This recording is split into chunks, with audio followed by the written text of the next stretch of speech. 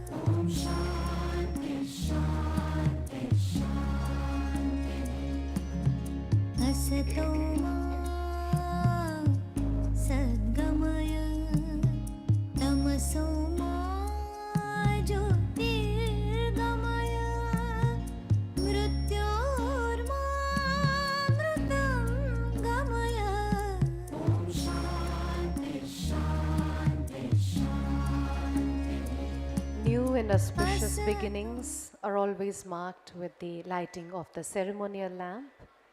We would like to now give a traditional welcome to Honorable Minister, and may I please request Secretary Sir, Mr. Atul Kumar Tiwari ji, to kindly welcome Honorable Minister in the traditional way by presenting him an Uttariya.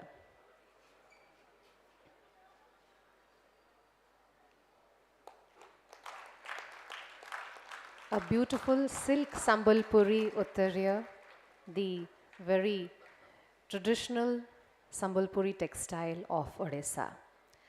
May I now request Mr. Vipin Sondhi ji to kindly now do the honors in welcoming our distinguished dignitaries. Firstly, to Mr. Secretary, Shri Atul Kumar Tiwari ji.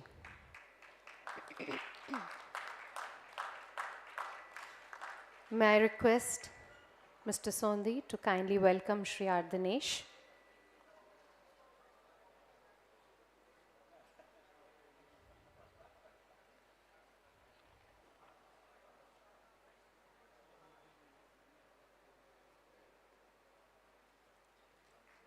Thank you. Mr. Sondhi, may I please request you to welcome Mr. N.S.N. Murthy.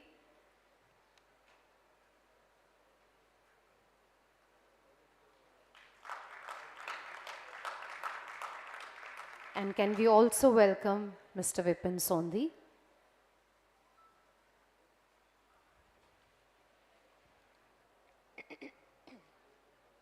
Sir, we'd like to welcome you also. Doesn't matter. Thank you. Ladies and gentlemen, in the past few years, the logistics sector in India has undergone a significant transformation with the advent of technology and the development of effective supply chains. The rise of the e-commerce platforms and the digital payment systems have led to faster and more efficient delivery of goods and services. Additionally, infrastructure enablement schemes like the PM's Gati Shakti, the National Logistics Policy, and the development of coastal economies through the Sagar Mala project and the Janjati Gaurav corridor have helped create a robust logistics ecosystem in the country. The sector is also adopting resilient infrastructure for railways, mines, and ports. Additionally, India's Blue Revolution aims to increase the productivity of fisheries and agriculture by leveraging technology and innovation.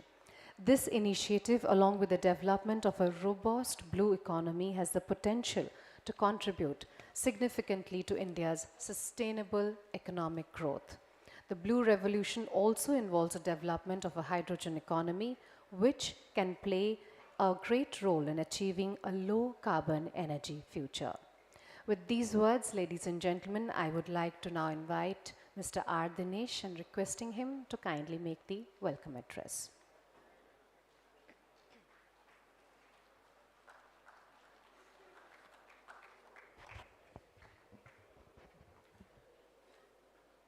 Sri Rajiv Chandrasekhar, Honorable Minister of State for Skill Development, Mr. Atul Kumar Tiwari, Secretary, NSN Murthy, Vipin Sondhi, participants from the government, academia, industry, members for the press, ladies and gentlemen. It gives me great pleasure to welcome you to the day 2 of the G20 Percussor events. As all of you know, today's focus is on transforming logistics for the coastal economies, especially with a focus on sustainability.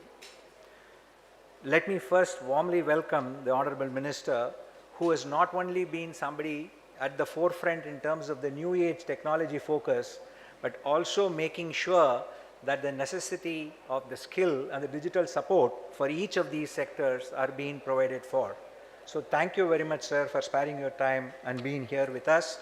We look forward to hearing from you on how you see the evolution of this sector, not just in terms of the focus on the skill development, but also on how digitization can make a big difference to this sector and how do you see the focus moving forward.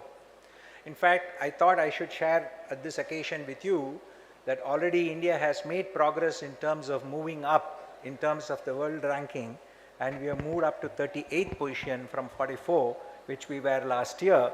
And I believe, sir, that with this digitization taking place, India should be amongst the top 10 countries very soon. That's something which I think we hope will come out of the outcome of all of these. I also would like to welcome Mr. Tiwari. He is somebody whom we are going to work with, and we have been working with closely to make sure that the skill development goes hand in hand. And as we were discussing just before the meeting, we look forward to making this a joint partnership for the future success of this sector and the growth of this. I'm glad that we have not only participants from the industry, but also from the academia, and especially those who are going to make the future of India happen. And as part of the G20 Percussor events, we very much look forward to receiving and developing a roadmap on how India can represent to the rest of the world on what we need to do to make not only the life of ourselves better, but make the life of everyone better, which is what we will be speaking about during the course of the day. I think there are 4 areas which we are going to be focusing on. One is obviously how do we develop the enabling infrastructure. The second is how do we make sure the infrastructure is utilized to the best of its capability by using digital. Third is how do we make sure that whatever we are developing is sustainable, is coming towards net zero, and making sure that we can support the marine life and other activities, especially in the coastal regions, to make sure that that doesn't get harmed. And finally, and most importantly, make sure that we create better wealth and better health for everyone associated with this sector. With that, I would once again welcome all of you to this very important event and look forward to getting good outcomes out of this. Thank you and all the best.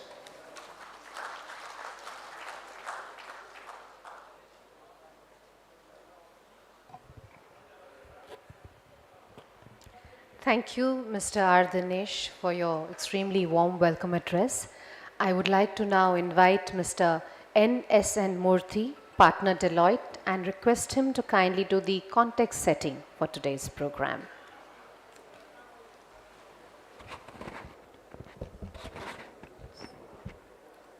Good morning, everyone. Honorable Mr. R. Chandrasekhar ji, respected Atul Tiwari ji, and my colleagues, friends from the industry, respected delegates from academia and the government, and the kids, students who are actually been there since yesterday. Welcome to all. My entire 3 or 4 minutes is all about setting the context for today's discussion. Yesterday we saw deliberations going around on how emerging technologies are helping creating a future of workforce, how we are actually looking at startups who are invigorating the entire ecosystem for India. One of the other most important elements which our Honorable Prime Minister has always been talking about is how do we actually create or what you call rapidly create the ecosystem and the economy around the coastal. We have the 7,000 plus kilometers of coastal belt, including the mainland as well as the islands, and we have about 4 million fishermen who are actually having a livelihood around there. But that's not only limited. We have about 200 ports, out of which a maximum number of them are logistics driven. India has a massive potential for developing this coastal areas. For that, government has already initiated programs which are like Sagarmala and others, which have been creating a lot of future-proof infrastructure. So how we are actually trying to do this entire workshop is we are looking at what are the investments the government is doing and how the private sector is adapting them and incorporating them in their strategy for growth as the panel one, where we are looking at the future infrastructure in the coastal area. But the most important element of this entire thing is while we do rapidly develop the coastal infrastructure, it's important that we see the climate impact of that in the coastal area. I'll just take a small piece. About the same time last year, sir, the Honorable Finance Minister, she reached out to us saying that coastal sea erosion is extremely important. And Deloitte, our global chairman, said that let's adopt 2 of the island villages in the state of Andhra Pradesh. And we started looking at sea erosion impact. And how do we create skilling, infrastructure, and other economic development activities in those regions? Sorry. Thank you. Other economic development activities in those regions, because there is a massive 250 million people are dependent on the coastal region, and sea erosion is there in India, which is very, very evident. 34% of our coastal area is impacted with sea erosion, which is out of 7,500 kilometers. If you look at 34% is a huge number. So the second session focuses primarily on the climate change. How do we use it positively? How do we actually create skilling, disaster mitigation plan on all those things, and thereby helping the coastal region and economic development? The third part of it is, which is actually I think close to the heart of yourself, sir, as well as the Prime Minister, is net zero. How do we use various tools, techniques, technologies, people, processes to make India the forefront in adopting a net zero, vision? Now, that session will deeply debate on how do we actually take alternative fuels like hydrogen into the coastal area? How do we actually look at better farming mechanisms to run this? And the final session, and there's nothing can be completed without looking at the core livelihood of the people in coastal area, which is aquaculture and the fisheries. The final session we deliberate upon on the aquaculture. How do we create that a better economic infrastructure there? It's a thriving business. We are the second largest fishery industry in terms of the catching the fishes. So much more potential for India in that. So the panel will deliberate on what can be done and thereby use the technology. And there's a new set of technology, and why I'm deliberating on technologies, I see the kind of passion you have shown on the technology side. Smart fishing is the new area which has come in. How do you actually create a better equipment which is integrated with camera vision, machine vision and everything, and find out the right location with maximum productivity and great efficiencies to catch the fishes and the aqua. Those are the topics that we will debate throughout the day. And in the end, I'll say that, as our Honorable Prime Minister keeps on saying, that we believe in an inclusive, equitable and what you call sharing wealth of knowledge across the globe. So these sessions will help you get a little bit of that, and please coordinate and please have a discussion with the panelists and make it much more enriching for everyone out in the auditorium as well as outside. Thank you so much.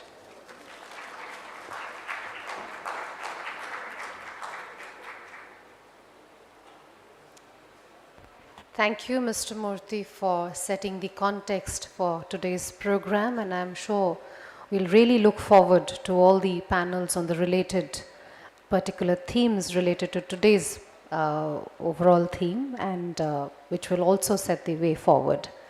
Ladies and gentlemen, I will like to now request Shri Atul Kumar Tiwari, Secretary MSD, for his special address.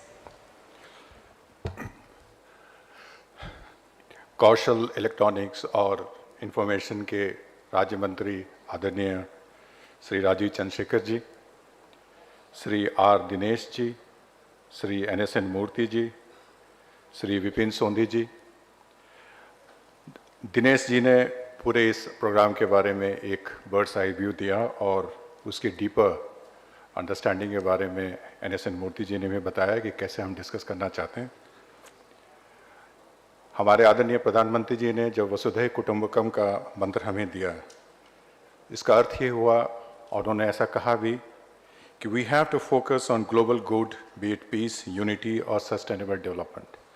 And as you can imagine, it has a deep contact with the technology and the way the world is progressing.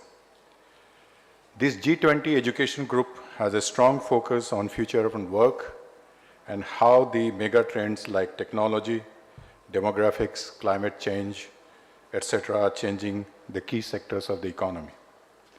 Logistics is a very critical element of this, and it holds the key to make India competitive, making India competitive globally. In this regard, our Honorable Prime Minister had said that from 13 to 14% logistic costs, we should aim to bring it to a single digit as soon as possible. This is a low-hanging fruit if we have to become globally competitive. And as you know, that logistic, particularly in the context of the coastal economy, and as our Honorable Prime Minister, Honorable Minister Dharmendra Pradhanji was saying yesterday about the mining sector in Chhattisgarh, Bihar, Jharkhand, and Odisha, how it can be compared to Australia in terms of mining, use of technology, and logistical costs. Sir, the third G20 education group is scheduled to take place in the next few days. And in order to make it a Jan Bhagidari or people's movement, a strong element of G20 presidency, events across state of Odisha were kicked off from April 1st. So far, these events have recorded participation of more than 1 lakh people, particularly students, across government departments, educational, training institutions, industries, research organizations, school, higher education, vocational students, faculty, etc. We have reached out to almost 30 lakh plus youth and their parents over Facebook, Instagram, and YouTube. We are also hosting a Future of Work exhibition, which is expected to be visited by a large number of TVET and educational institutions in the state. More than 75 exhibitors are showcasing the latest developments in the future of work. In addition to the Sustainable Logistics Conference today, sir, we had a conference on deep tech yesterday. Deep tech is the core of shaping the future of work. We had a very exciting day with some deep insights emerging in the areas of semiconductor, impact of digitization on future of work, disruptions by deep tech startup, etc. In the inauguration of Future of Work exhibition yesterday, along with conference on deep tech, created social media buzz yesterday with the G20 Future of Work trending at almost number 2 nationwide for almost 3+ hours in the morning with more than 5,000 tweets. The Future of Work exhibition received a footfall of more than 10,000 visitors on the inaugural day. It demonstrates the strong interest of people of Odisha and nationwide in this Future of Work themed G20 conference. So today's conference is structured in 4 panel discussions, one on enabling infrastructure for the future. Second, challenges posed by climate change. Third, mission to reach net zero. And fourth, marine life and aquaculture. We look forward to an exciting day of discussions, deliberations, and knowledge exchange on these topics. Today's conference will be followed by a workshop on a skill architecture and governance model of India and Singapore. Subsequently, there is a seminar scheduled on building capacities for lifelong learning in the context of the future of work. All these precursor events will lead to third education working group meeting, which starts on April 27th. And we hope that all these events will give us an opportunity to reflect, strategize, brainstorm, and evolve some innovative and out-of-box solutions to varied issues and challenges. I would like to thank Honorable Minister of State for Skill Development, Sri Rajiv Chandrasekhar ji, for taking time off from his very busy schedule to be with us today and bless us with his presence and his insights on this matter. I would also like to thank CSIR IMMT for holding this conference, IIT Bhubaneswar for nodal coordination, all anchor and standalone institutions who have supported the Jan Bhagadari events across the state, NSDC for implementation support, our knowledge partners CII, Deloitte, USIBC, and ISB, and all the members of the organizing team. And more than that, I would like to thank all the faculty, industry leaders, students who have gathered in large number for this occasion. Thank you very much. Jai Hind.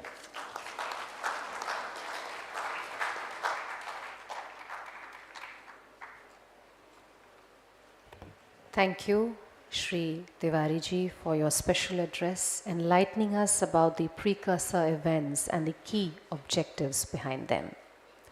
Ladies and gentlemen, Honorable Minister Mr. Rajiv Chandrasekhar ji has twin responsibilities as Minister of State for Electronics and Information Technology and Skill Development and Entrepreneurship in the country.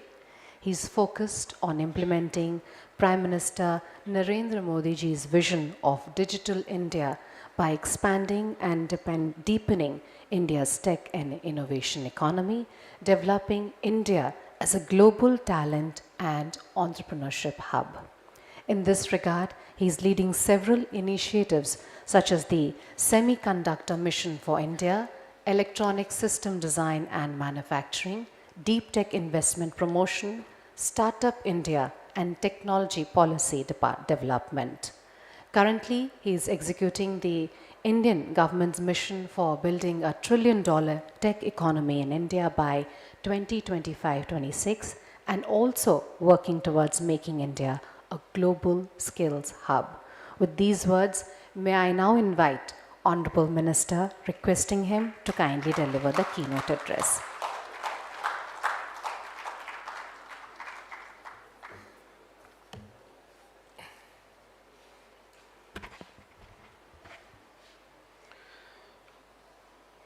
Mr. R. Dinesh, President Designate of the CII, Mr. NSN Murthy, Partner at Deloitte,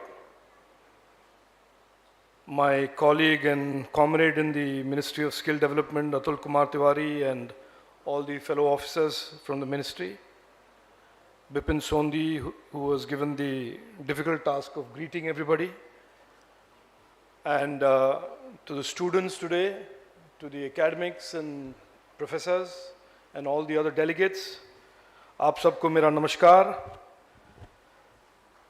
and good morning. Let me first of all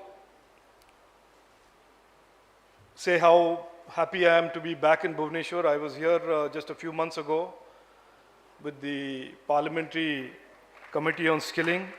So thank you all for inviting me here. Thank you for the warm welcome.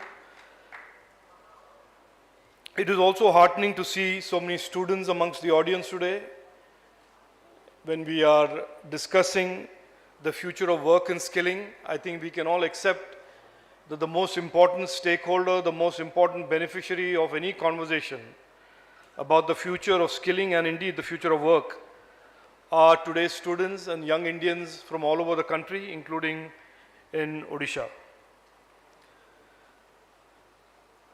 The conference is of course about the future of work and skilling, and there is a sub-context to it that has been beautifully phrased. It is at the intersection of logistics, coastal economies, sustainability, skills. So this is an interesting opportunity to not just to talk about skills, but skills in the context of logistics. Not just to talk about logistics, but talk about logistics in the context of coastal economies. And not just to talk about the coastal economy, but to talk about that in a context of sustainability. So as Mr. Murthy very nicely put out there for everybody to understand, we are really talking about future and work and skilling, but talking about future of work and skilling in the context of these trends, in the context of logistics becoming more and more important, in the context of coastal economies becoming more and more important, and sustainable growth becomes certainly one of the articles of faith in how we shape our future, how we shape our nation's future and the world's future. Let me share some of my thoughts with you, and then of course you have the whole day of seminars and workshops to also listen to, but let me just share some of my thoughts with you. India's presidency of the G20 is certainly at a very interesting time, and I use the word interesting in a very broad sense, interesting time for the world. And this interesting time for the world represents both opportunities and challenges. We are as a world coming out of this serious disruptive black swan event called the COVID pandemic that laid low people's lives, livelihoods, economies all around the world. And then if that was not bad enough, who would have thought in the year 2022, 2023, Europe, which has seen World War I, World War II, and should be the last place for another war in this modern age, we see another war, the Russia-Ukraine conflict. Both these have important determinants into how the world is getting redrawn, how the world order is being reshaped. Let us for a minute think about COVID pandemic. There are many students here. You all understand the concept of exams. You all understand the concept of report cards. It is like the whole world, every country, every people, every government went through an exam, a trying exam, a disruptive exam. The US, China, India, UK, Japan, Korea, all the peoples of each of these countries had to go through this trial and tribulation of the COVID pandemic. And after the pandemic, if you look at the report card of which country has done well, which country has not done well, which people have performed admirably during this difficult period, go to the West, look at the US, they're dealing with all the consequences of overstimulation. They have an economy that is today suffering from inflation and threatening to go into recession. The country to our north has gone through 4th, 5th, 6th, 7th time of lockdown, China. UK is seeing hyperinflation. And India has emerged out of all of this as a demonstration of the will of its people, the resilience of our people, the capabilities of our government, as a nation that is the fastest growing economy in the world, that has delivered 220 crore vaccines to its people voluntarily. And so therefore there is this redrawing today of the global world order where people are looking at India and the Indian way of doing things and the Indian people's responses and our capabilities with a lot more respect than ever any time in the past. I talked about Russia, Ukraine. Both during COVID and Russia, Ukraine, a new topic suddenly emerged in the conversations around government tables, around business tables. The issue was about logistics and supply chains. I can certainly tell you that in all my years as an entrepreneur, all my years as a public servant, I had never spent so much of time thinking about supply chains. I had never spent time thinking of logistics as we have during the COVID pandemic and during the Russia-Ukraine conflict. Because suddenly for the world, the concept of supply chain, the concept of the importance of logistics, trusted supply chains, trusted logistics, resilient supply chains, resilient logistics have become very, very important. And certainly around this concept of trusted and resilient supply chains and logistics, a lot of the global trade as we knew it before COVID is being redrawn to move away from concentration, to move to diversity, to move away from risk to trusted and resilient. So therefore, certainly I think a conversation, a discussion, a focus on logistics is absolutely relevant, especially in the context of countries like India, states like Odisha, coastal states across the country, where logistics are going to become the determinant of how efficient the local economy is, how efficient the overall competitiveness of that particular state or that particular nation is vis-a-vis other states and nations competing for investments and manufacturing investments in particular that are diversifying away from other countries. Supply chain conversations, of course, have to be both thought of as external, international, global supply chains and logistics, and the very important, as Dinesh was pointing out to me, the need to have our local domestic supply chains being extensive, deep, modern, efficient, and being delivered through the technology enablement of those supply chains and logistics networks. Let me give you one example to the students here who may be thinking this conversation is becoming a little too obtuse. Supply chain logistics se hamara kya lena dena? In 2014, you are all aware of the phone, mobile phone. 2014, 82% of mobile phones that were consumed in India were imported. In 2022, almost 100% of mobile phones consumed in India are manufactured in India. In 2014, India used to export almost zero mobile phones. And this year alone, India has exported Samsung phones, Apple phones made in India to the tune of about $11 billion. Now, why did I suddenly spring this in a discussion on logistics? One of the arguments about India for many, many years, many decades, that India would never be a viable manufacturing destination, would never be a global manufacturing hub, because the cost of doing business in India, and especially the logistics cost of doing business in India, made it uncompetitive. This was the narrative for many decades and many years. And today we are in a situation where the global majors, whether they are semiconductor, whether they are electronics, whether they are mobile phones, whether they are computers, manufacture in India and are exporting and selling in India as well.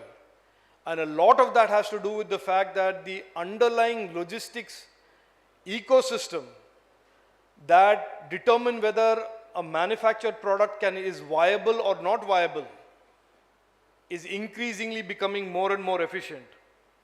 And our Honorable Prime Minister, who recently, Apple's CEO Tim Cook came and met me in Delhi, and he said one of the only reasons that Apple was able to so quickly start ramping up manufacturing in India was decisions taken by our Honorable Prime Minister way back in 2015-16 that created an ecosystem that enabled competitive manufacturing from India. And today, in 2021, when the Prime Minister, looking even to the future, has focused on the Gati Shakti program, the National Master Plan for Multimodal Connectivity, this is all going to essentially create a modern, contemporary, global standard logistics layer that will enable Indian manufacturing to succeed, Indian manufacturing to become global, and for India to emerge as a global hub for the blue revolution products, the blue economy products, food and agriculture, as well as manufactured products.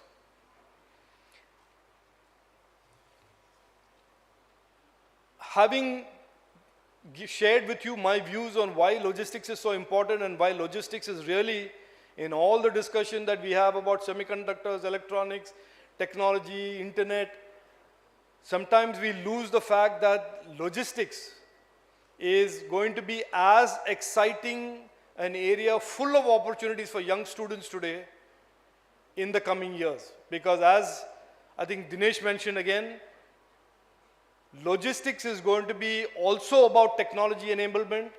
Logistics is also about physical, modern infrastructure like railways, roads, ports, container trains, container parks, logistics parks.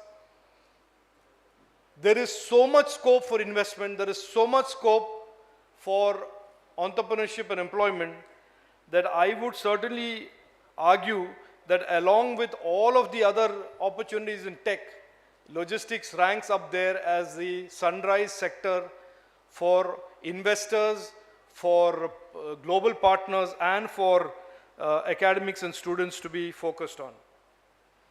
I will just quickly end by saying something directly to the students that are assembled here.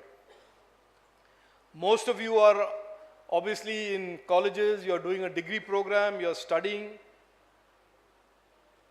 I want to share with you what the Honorable Prime Minister says every time he meets students, every time he gets an opportunity to speak to students, which is that the workforce and the opportunities that are in front of your generation, which by the way I believe is the luckiest generation in the history of independent India. You are the most fortunate generation given all the opportunities in front of you,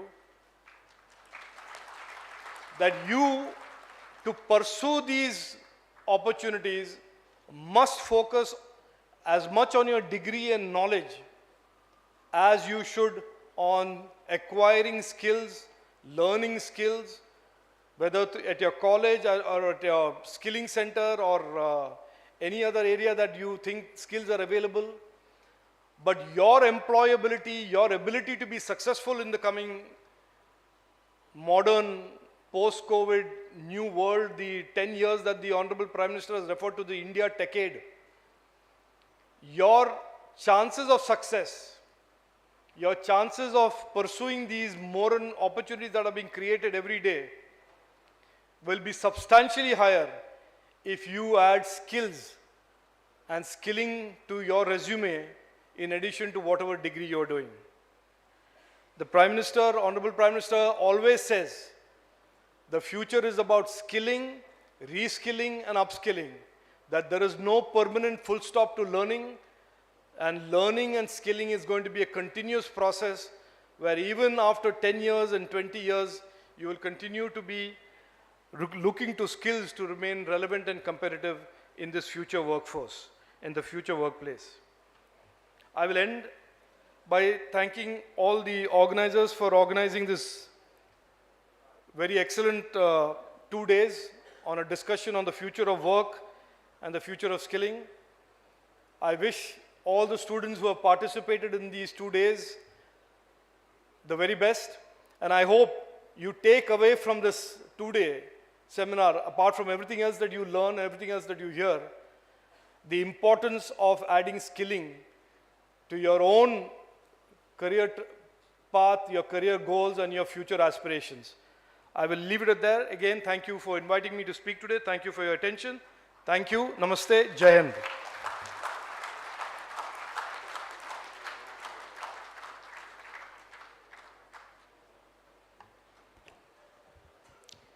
Thank you, Honorable Minister, for your noteworthy keynote address. You brought to forefront India's graceful and resilient emergence in leading the way forward, not just during the peak COVID times, but thereafter also. India is now not only a manufacturing hub, but also in exports, and this accrues mainly to the excellent logistics ecosystem in place. Ladies and gentlemen, we would like to now present mementos, and this is a token of our appreciation in our way of giving our heartfelt thanks. And may I please request Secretary Saab, Shri Atul Kumar Tiwari ji, to kindly present a memento to our Honorable Minister.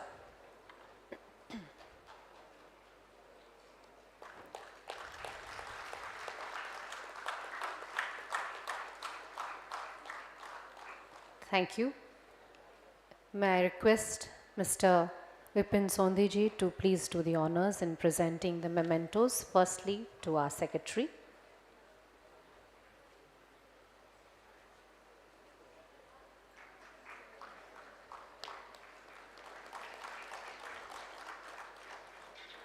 To Mr. R. Dinesh.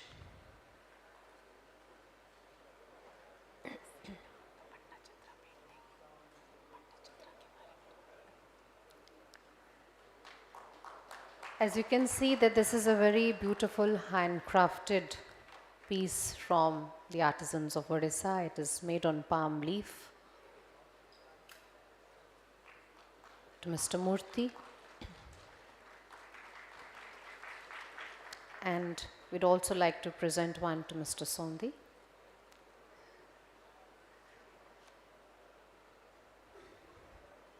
Can we present one to Mr. Vipin Sondhi ji?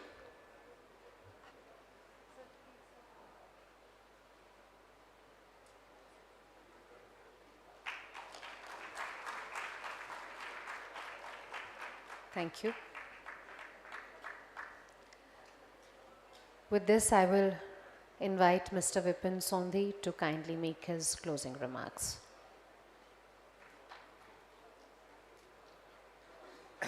Namaste, ladies and gentlemen, and on behalf of CII and on behalf of myself, I take immense pleasure in thanking Mr. Rajiv Chandrasekhar, Honorable Minister of State, Skill Development and Entrepreneurship, Electronics and Information, for his presence in the midst of a very busy schedule. Thank you, Honorable Minister, for being with us today.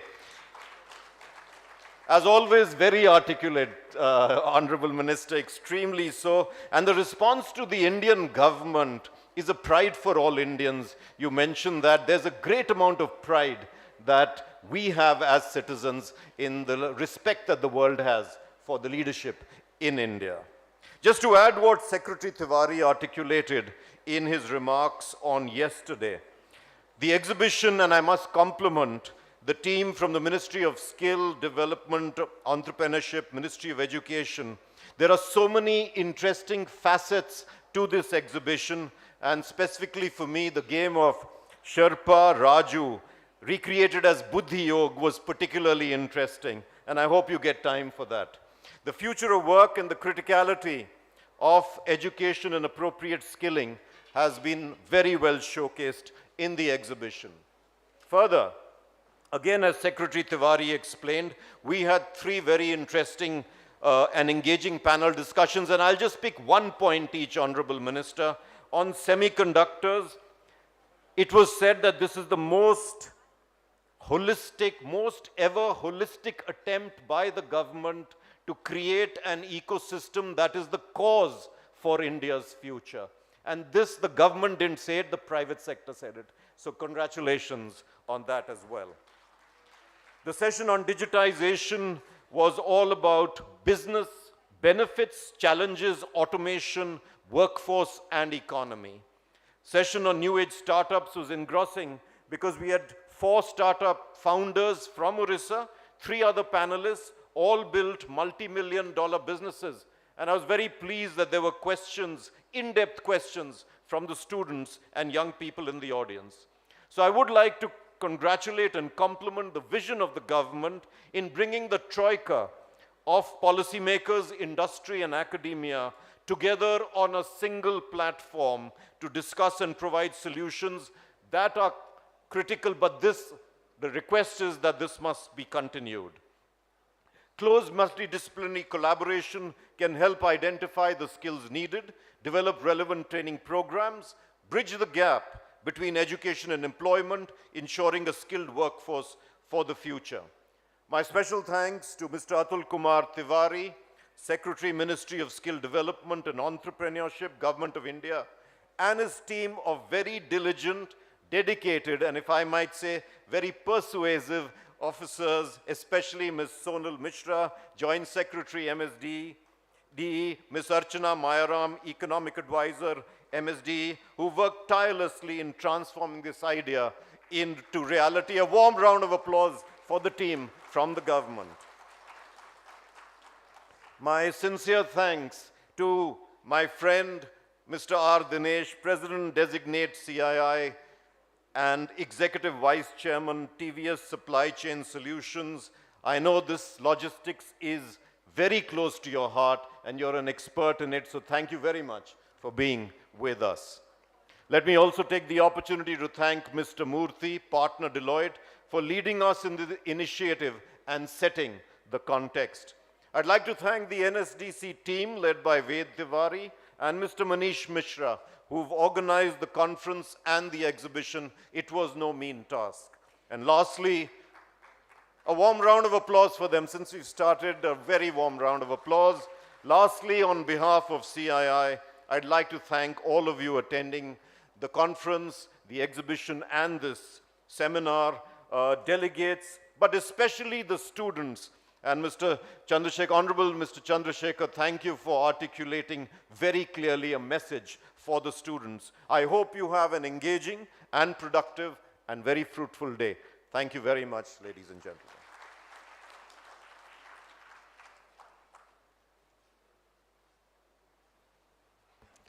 Thank you, Mr. Sondhi, for your warm remarks. Ladies and gentlemen, with this, we will close the first session, the inaugural session.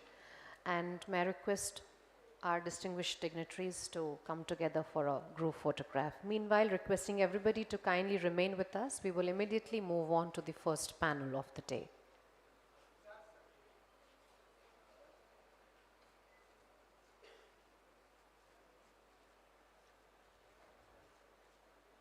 Once again, many thanks to Honorable Minister for his time and presence here.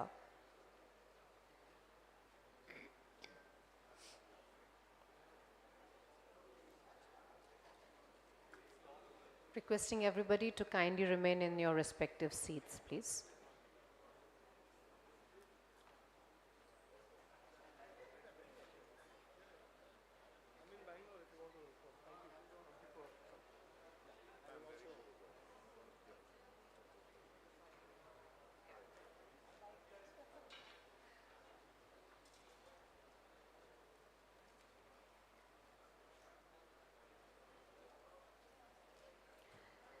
The first panel discussion of today is on the topic of enabling infrastructure for the future. May I please request everybody to please remain in your seats because we will start the panel discussion in just a few moments while we make the necessary table arrangements.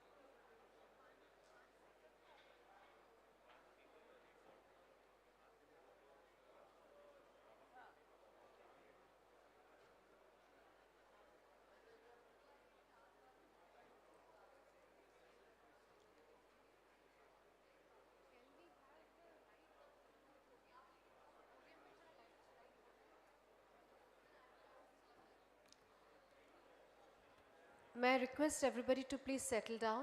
We would like to start the first panel discussion of the day. This is on enabling infrastructure for the future. We will be discussing on the impetus of scaling the logistics sector on PM Gati Shakti, developing coastal economy zones, leveraging the Sagarmala project, the Jan Jati Gaurav corridor and the national logistics policy, and resilient infrastructure for railways, mines and ports. Ladies and gentlemen, please join me in extending a very warm welcome to our session moderator, Mr. R. Dinesh, President Designate of CII, and the Executive Vice Chairman, TVS Supply Chain Solutions. Thank you, sir, for kindly consenting to moderate this session. Can we have a big round of applause for our session moderator?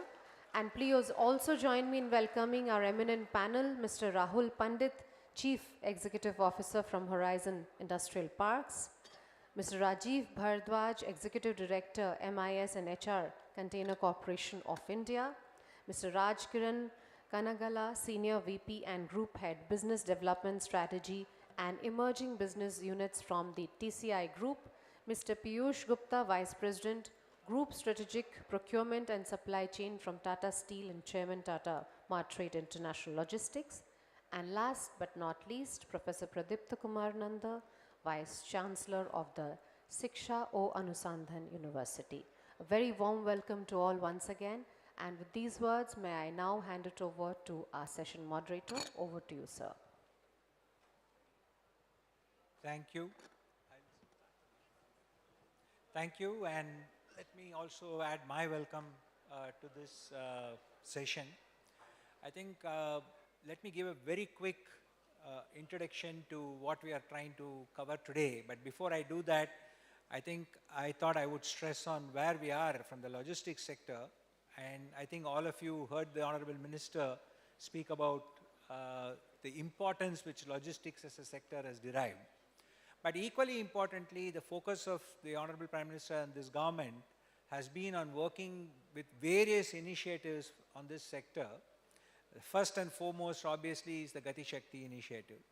Maybe India would be the only country where we would have a digital platform which links various infrastructure investments taking place, tracking the progress of each of these projects. And as far as my memory goes, and whatever experience we have had, 36 layers of information is being fed into this portal.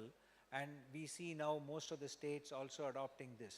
This means that at a click of a button, anybody should be able to understand when and where and how the projects will be utilized and information made available.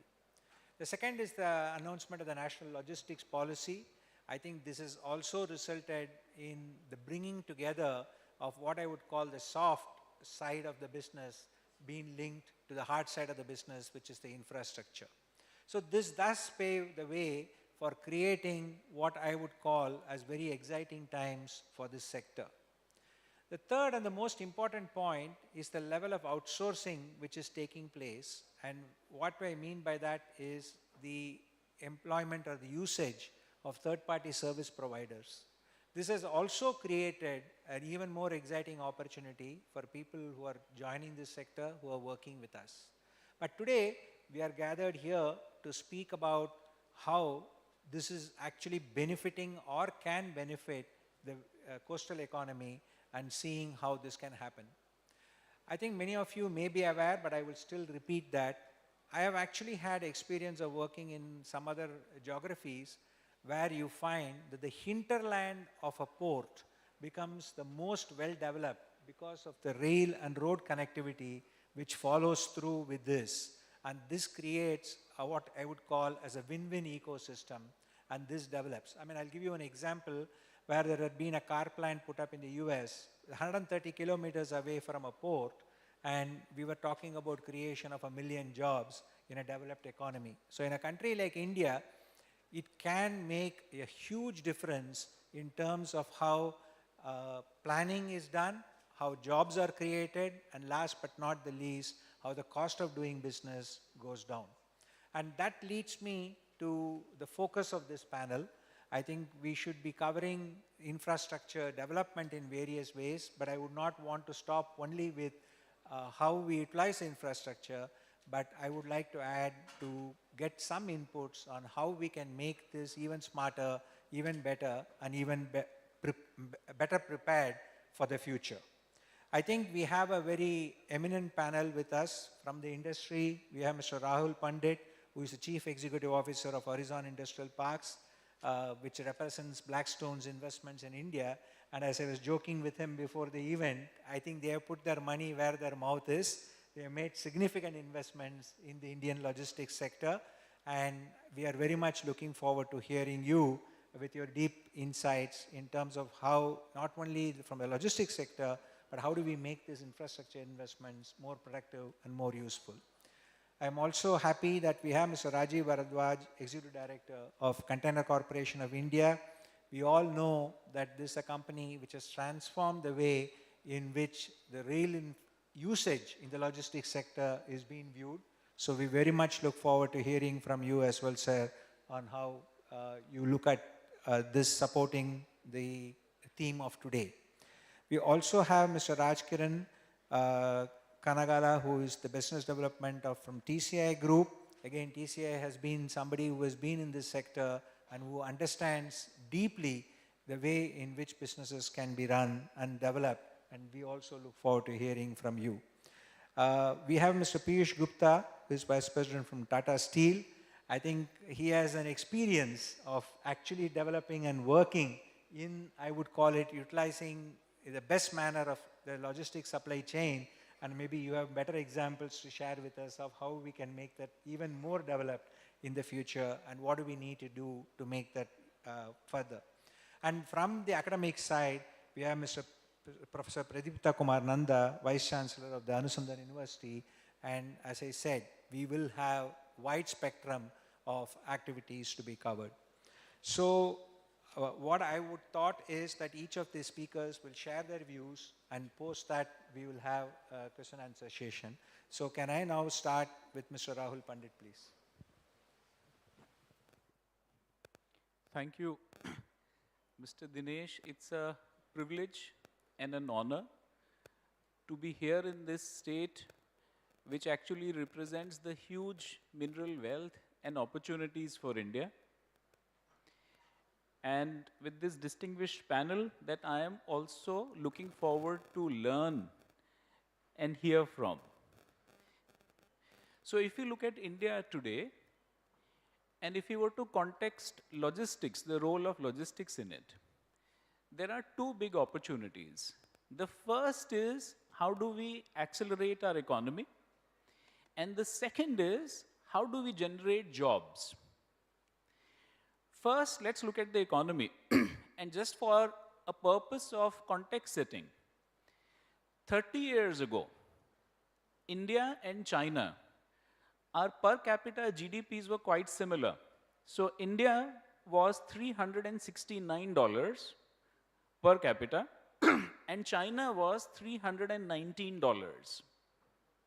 So roughly the same. And 30 years later today, India is $2,300 and China is $12,500. So in 30 years, what explains the 5.5 times jump in China's GDP? So interestingly, in this world, sometimes we don't have to reinvent the wheel. It's easy to learn from people who have walked the same path and done well. So China, in the 3 decades, starting 1992 till now, what have they done? Similarly, if we look at the United States, starting 1968 till 1985, those 17 years have been critical for the US to take supremacy, building on its logistics and infrastructure, whether it was roadways, railways, ports, airports, and hotels. So if we really want India's GDP to double and quadruple, logistics and related to that manufacturing plays a key role. And the other reason for this, which is actually a very big imperative for the country, is that now in India, we need to be generating 10 million jobs a year, going ahead every year for the next 40 years. So on one hand, while it's an exciting demographic opportunity, on the other hand, if we are not able to demonstrate uh, such opportunities, it can lead to social discord. So what do we need to be doing for logistics? And related to that, as an example on the port infrastructure side. The first is, and as the Honorable Minister earlier said, our cost of logistics is 14% to our GDP. And if we look at the median cost of efficient economies, it is 8%. So we are today 6% inefficient. So removing that 6% inefficiency for a $3.5 trillion economy means we will save $200 billion a year every year for India. So the government has taken the first step already, as Mr. Dinesh alluded to in the beginning, with the Gati Shakti master plan, which is effectively a $1.2 trillion commitment. And interestingly, if we are going to be saving $200 billion a year, in 5 years itself, we are going to recover that. The second is, what have we learned, let's say, from the China or United States? It is 3 things. First, do we have the right enabling policy framework in place? As an example, China 30 years decided that all its exports were going to have no taxes within. And what's the result of that? That today, China has the most favored nation recognition with 120 countries in the world. Similarly, United States said that, hey, if we need to be promoting any region, it's critical we get it the right roadways connectivity and we develop our ports. Because when we see logistics in India, for example, today, our big issue is that most of our movement is surface transport, then railways, and then waterways. So when we look at Sagarmala, for example, or we look at trains, it's not only more efficient from costs, but also from the environment perspective. So if we were to, put all of this together, I think the opportunity for us would be to say, A, not only how do we buttress our GDP, but also how do we create great sustainable employment opportunities for the country. Thank you. Thank you, Rahul. And can I request Rajiv, you to take on, and request if we can keep the opening remarks to about 3-4 minutes so that we have time for moderation later. Thank you sir आदरणीय मंच और आप सब it's a privilege to be a part of G20 and that too on a subject matter in which I have been dealing for last more than 3 decades. I am representing a company which is the leader in this industry of logistics within the country. And the purpose of its inception, its constitution, was to reduce the logistic cost. And the beginning was how to decongest the port. So decongestion of port means the dwell time of your shipping lines will increase. The efficiency of your delivery mechanism will increase. The cost will come down. And then how to penetrate into the hinterland from where all this logistic cargo originates, or it is intended to reach. So shipping, container, and volume of transportation led the Railway Ministry to constitute Container Corporation of India so that railway is the largest mode of transportation on the land in terms of volume. So the purpose, but unfortunately what is there? This 13 to 14% of the logistic cost of the total GDP, I am hearing since 1996 and till date, it is around 12 to 13%. And we are still struggling to bring it down to the international level of, say, 8 to 9%. Infrastructure, it has increased. Now, what is happening, on the dais and on the different session also, there are different companies, they all have their own logistic needs. We deal with all of those companies, but all these companies deal independently within themselves. What is the requirement of the hour? The more integrated you become, the cost will go down. Why this logistics sector is still more than 80% unorganized? And around 15% it is organized. So more and more you get organized, your cost will come down. So this is a factor. Now coming to this factor and explaining it to the core theme of this session, of the whole seminar, this program, that is skilling. The product and processes, product includes services, can be replicated. It is the people which cannot be replicated. So the talent is your competitive edge. Now, if you deal with the logistics in a fragmented manner, if you are a transporter, you think you are absolute in your logistic terms, then you are only dealing with your drivers and loaders. This experiment we have started in 93, 94, when our mega terminal at Tughlaqabad was constructed. It was the biggest dry port in Asia. The number of containers to use for which it was designed, it was equivalent to one of the terminal which was being handled by a multinational company in Chennai. So without giving the name. So we also have the same set of handling equipments over there. They also had the same set of handling equipments over there. The volume was same. It was a port-side container terminal. We were on the hinterland, that is inland container depot. When we started our manpower planning, we saw that all these equipments, which is a specialized equipments, the original equipment manufacturers was ready to give you the training. Now there are two processes involved in it. One is operation, another is maintenance. When we tried to find out talent in the market, we found that we don't have one person having all the skills of operations and maintenance of those equipments. And the buzzword, the ITIs were not employable. We do not have qualitative ITI in the country.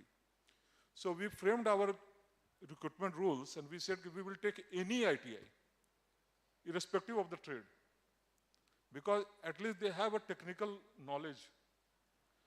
We employed 150 ITIs in one go, and we made them a multi-skilling concept came first time in Container Corporation of India. It was not available in the country at that point of time.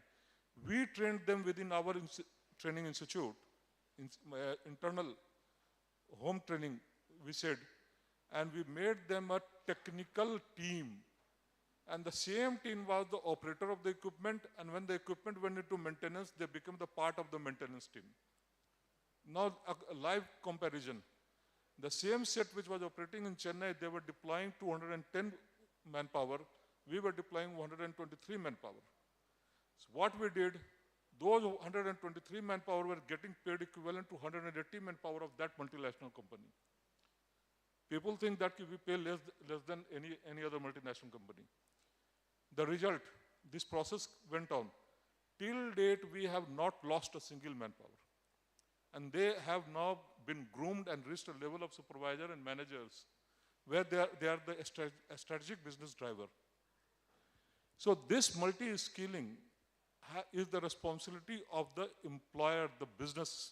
And that is what in the earlier session, the Honorable Minister was telling, that the industry is asking, we don't have the talent. So this is how you have to create the talent with whatever skill is available in the market. That is number one. Now, number two, the logistics, because I'm trying to be very brief and fast. The logistics sector faced the biggest disruption at the time of COVID. It is said that the logistics sector turned out to be the most fragile sector during that time. But at the same time, there are case studies where good logistics sectors made tons of money during that COVID time. There is an Indian multinational company whose turnover was doubled from 10,000 crores to 21,000 crores during 1 year. And there are many logistic companies in the country which collapsed. They are no more in the business. So it is again the talent and skill and the resilience ability and the product and processes which was continuously evolving due to the skilling of that company that they survived the way they exploited the situation. In that case, the COVID has also taught the logistics sector without technology you cannot survive. All rule-based job, whether it is logistics in a big way or any other sector, is going to be taken by AI/ML, artificial intelligence and machine learning. All the good company, including Container Corporation of India, I'm telling you, we have started skilling ourselves set and acquiring talent and replacing the process through AML where we can. Now the third thing which Mr. Dinesh has pointed out, outsourcing model. Now what has happened at low-end job, the logistics sector tried to spontaneously go into the market and take manpower, whatever it is available, whether trained, untrained, mostly 99% untrained labor supply. That is where it is pinching the industry the most, because either the labor are exploited or they are not fully trained, means there are duplicacy, multiplicity of the manpower, and the delivery cost goes up. Now, here is a call that we have to take. There is a difference between outsourcing and contracting. When you go for an outsourcing, it is a vendor development. All multinational and good company goes for the vendor development.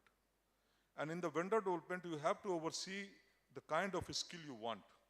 And that skilling has to be framed, acquired, and requirement of prior learning is to be fixed. Thank you. Thank you, Raj. Now can I request Raj Kiran, please?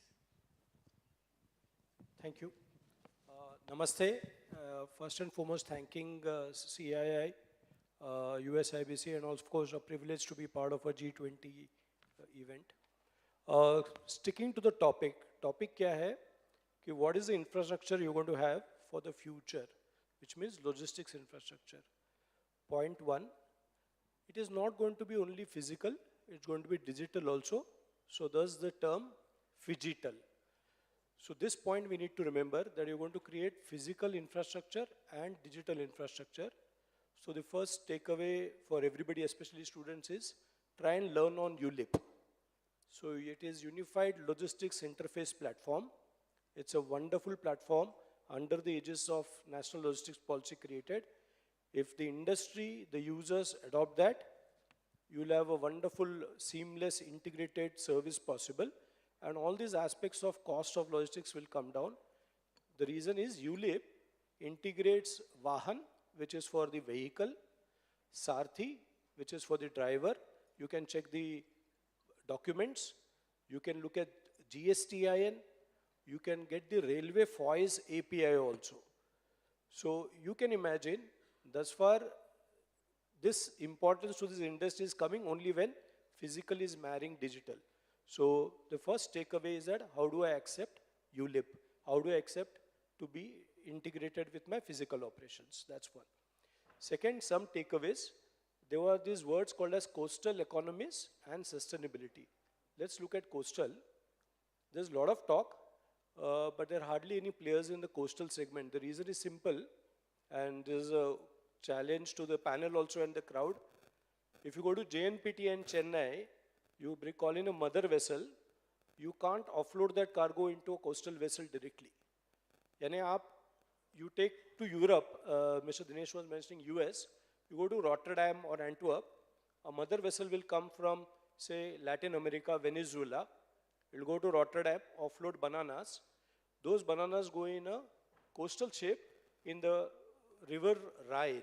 So Rhine river chalta hai, uspe wo ships mein chale jayenge to 7 or 8 countries. We don't have that network which can integrate a large port like JNPT or a Chennai to the coastal network. Coastal network runs independently. They do take boxes on cabotage, it is called as, but that's a far cry. So let us enable the intermodal or coastal movement plugging in with the international shipping. So that's the second takeaway or a question, ki that's what we need to do. Third, When we look at multimodal, it's a railway piece, which is linked to the port or a CFS. The catch is, can all the railway stock be owned by private players? The only time when any country will grow, when the railways are also owned by private players, though a lot of schemes have come, that is the Own Your Wagon scheme or SFTO or AFTO. On the chemical side, there is no such mandate. It is tightly held by Indian Railways. So you can't move petroleum products, you can't move gases, you can't move liquids without railways completely owning it. Can we please have favorable policies for this to be owned? Cost of logistics will come down because we'll have competition. So that's another point. Most importantly, we have to encourage coastal shipping Indian flag operators. We don't encourage, ये जैसे पहले चलता था आज भी है, the moment we see something foreign, we all get attracted. We just spoke that $11 billion worth of exports made in India phone happened. Let's have Indian-based coastal shipping get some privileges. I'm not talking of subsidy, but I'm talking of a prominence. Ki whichever is an Indian player, he should get or they should get prominence. Finally, soft skills, drivers. We just had a chat with Honorable Minister also. The driver as a community has to be respected. A lot of respect has come thanks to the startups in the delivery space, quick commerce, e-commerce, and I believe COVID has taught us a lesson how important the driver or a logistics guy or a transporter is. तो इसको और बढ़ावा देते हैं, driver को respect करिए. Let us create schools for drivers because it's a myth that we are going to live life without roti, kapda, makan and of course Wi-Fi. हम लोग जी लेंगे, Wi-Fi नहीं होगा तो, लेकिन roti, kapda, makan के बिना the world will still not survive. And that roti, kapda, makan unfortunately is physical. You can't digitally consume. So let us ensure that these drivers, which are going to be scarce, get their prominence. So these are the 4 takeaways as far as we are concerned in terms of the future of digital and physical infrastructure requirement as of 2030. Thank you. Thank you, Rajkaran. Very interesting inputs. Now, Mr. Piyush Gupta. Thank you, Mr. Dinesh. To the fellow panelists, members in the audience, students, great pleasure to be here on this very important subject. And there is no better place than Orissa to actually host this kind of a conference or this seminar. We are talking about coastal economies. Orissa is a coastal economy. But what we must understand, Orissa is also the mouth for Eastern India to feed 4 or 5 other states which are landlocked. So the potential for Orissa is immense. And it opens up a new gateway for us to understand what all do we need to do as we want to take this country forward. I just want to make 4 points. First is, what is really the direction in which government is asking and urging us to move as we want to move towards 13-14% of the cost to something lesser. I have a slightly different take on it, which is what I'll come to based on my experience. First is, when we got our independence, railways was the only way by which we would send materials around. We used to move close to 35%, 40% of our materials using railways. And then road came along, and still we struggle through pipelines and through sea or water route. Different countries have chosen different paths to connect their country. We have to find an Indian solution. There is no other country other than China which has got 1.4 billion people. So we cannot connect this country using pipelines like US has done. You can move a lot of materials through pipelines in US. You can use road network because area covered by India is huge. And therefore, we need to do multimodal. A larger part of it can be covered on sea or coastal or rail, and then we do the last mile connect or the short distances. So India will have to find its own solution in terms of ratio of rail, road, water, and air or pipelines. And that is the direction in which we can bring this cost down.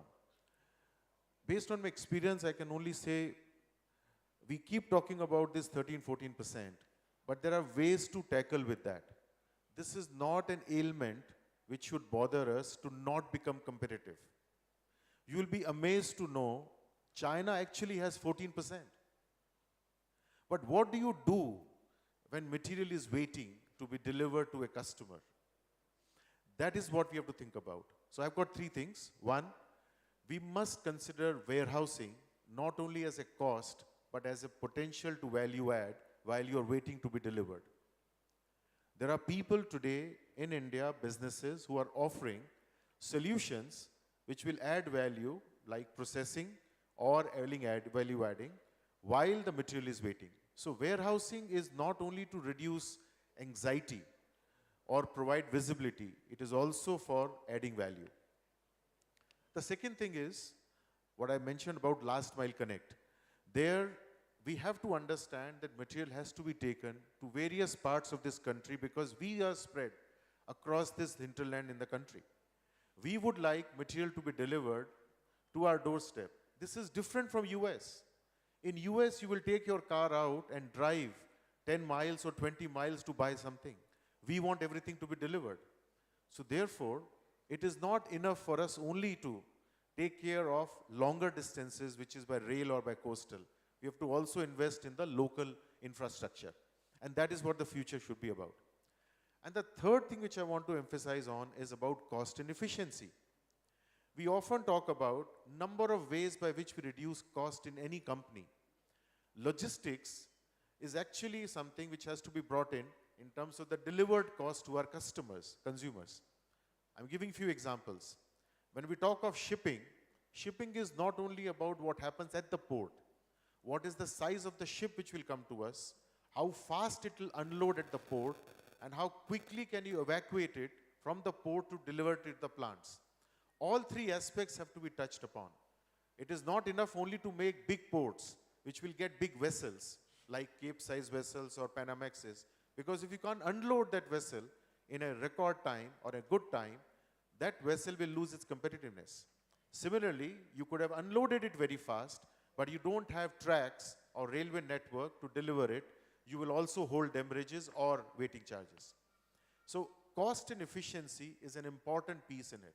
So warehousing to reduce anxiety and improve visibility and value add, looking at last mile connect, and third, considering logistics as an efficiency metric and not only as a cost metric will be the way to go as we want to create future infrastructure. Thank you. Thank you, Piyush. Very, very interesting inputs. Now can we move to the academia side? So Professor, over to you. Thank you, Mr. Dinesh. Good morning, all of you. I think I'd like to share my thoughts on this. For the inclusive growth of this Indian economy, I think we need to develop smart infrastructure. Could it be like transport? Could it be shipping? Could it be telecom? Could it be energy? So infrastructure is one of the vital components to drive the economy. And as far as the infrastructure development was concerned for the maybe before 2-3 decades, there are some kind of development in isolation. I mean, the infrastructure are developed not kind of planning to be connected with other multimodal activities. So in the sense that the economy or the logistic or the cost actually benefit was not maintained or could not be achieved. So therefore, I'd like to focus, I'd like to emphasize that the 1.3 trillion dollar economy, that Gati Shakti project, I think is for connecting multimodal kind of infrastructure is kind of laudable. In a sense that we can view this multimodality infrastructure as nodes in a kind of from academia perspective, and the nodes must be connected. And the linkages could be physical and could be cyber linkages, could be also logistic, and could be geopolitical. So, I mean, physically connected we can visualize, and cyber linkages we can be connected through the kind of the cyber link or to the digitization, which quote unquote we have been talking about much about digitization. and also could be also spatially connected, could be geopolitical, and also we can think of otherwise the logistic way. So you can see that the risk assessment factor must be ascertained before enabling the infrastructure to come up in a big way. And it must be in a smart way, I mean smart way means, it should be the current artificial intelligence enabled or IoT enabled way. In a sense, we can visualize the connectivity, the issue or the emphasis of the connectivity. Let's look at an example for the telecom, which is contributing to the also this infrastructure sector, where we gather and also data and information which will be used and processed by AI, and to have expedite the other aspects in the logistics sector and to minimize the cost. That's one of the aspects. The integration plays a vital role, and the integration risk factor assessment is one of the important key issue while designing this kind of development and enabling the infrastructure growth. Second is the kind of the skilling, kind of utilizing them, and to know the fault tolerancy of this kind of multimodal nodes of the infrastructure. I mean, if there is one of the fault in one of the nodes, which we call the multimodal infrastructure, what happens, how the risk assessment, what happens to the economy, how it is, how quickly you can revive, that we call in the terminology fault tolerance of the system. So you can think of a special node connected multi-infrastructure concepts, and where we can think of, I think, improving in a smart way using the technology, digitization, so that the cost will be reduced. Thank you. Thank you, Professor. So what I'm going to do is, considering the time involved, throw a question at each of the panelists, and then we will see if we have time for questions from the audience. So Rahul, starting with you, I mean, obviously it is maybe, I would say, relatively easier to create infrastructure because it's only the capex spend. But how do you make sure that the utilization, especially in the context of a developing country like India, is at its best? And how do we also look at it as, I would call it, the best manner to make the investment and the utilization come together? What are your thoughts on that? Thank you, Dinesh. See, the first thing there actually is that we should not be developing infrastructure in islands. So does it have, for logistics, the right connectivity, whether it be roads or ports, or, for example, do we get power and water? And along with that, what is critical is that do we have the local community engaged in that development? So if we are taking the local community along, they are rightly skilled. If there is road, water and power, this in itself, leads to a very good ecosystem to be able to sustain this. And overall on top of this is that, hey, is the demand assessment right?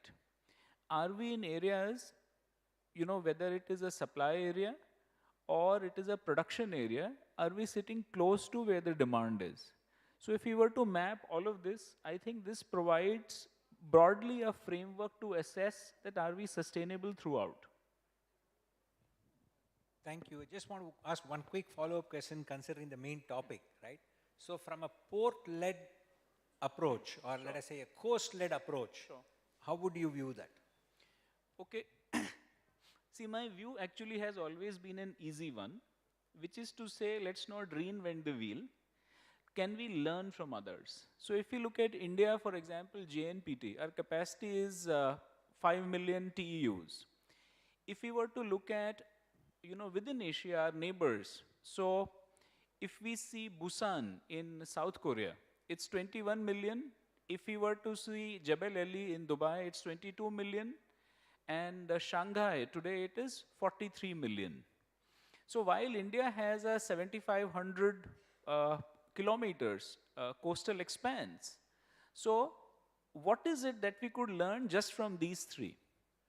And to me, three things, Dinesh, stand out. When Busan planning was done, and Shanghai has actually been a work in progress over the last 20 years, and Jebel Ali, besides just being port, it's actually becoming critical for that region's food security. So the first has been getting the right infra in place concomitant to the development of the location.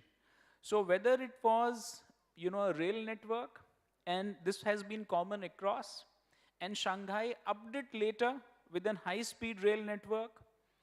The second has been an enabling framework that how do you get seed or anchor tenants and anchor customers to come in? So what is the right enabling policy? What are the right incentives? And the third has been, how do you engage the community and get the right level of blue collar and white collar workforce in there?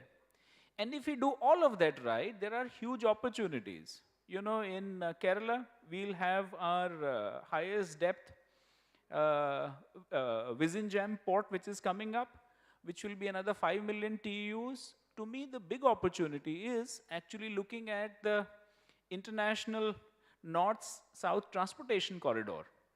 Because if we were to look at a logistics cost via the coastal and shipping routes, this one thing itself can drop our cost by 1/5. So it is going to be connecting Bombay to the Persian Gulf to Bandar Abbas in Iran, from there via the rail network. Then, we'll connect to Russia, actually through Azerbaijan to Russia. Now, and this is actually going to be involving 3 countries. And G20 is very interesting because it's demonstrating what India can do at these multilateral forums. Because if we do this, not only do we drop our shipping time by 1/3 for this route, we drop our cost by 20%, and we will also promote our production in these areas. And strategically, last point, that if we do this, whether it's an Azerbaijan or it's an Iran or a Russia, it gets us geopolitically also together. Thank you. Moving to you, Mr. Rajiv. I think you already explained about I would call it the multi-skill development which you want to do. But I want to actually specifically focus on how you think the railway sector can, we have heard how it is reducing the carbon footprint by almost 30% compared with, say, the road. So while I agree with Piyush's point of saying that India has to develop its own model of, I would call it the best solution, how do you see the railways supporting the port development or the coastal economy development, especially with the, I would call it eastern coast as an example? So, in terms of infrastructure development on the ports, and let me connect port with the rail. We have such a big coastline, we cannot think of creating a one facility and huge facility and go for a lopsided development of a particular area. Right now, the buzzword is already there, West Coast versus East Coast. So being the geopolitical and economic situation of this country being a democratic country, the focus is for uniform and unilateral development, and that focus is there. Now coming to the port, whenever you try to create a port, the productivity and utility of the port is dependent upon the hinterland connectivity. And because it deals with the volume cargo, and that the hinterland connectivity, you have to be dependent on the railways. Right now, it is not the monopoly business of Container Corporation of India. We also own our own rolling stocks. We have got more than 1,300, 1,400 train of our own.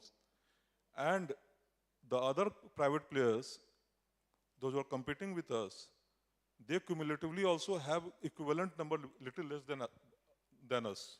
Means the whole sector is coming up and they are port focused. Because everything which originates on the hinterland, and if it is meant for international trade, the vice versa movement has to be, certain segment has to be through port if the distance is more than 300 kilometers. Because up to 300 to 500 kilometers, then a road is competing with us. So with the DFC coming and the multimodal logistic park, now the ICD, CFS, PSC concept has gone. It is not the multimodal logistic park, where we have all the element of these 3, 4, 5 aspects, including warehousing. Now warehousing also. All the infrastructure is not dependent upon the movement, and it will not be the solely rail movement, but the rail will be the predominant movement, which has to be integrated with the road. Now coming to what we call it, and we have termed, and I've attended a certain seminar on the international level, that is greening of economy and the green jobs. The logistics sector is the biggest guzzler of diesel. So the first thing that now we have started, within next 3 months, we will demonstrate to the community that all the internal movement and the local movement has to be on clean gas or EV. All my internal terminal movement has to be a smokeless, zero carbon, this thing. And we have already embarked on that, and the industry is ready. The industry is ready to give you heavy trucks with CNG fitting. That is one thing. The second thing, already rail has, that is on a macro level, that going EV. They are no more on this. The third thing is this technology-driven, paperless economy. So as a company, we can tell you that 90% e-office implementation in our company has reduced the complete printout of any hard copies. So this AI ML driven means if the shipping bill, if it gets generated on the digital platform, the final delivery will be on the digital platform. That's the thing, sir. Thank you. So I think we are now coming to a summary of how I would look at the sustainability as a separate program, but let me finish the rest of the panelists before coming to that. So Raj, I think you mentioned, obviously, I would call it the self-capability model of Indian companies supporting coastal shipping. But I want to ask you a slightly different question in terms of how do you see the last mile network getting integrated with the, I would call it, coastal ecosystem which we are trying to create? And most importantly, how do you see that, I would call it, creating the best value for the user, end user? Sure. So to rephrase the question, how does last mile integrate with coastal? So what we believe is that there are always two steps for any origin to destination delivery. One is a long haul and one is the last mile. So a coastal or rail or a port or a railway terminal is all part of long haul logistics network. A last mile is always a standalone because the first one is from the supply side and the second one is from demand side. So we need to understand that these are two different aspects in an entire end-to-end logistics platform. In a way, last mile is not a challenge. I think everybody is surprised by my statement. We are making too much out of it. Let me tell you the good part of the success stories. Last mile in urban, and then we look at last mile in rural area. Today, quick commerce, e-commerce means the entire cities are mapped. Today, you get your delivery to your doorstep, you get your food, you get your groceries, you get everything. The word courier is really gone. We no longer get courier. Either it is a digital or you get parcels at your doorstep, which means that the network is built already, you will only improve. The challenge is urbanization. Everybody is in the city, so the congestion is a problem, and unless we solve this, it's going to be an issue. So that is the challenge for last mile, is the sheer congestion. Like yesterday when I landed at the airport and was trying to come to a hotel close by, it might be 20 minutes extra, even on a Sunday late evening. So this is nothing because of the sheer population you have. So last mile has that challenge. In a way, it's going to get solved by the usage of alternate fuels, which we just spoke. Today, adoption of electric vehicles, biodiesel, LNG, CNG is what is going to solve at least the no entry problem. Today, if you have a vehicle CNG, this is no entry issue is not there. So I believe last mile per se will not get connected to a long haul directly. There will be a hub and spoke system. But the fact that last mile in urban areas is already well developed and we'll see a lot of traction provided we take care of congestion. The challenge is rural. How well the network goes to rural at a lesser cost. That's the challenge which will happen only through A, the manufacturing of the product comes closer, the demand is predicted better, and most importantly, hub and spoke is created to the entire 692 district level. Today on an average, there are 692 districts in India. With the road going, let's say northeast, with the road going there, you will be able to reduce the last mile challenge in the northeast. So I believe the government is on the right path. Let's look at the good part. The challenges are addressable by a public-private partnership. Thank you. Thank you. That's, so now moving to you, Mr. Gupta. So my understanding of it is that you did mention Odisha could be the, so to say, the hub for the 4 states. You have manufacturing operations across the world. How do you really look at managing the export and to a certain extent whatever products or raw material you may be importing, and how do you see the ability to develop this ecosystem? I think everybody spoke about sustainability, but in your setup, I think it's large scale requirement. So the multimodal sustainability and managing of the international supply chain, how do you see that evolving? Yeah, thanks. So just to get some perspectives, for every ton of steel, you need to move 3 times the raw material. And India is in a way a unique country because we have some raw material ourselves as a country and some we have to import. This is not the blessing in, let's say, Japan, Korea or Europe, wherein largely the raw material also has to be imported and then after that you have to move the steel. Contrary to what many people believe, while steel is hard to abate sector, it is only on scope 1 and scope 2 that we are hard to abate. When it comes to scope 3, which is what we emit while we are transporting, whether it is sea or rail or road or processing or warehousing, our percentage is less than 5%. So compared to an automotive company who would not have scope 1 and scope 2 very high, but they produce a product which is sent out in the market which is emitting, and therefore scope 3 is a big problem for an automotive company. For a steel company, it is scope 1 which we emit while we are making, and scope 2 what our people spend. Scope 3 is actually a very small problem. Having said that, as we try to decarbonize steel industry, this 5% can also grow because the denominator is going to go down. So it's not about what all to do, but actually the whole puzzle of sustainability is what you can afford and how much to do and where. So just to give certain things which we are doing, we move close to 700 ships a year in order to move our raw materials. Today, 100% is fossil fuel. But we can migrate into either LNG or ammonia-based fuels, which will be placed in by the shipping companies, and we have to bring in.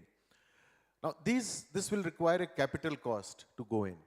Somebody has to pay that capital cost. The same problem is also there for LNG trailers or electric trailers. Every time you spend money to buy a trailer, as opposed to 40 lakhs, you need to spend 55 lakhs for a trailer.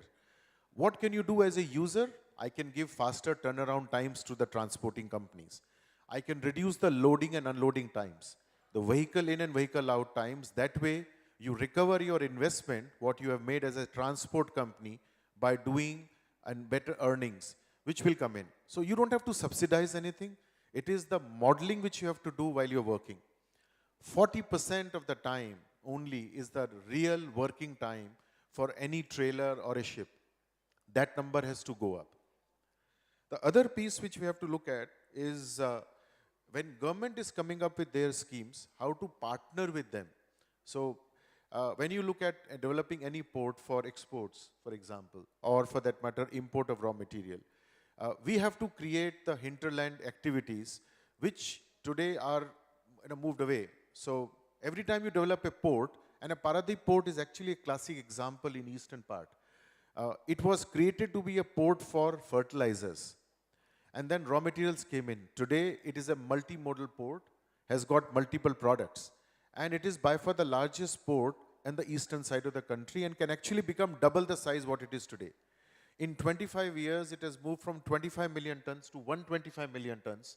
But actually speaking, it can easily be a 250 million ton port because that's what it is feeding in any very possible way. So it's not only about just using a different type of fuel for your transportation, but also how to utilize assets which we have got better, and which will be, of course, far more sustainable way of, growth. The other part which I want to say is about, since railways is continuing to be an important piece in any transportation, solution, we will have to invest in the rakes and the trains.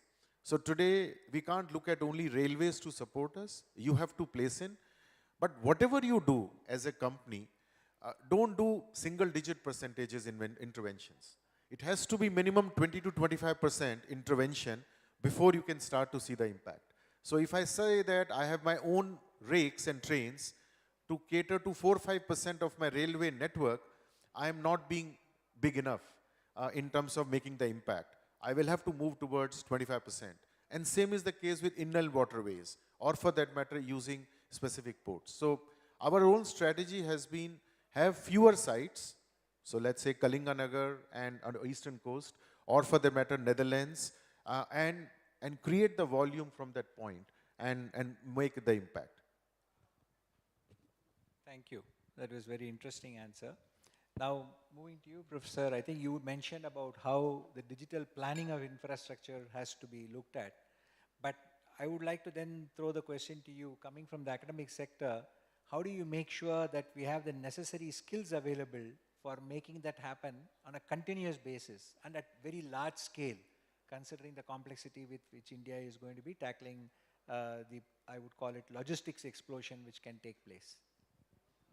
Thank you. I think skill is one of the vital factor, I think, necessary, because earlier the skill which was necessary decade back or 2 decades back is no longer the skill existing. And the way we are visualizing the sector is and the growth of the sector, there is a lot of challenges in it. So therefore, one has to be, the skill has to redefine, and particularly the people who have to actually join the sector, I think work in the sector has to be reskilled. In a sense, I could say that the usual traditional way of segregated expertise is no more valid, because in a sense, the segregated expertise, I mean, there should be, the sector should work in a synergistic manner. So therefore, actually the skill also should happen in synergy. In a sense, the person having a particular skill must be embedded with the skills of the current age, like AI or ML, machine learning, and also the IoT, and also the other skills, so that one will be able to cope up with the multimodal aspects of this kind of this growth of the sector. So as for the scaling of the skills, I think in educational institutes, it has been already, there is a kind of a sea change that people are no longer like looking for a, without like isolated kind of a skill, they want a synergistic skill. In a sense, in a particular domain, one has to embed with the other skills so as to be expertise in a multimodal skill factor. And that has been that is taking place already in the kind of the educational sector, and the people are tuned to it, and also the curriculum is taking care of that. And there is also the industry also is establishing the centers of excellence to imbibe skills to the students and in different sectors. But as a university students, one will definitely have the core kind of the courses or the core skill, and the embedding of the skill which comes from the different industry will make them a versatile person to address the complexities which will arise while working in this kind of multimodal sector environment. And particularly the cyber world and the digitization world and the IoT world, I think we want to make our system agile, and the new generation is quite equipped with to challenge or to take the challenges of this agility of this sector. And in a sense that the new generation is quite capable of handling this, predicting this, using the new tools and techniques, and which actually part of their skill. I believe all the academia, if they join and there's a re-look at the whole kind of the process of reskilling the kind of the individuals or the students, then eventually we can meet the huge sector demand in future, I think in the coming decade. Thank you. Thank you, Professor. I think considering the time, unfortunately, we won't be able to take questions from the audience, but I think I have to thank the panelists for, I would call it, very encouraging discussions from how to approach not only the sector growth, but also the specific focus on the port-led and the coastal-led growth, which I think we covered. But I think the one common theme which seems to come across is this has to be a proactive approach, and this has to be something which both the user sector and the logistics sector have to work hand in hand to make happen. I think Piyush, your point of that interventions have to be at a scale, I think is a very important point which all of us have also mentioned in different facets of it. So for me, the takeaway is it is possible to develop a sustainable model of, I would call it, port-led or coastal-led logistics which supports the sector, and that's something which I think we can have as a takeaway for the future going forward. So thank you once again for the enlightening discussions, and thank you for the time, and look forward to more such opportunities. Thank you. Thank you, Session Chair, for leading the discussions on the first panel of today. Thank you to each one of our speakers. A heartfelt thanks to them for sharing their time and expertise with us. Before we wind up, may I please request Session Chair to kindly do the honors of presenting the mementos to each of our speakers. Sir, if you may kindly do so. You can start from your left. And can we have a big round of our heartfelt appreciation to all the speakers for deliberating on the relevant theme.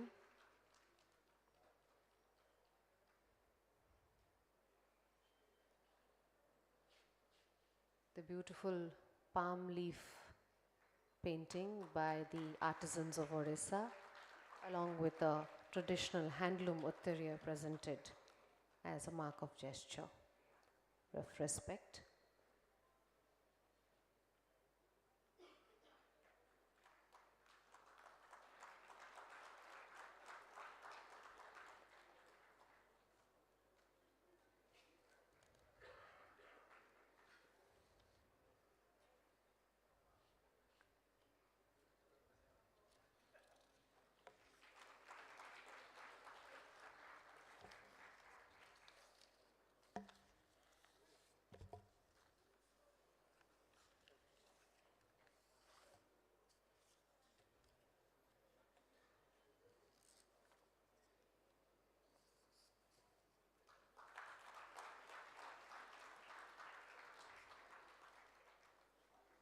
Now we'd like to felicitate session chair as well. Can we please felicitate Shri R. Dinesh?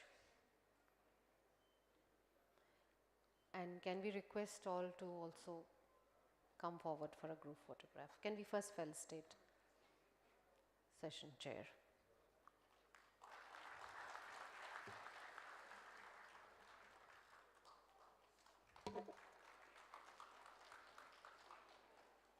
So may I request everyone to kindly come forward for a group photograph.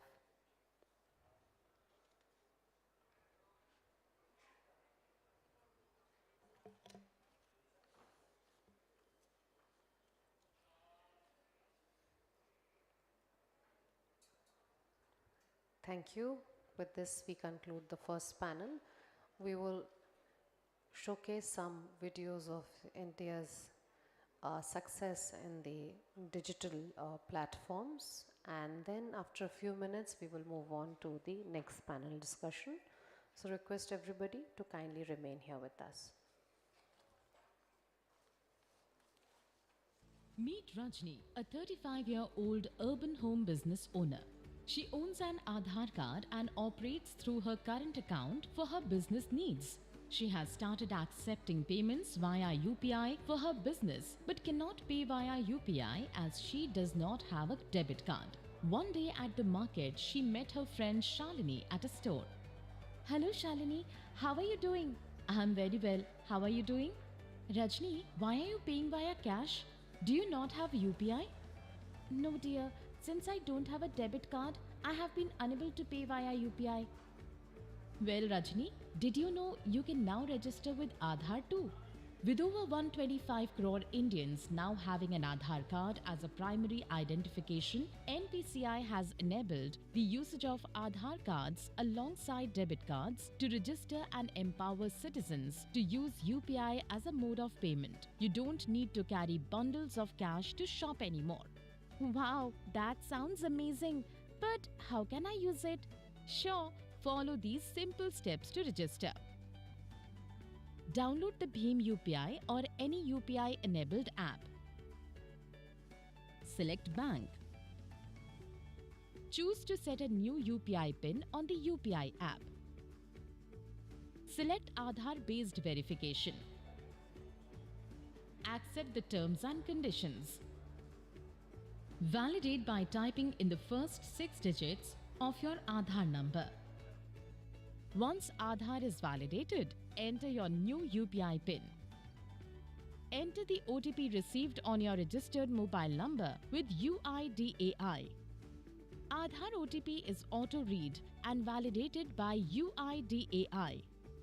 Bank OTP is auto-read and validated by the bank. Now you can enter your PIN for UPI and confirm the same, and it's done.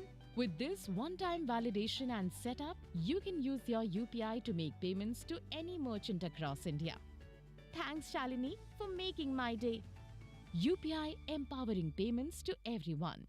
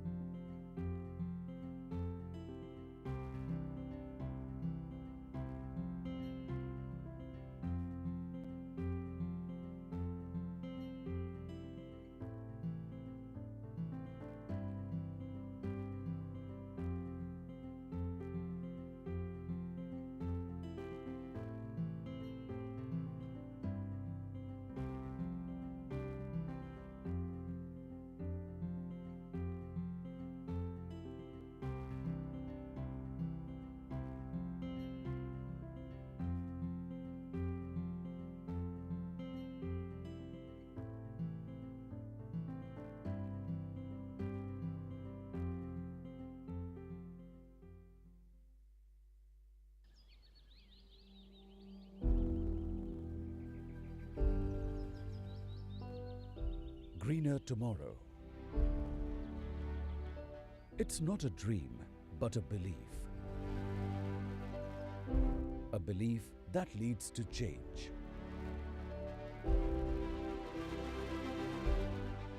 And change, that's the need of the hour. India has pledged to achieve net zero emissions by 2070. Reduce emissions intensity of GDP by 45% by 2030 as compared to 2005 levels. Achieve 50% cumulative electric power installed capacity from non-fossil fuel energy resources by 2030. India's energy saving schemes have led to emissions reductions of 267.9 million tons per year. resulting in estimated cost saving of $18.5 billion. India has been ranked among the top 5 performing countries in the 2022 Climate Change Performance Index. We have strengthened our distribution network, established one nation, one grid, one frequency, resulting in one market. Green Energy Corridor Transmission Plan developed for 500 gigawatt non-fossil fuel capacity by 2030. India successfully achieved 100% household electrification in a record time of 18 months with the Saubhagya scheme, the scheme for universal access.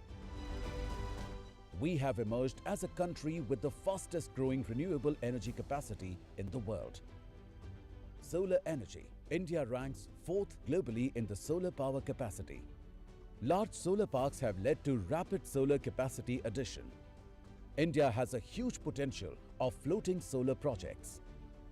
The country has achieved 5.6 times growth in rooftop solar installed capacity in 5 years. India ranks 4th globally in wind installed capacity. Offshore wind targets to achieve 30 gigawatt wind capacity by 2030. We have 46.85 gigawatt installed capacity in large hydropower. India's objective to reduce CO2 emission levels is reflected in energy saving schemes launched by the government. PAT scheme is designed to achieve energy efficiency in energy-intensive sectors. A Make in India success story, Ujala scheme, launched in 2015, is the largest LED distribution program in the world, aiming to provide LED bulbs at affordable prices. Standard and labeling scheme to provide consumer an informed choice of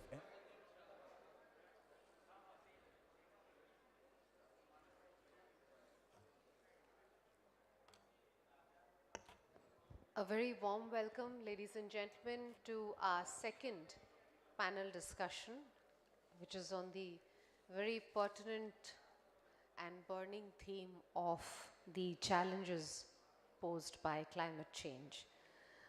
So may I please now take this opportunity to extend a warm welcome and also invite on stage our session chair, Mr.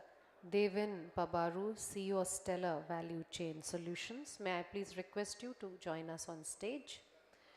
Ladies and gentlemen, please join me in giving a very big round of applause as a welcome gesture to our session chair, Mr. Devin Pabaru. Mr. V. Venkateswara Rao, Chief Logistics Officer from Jindal Stainless Group. Mr. Rahul Pandit, CEO, Horizon Industrial Park.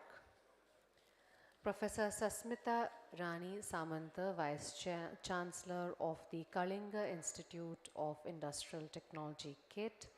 Dr. Vaibhav Chaturvedi, Fellow Counsel on Energy, Environment and Water. Ms. Shobna Sosale, Senior Education Specialist from the World Bank. And Mr. Sanjay Mishra, Special Secretary, Commerce and Transport Department, Government of Odisha. An extremely warm welcome to our eminent panel here. They will be delving into the challenges posed by climate change and discussing on the key learning and way forward from the World Bank Integrated Coastal Zone Management Project, improving coastal infrastructure and the various implications of the rising sea levels and planning for extreme weather events in the supply chains. With these words, I will now hand it over to our session chair, Mr. Devin Pabaru, requesting him to kindly make his opening remarks and take the session forward. Over to you.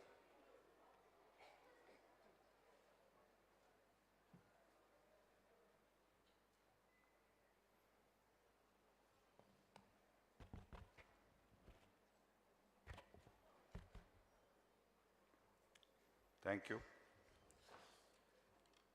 Good morning, everyone. I would like to warmly welcome all to our session on challenges posed from climate change, with our theme for the day being transforming logistics for coastal economies with a focus on sustainability we have planned for a discussion around challenges posed from climate change to bring in perspective from government, academia, and industry to be future ready. It gives me great pleasure to have a distinguished group of speakers joining us today. I extend a heartfelt welcome to each one of them and thank them for being here with us. As we all know, India, amongst all countries across the globe, facing several challenges due to climate change, including rising temperatures, extreme weather events, drought, floods, cyclones. However, the country is also taking positive and proactive steps to address these challenges by bringing in focused approach to sustainability initiatives and regulations such as implementing renewable energy policies, promoting afforestation, and investing and developing climate resilient technology and infrastructure. This is at the forefront of the agenda for this endeavor. These efforts not only mitigate the impacts of climate change, but also other opportunities for economic growth and transformation. Sustainable development in the context of coastal economies are important issues of the day. The individuals on our panel have a wealth of experience and understanding in this particular area, and they will be providing their thoughts and ideas on the difficulties that arise from climate change, leading practices to help mitigate these changes, and preparing for a sustainable future. I am certain that their viewpoints will help us gain a better understanding of the challenges associated with climate change and the opportunities it gives rise to. Without any further delay, let me introduce our distinguished panelists. Representing the Government of India in this panel, we have with us Mr. Sanjay Mishra, Special Secretary, Department of Commerce and Transport, Government of Odisha. Mr. Mishra is from Indian Railway Traffic Service and is also the Chairman cum Managing Director of Odisha Power Transmission Corporation Limited. He was earlier the Chief Traffic Planning Manager, East Coast Railways. We have with us Mr. Rahul Pandit, Chief Executive Officer, Horizon Industrial Parks. Rahul Pandit is CEO at Horizon Industrial Parks, which is Blackstone's logistics platform in India. Prior to this, he served as the founding MD and CEO of Hampstead Living, a Warburg-Pincus joint venture for rental housing. He was also the MD and CEO of Ginger Hotels, which is part of the Tata Group, and a founding team member, President and ED of Lemon Tree Hotels. We have with us Mr. Venkateshwara Rao, Group Head Logistics, Jindal Stainless Limited.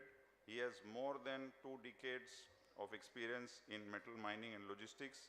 He is leading logistics functions, managing 3 mills, 4 service centers, 13 warehouses and operations in India and Indonesia, along with Europe. He also directs logistics for India's largest coal preparation plant.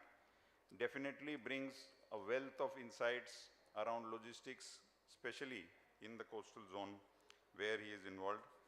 He is a gold medalist from Loyola College, Chennai, and a gold medalist again from RMK Engineering College, Madras University. Representing academia in this panel, we have with us Professor Sasmita Samanta, Vice Chancellor, Kalinga Institute of Industrial Technology. She is an accomplished academician and academic administrator with more than 25 years of experience in strategizing excellence in professional and technical education. Currently donning the mantle of Professor of Management and Vice Chancellor of KIIT, deemed to be University Bhubaneswar. She is leading the institute's transformation into a world-class university. She has PhD in Management, Stanford Lead Alumni and Stanford Distinguished Scholar. She has a long association with academia and is a leading authority on education. Representing academia in this panel, we have with us Dr. Vaibhav Chaturvedi, part of a think tank, Fellow Council of Energy, Environment and Water. He is an economist and researcher who heads the Council's work on low carbon pathways with a focus on energy and climate change mitigation policy issues in India, using the Global Change Assessment Model. His recent studies cover India's nationally determined contributions, mid-century strategies, transportation, energy, HFC emissions, and nuclear energy scenarios, among others. He was previously a postdoctoral research associate at the Joint Global Change Research Institute and holds a doctorate in economics from the Indian Institute of Management, Ahmedabad, master's degree in forest management from the Indian Institute of Forest Management, Bhopal, and is definitely going to add a lot of insights in looking at future scenarios, not only for next 1 to 5, I think 30, 40, 50 years. We also have with us Ms. Shobhana Sosale, Senior Education Specialist, World Bank. She is with the World Bank Human Development Practice Group. She is currently Gender Focal Point for Education in South Asia. She has over 20 years of experience in education and skills development. She has published widely in education and related fields, analyzing topics linking political economy and cross-sectoral issues in education, technology, skills developed, entrepreneurship, PPPs, and finance. She has designed, implemented, and managed education and skills development projects and programs across countries in South Asia, Africa, East Asia, Europe, Central Asia. I feel honored and privileged to introduce this august panel. May I invite our distinguished panelists to share their views on challenges posed by climate change. I request the panelists to kindly restrict their address to about 3 to 4 minutes. After that, we will get into a conversation, and we will, if time permitting, may take questions also from the audience.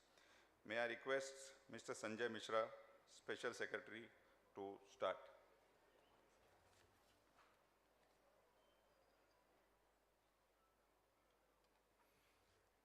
A very good afternoon to you all, distinguished panelists on the dais, and senior officials from government, and of course experts, and the knowledge bank that is available in this nice environment.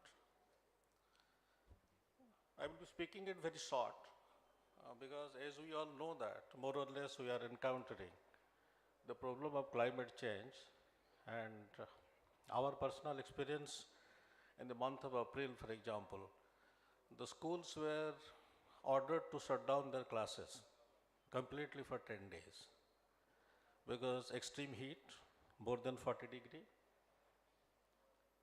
and the loo and the heat wave. So that for the first time it was experienced in Bhubaneswar this year. And because I am also coming from the power sector, the demand of electricity increased from 350 megawatt to 500 megawatt in the peak time, during the evening peak, and so also in the afternoon. So which will be really requiring a lot of effort, and we all know how it is changing on a daily basis. And if the current trend continues, then the environmental risks due to climate change, such as failure to mitigate climate change, that means the greatest 5 challenges to the world is going to be from the environment and the problems related to environment. Failure of climate change adaptation, natural disasters, extreme heat weather, biodiversity loss, and economy, ecosystem collapse. And as per Climate Central by 2050, due to sea level rise, which is rising at 3.5 mm per year globally, and as far as India is concerned, it is rising at 1.75 mm per year. And 36 million Indians may be affected by flooding and inundation. 300 million people globally live on land, and that will flood at least once a year. Roughly 75% of those affected lives in 6 Asian countries, China, India, Vietnam, Thailand, Indonesia, and Bangladesh, where we are a part of it. And another 200 million live on land that may be completely submerged by 2100. As per a recent study, if we assume that the sea level rises by 50 to 70 centimeter, nearly 10 to 50 million people in India living on land will be affected due to submerging of land by 2100, and the sea level has been rising at 1.7 mm per year in the last century along the Indian coast. And we know why it is happening. That is because of burning fossil fuel to generate power, manufacturing, transportation, and waste management. changing the existing natural land use and land cover irrationally due to deforestation, urbanization, and shift in vegetation pattern. And if we look, the Center of Science and Environment has reported that India experienced extreme weather events on 314 days out of 365 days in a year, which claimed 3,026 lives, affected 1.96 million hectares of crop area, destroyed 4.23 lakh houses, and killed 69,899 livestock. In COP26, India introduced the lifestyle for the environment movement, that is Agni Tattva, that focuses on mindful and deliberate utilization instead of mindless and wasteful consumption, replaced by circular economy, defined by conscious and deliberate consumption. This is like resourcing that five Pancha Mahabhutas. Agni is the source of power. And looking at the energy center, that is Agni, government planned something where they really wanted to include and engage all the stakeholders into this resurgence of our mindset for changing our approach to the environment and how we should use it and how we need to engage ourselves for the future. And the objective of the life movement is to leverage the strength of social networks to influence social norms surrounding climate and to create pro-planet people, to create an ecosystem that will reinforce and enable environmentally friendly atmosphere. India has also set a goal of achieving net zero target by 2070, and the renewable energy goals are likely to reduce the share of coal-based power plants from 72% to 50% by 2030, phasing out petrol and diesel in transport and shifting to electric vehicles to achieve net zero target by 2070. In addition, Government of India has also formulated various programs, missions and plans, that is National Afforestation Program to accelerate the ongoing process of developing forest conservation, National Mission for Green India to protect, restore and enhance India's forest cover, National Biodiversity Action Plan to conserve biodiversity, and National Action Plan for Climate Change to adapt climate change and enhance the ecological sustainability. And in the same vein, the government of Odisha has also, it has its own environmental management plan. And if we look at it, because this is the state which has got a 480 kilometer of coastal length, and around 11 districts are coming under its influence. And it has faced since 1999 till 2020 around 10 cyclones of different intensity and the nature. The highest being the super cyclone in 1999, which caught the state completely unawares because of technological absence during that time. And the Orissa State Disaster Management Authority coming into birth. And since that time, the government of Odisha is working with net casualty rate from 99 cyclone of 10,000 casualty. So we all know how we are cut up in this climate change, what I will say, devil, which is continuously pulling us down, and we really need to reskill, upskill and reinvent ourselves on a daily basis in our daily existence to see that what is our personal conduct vis-a-vis the climate, the nature, the environment. Are we really doing the right thing for our future generation to survive and to live in this world? I will not be taking much time because other experts and panel members will be following. So I leave it to the audience with a thought that can this be the day where we have gathered here today to say that yes, what is one of those things that I have adopted for myself today, where I don't really run my AC at 18 degrees Celsius, but rather than at 24. And let me not keep the switches on when it is not required. And let me not do that thing like keeping the fridge up completely overstuffed and running it at a lesser temperature. Because this will be giving you that 10 to 20% of saving in electric consumption, and finally to that extent, that much of generation will not be required at the thermal power plant, which is contributing 35% of the global heat at this moment.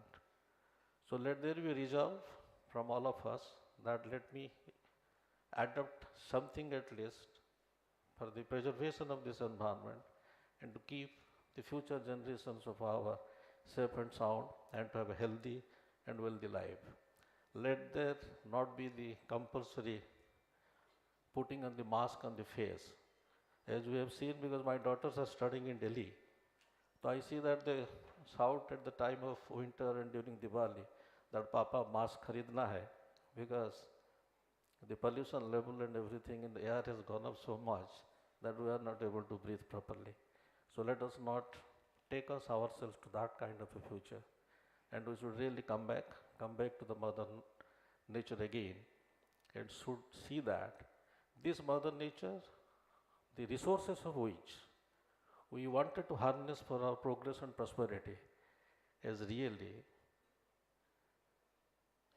compromised with the strength of the mother nature, and it has started reacting back. So we should really come back with our good behavior for it. Thank you all. Thank you, Sanjay ji. May I request Venkat to please make his address.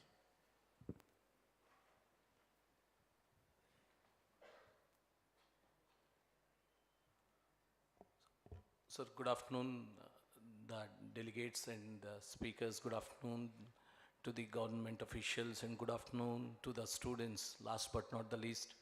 Yeah, I come from industry background of 2 decades in the metals and mining sector. Thanks to CAI for giving this opportunity to share my experiences here of logistics, how they're contributing for the climate change. As you see, for the last 2 decades, I'm in the East Coast, and this is a forum where I can share my experiences. When we are in the industry, every year when it comes October, November, December, we are really afraid of how to handle the logistics. As Sanjay ji rightly mentioned, here in the East Coast, definitely you will have 2 to 3 cyclones because of the climatic conditions or whatever might be the geographical conditions, but we have 2 to 3 cyclones. We from the industry do lot of preparation to handle these cyclones. You might have seen recently Hudhud, where the entire Visakhapatnam is destroyed. Through these tracks have been washed away. Industries will have tough time. So what we do is we have multi-port strategies whenever we do come to this October, November, December, that is the 3rd quarter of the year. So we do have, when all our contracts like shipping contracts, everything, we have multi-port based on the climatic conditions, we move the vessels to those ports. That's the effect. Really, if you are all students are coming out, making their career, you cannot, neglect the climate change. The temperatures are increasing, the sea levels are increasing. So even we are prone to cyclones and lot of natural calamities. For that, what to do as a responsible citizens, we need to ensure that we play our role in reducing the carbon emissions. I will give some industry inputs. See, in the metals, everyone is talking of green metal. We are talking of green aluminum, green steel.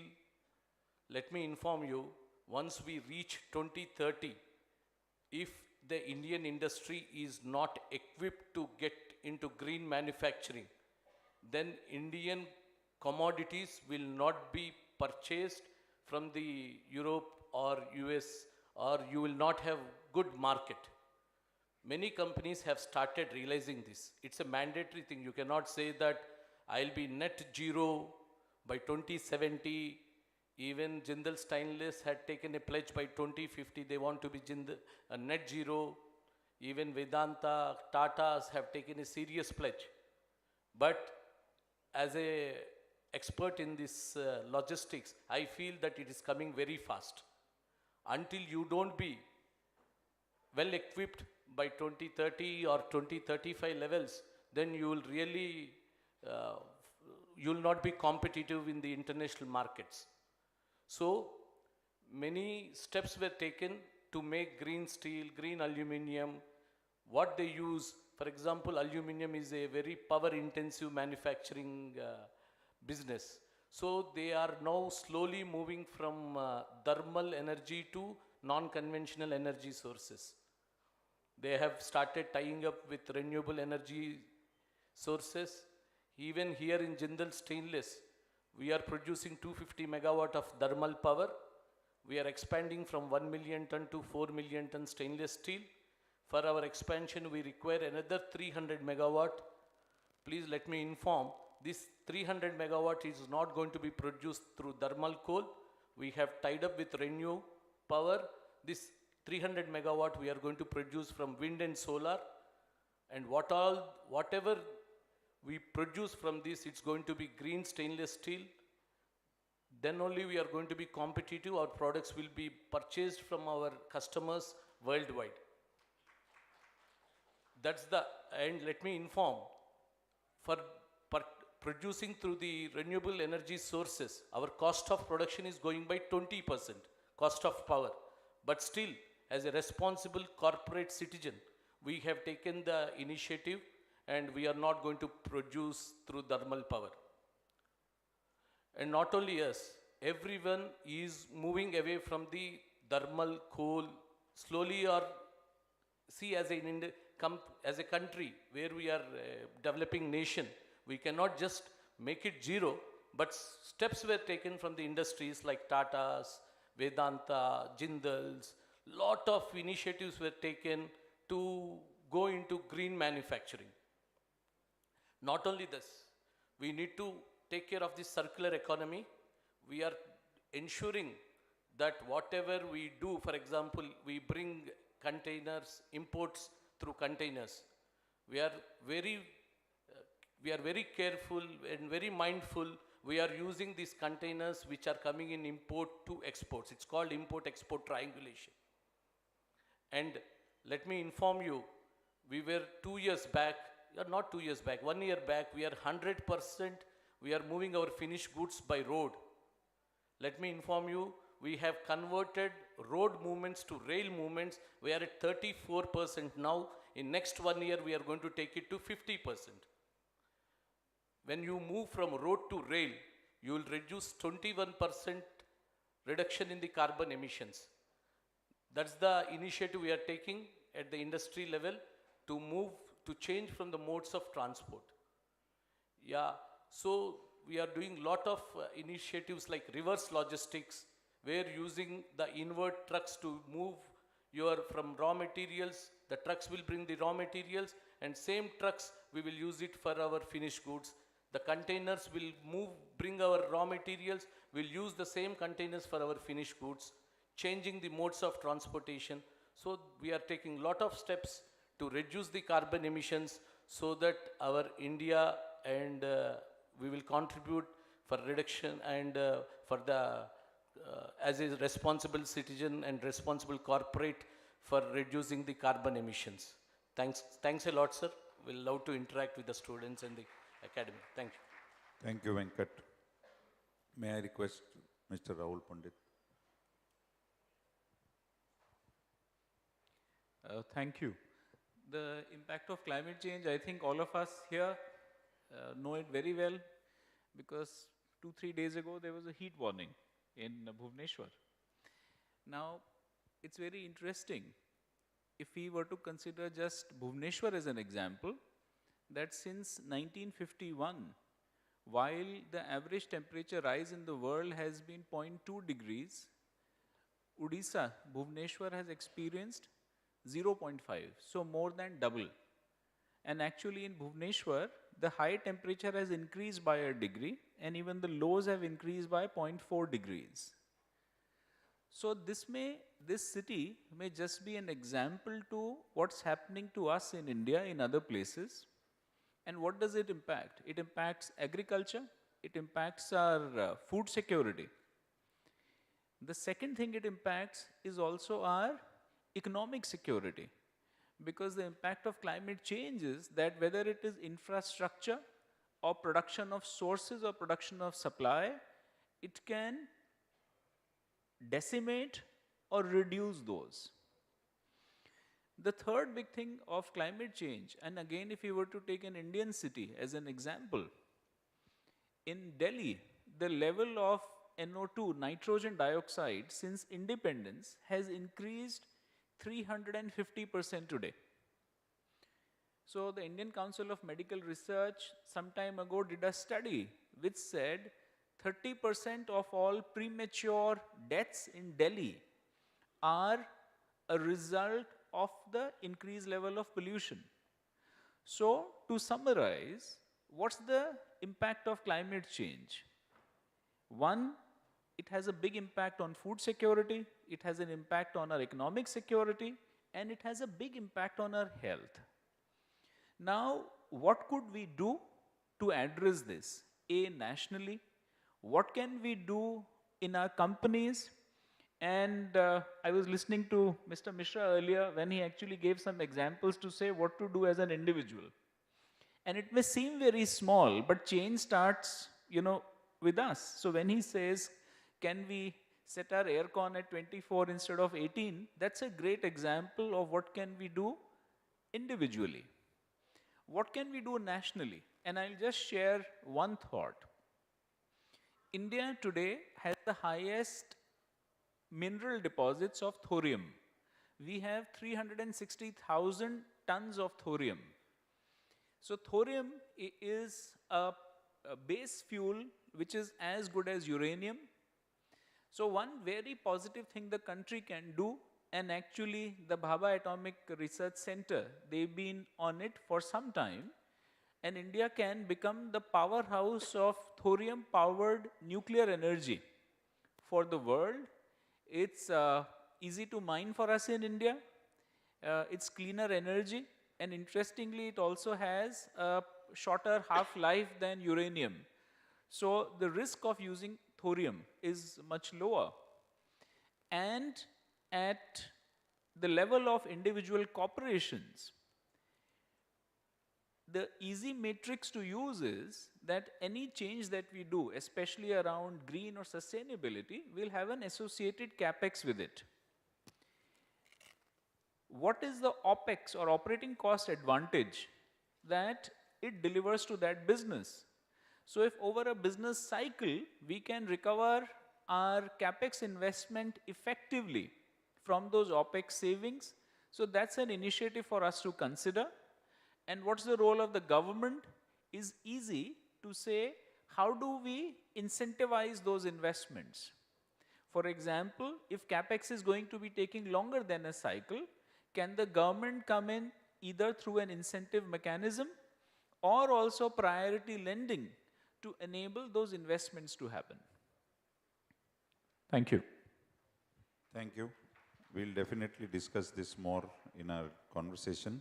May I request Professor Shashmita Samanta to give her views?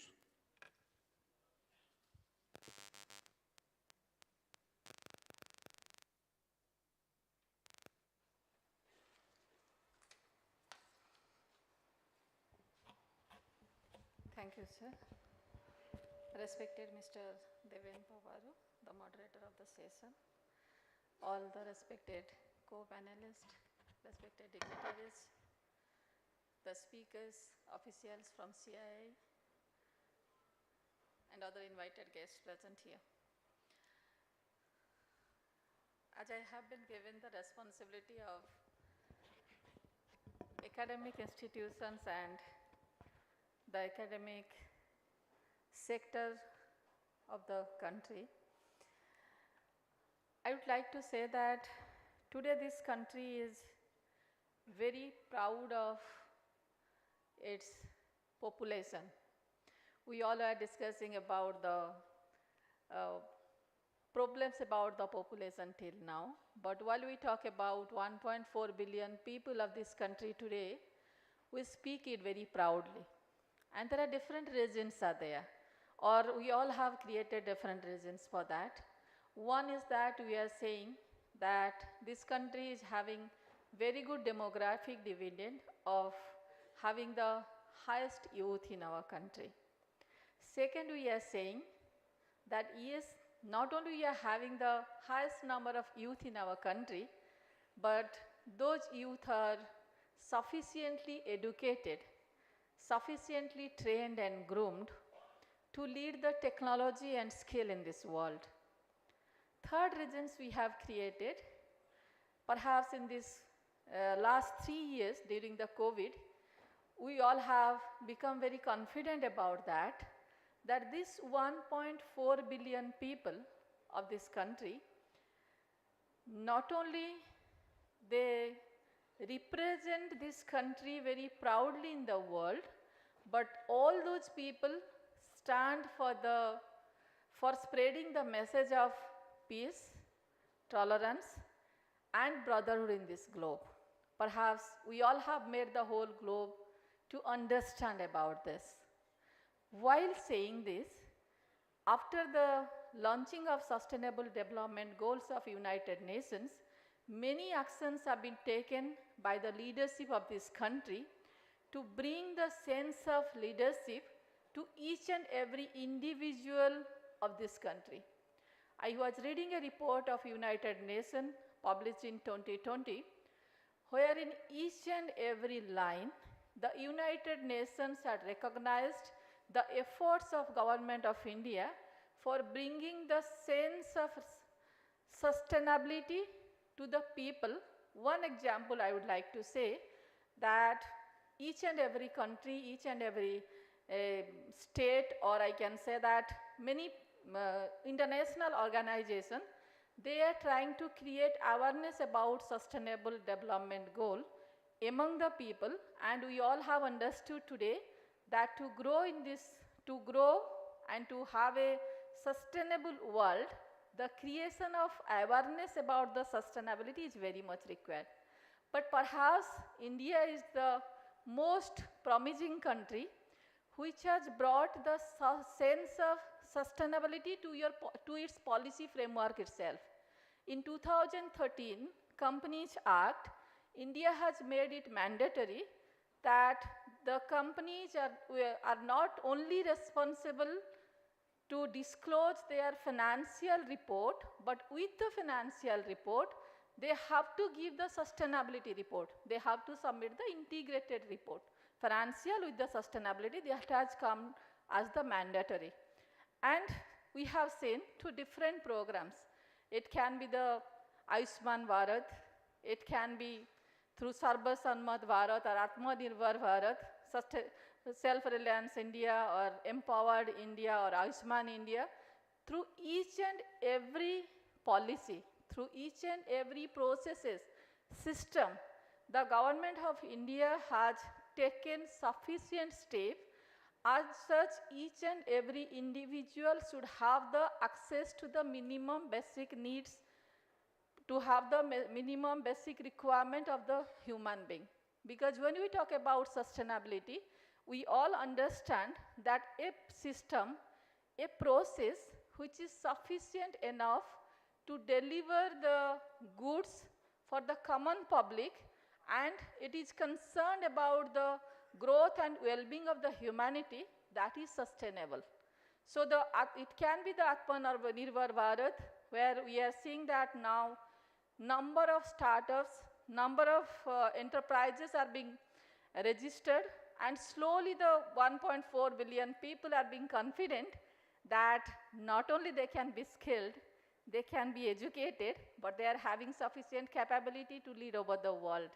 Through Ayushman Bharat, we are seeing more than 50% of the population have been covered under the healthcare scheme. When we talk about healthcare, we talk about the basic fulfilling or to access to the basic need. I remember one study of Mr. Amartya Sen, who is the Nobel Prize winner of economics. He had written in his book, that in one of the book, I don't remember the name, that poverty is not only the absence of the economy or the money with one person. Poverty is the absence of basic access to the basic needs. It can be education, it can be skill, and it can be healthcare. He said the deprivation of capability is also poverty. Deprivation to develop the capability is also poverty. Because we all understand today, perhaps poverty is the major pollutant of this universe, and once poverty is getting controlled, people are having access to the basic needs, then automatically everything can be solved. And coming to the role of the educational institution. In educational institution in this country, at one point of time, 30 crores students are enrolled, including the school and higher education.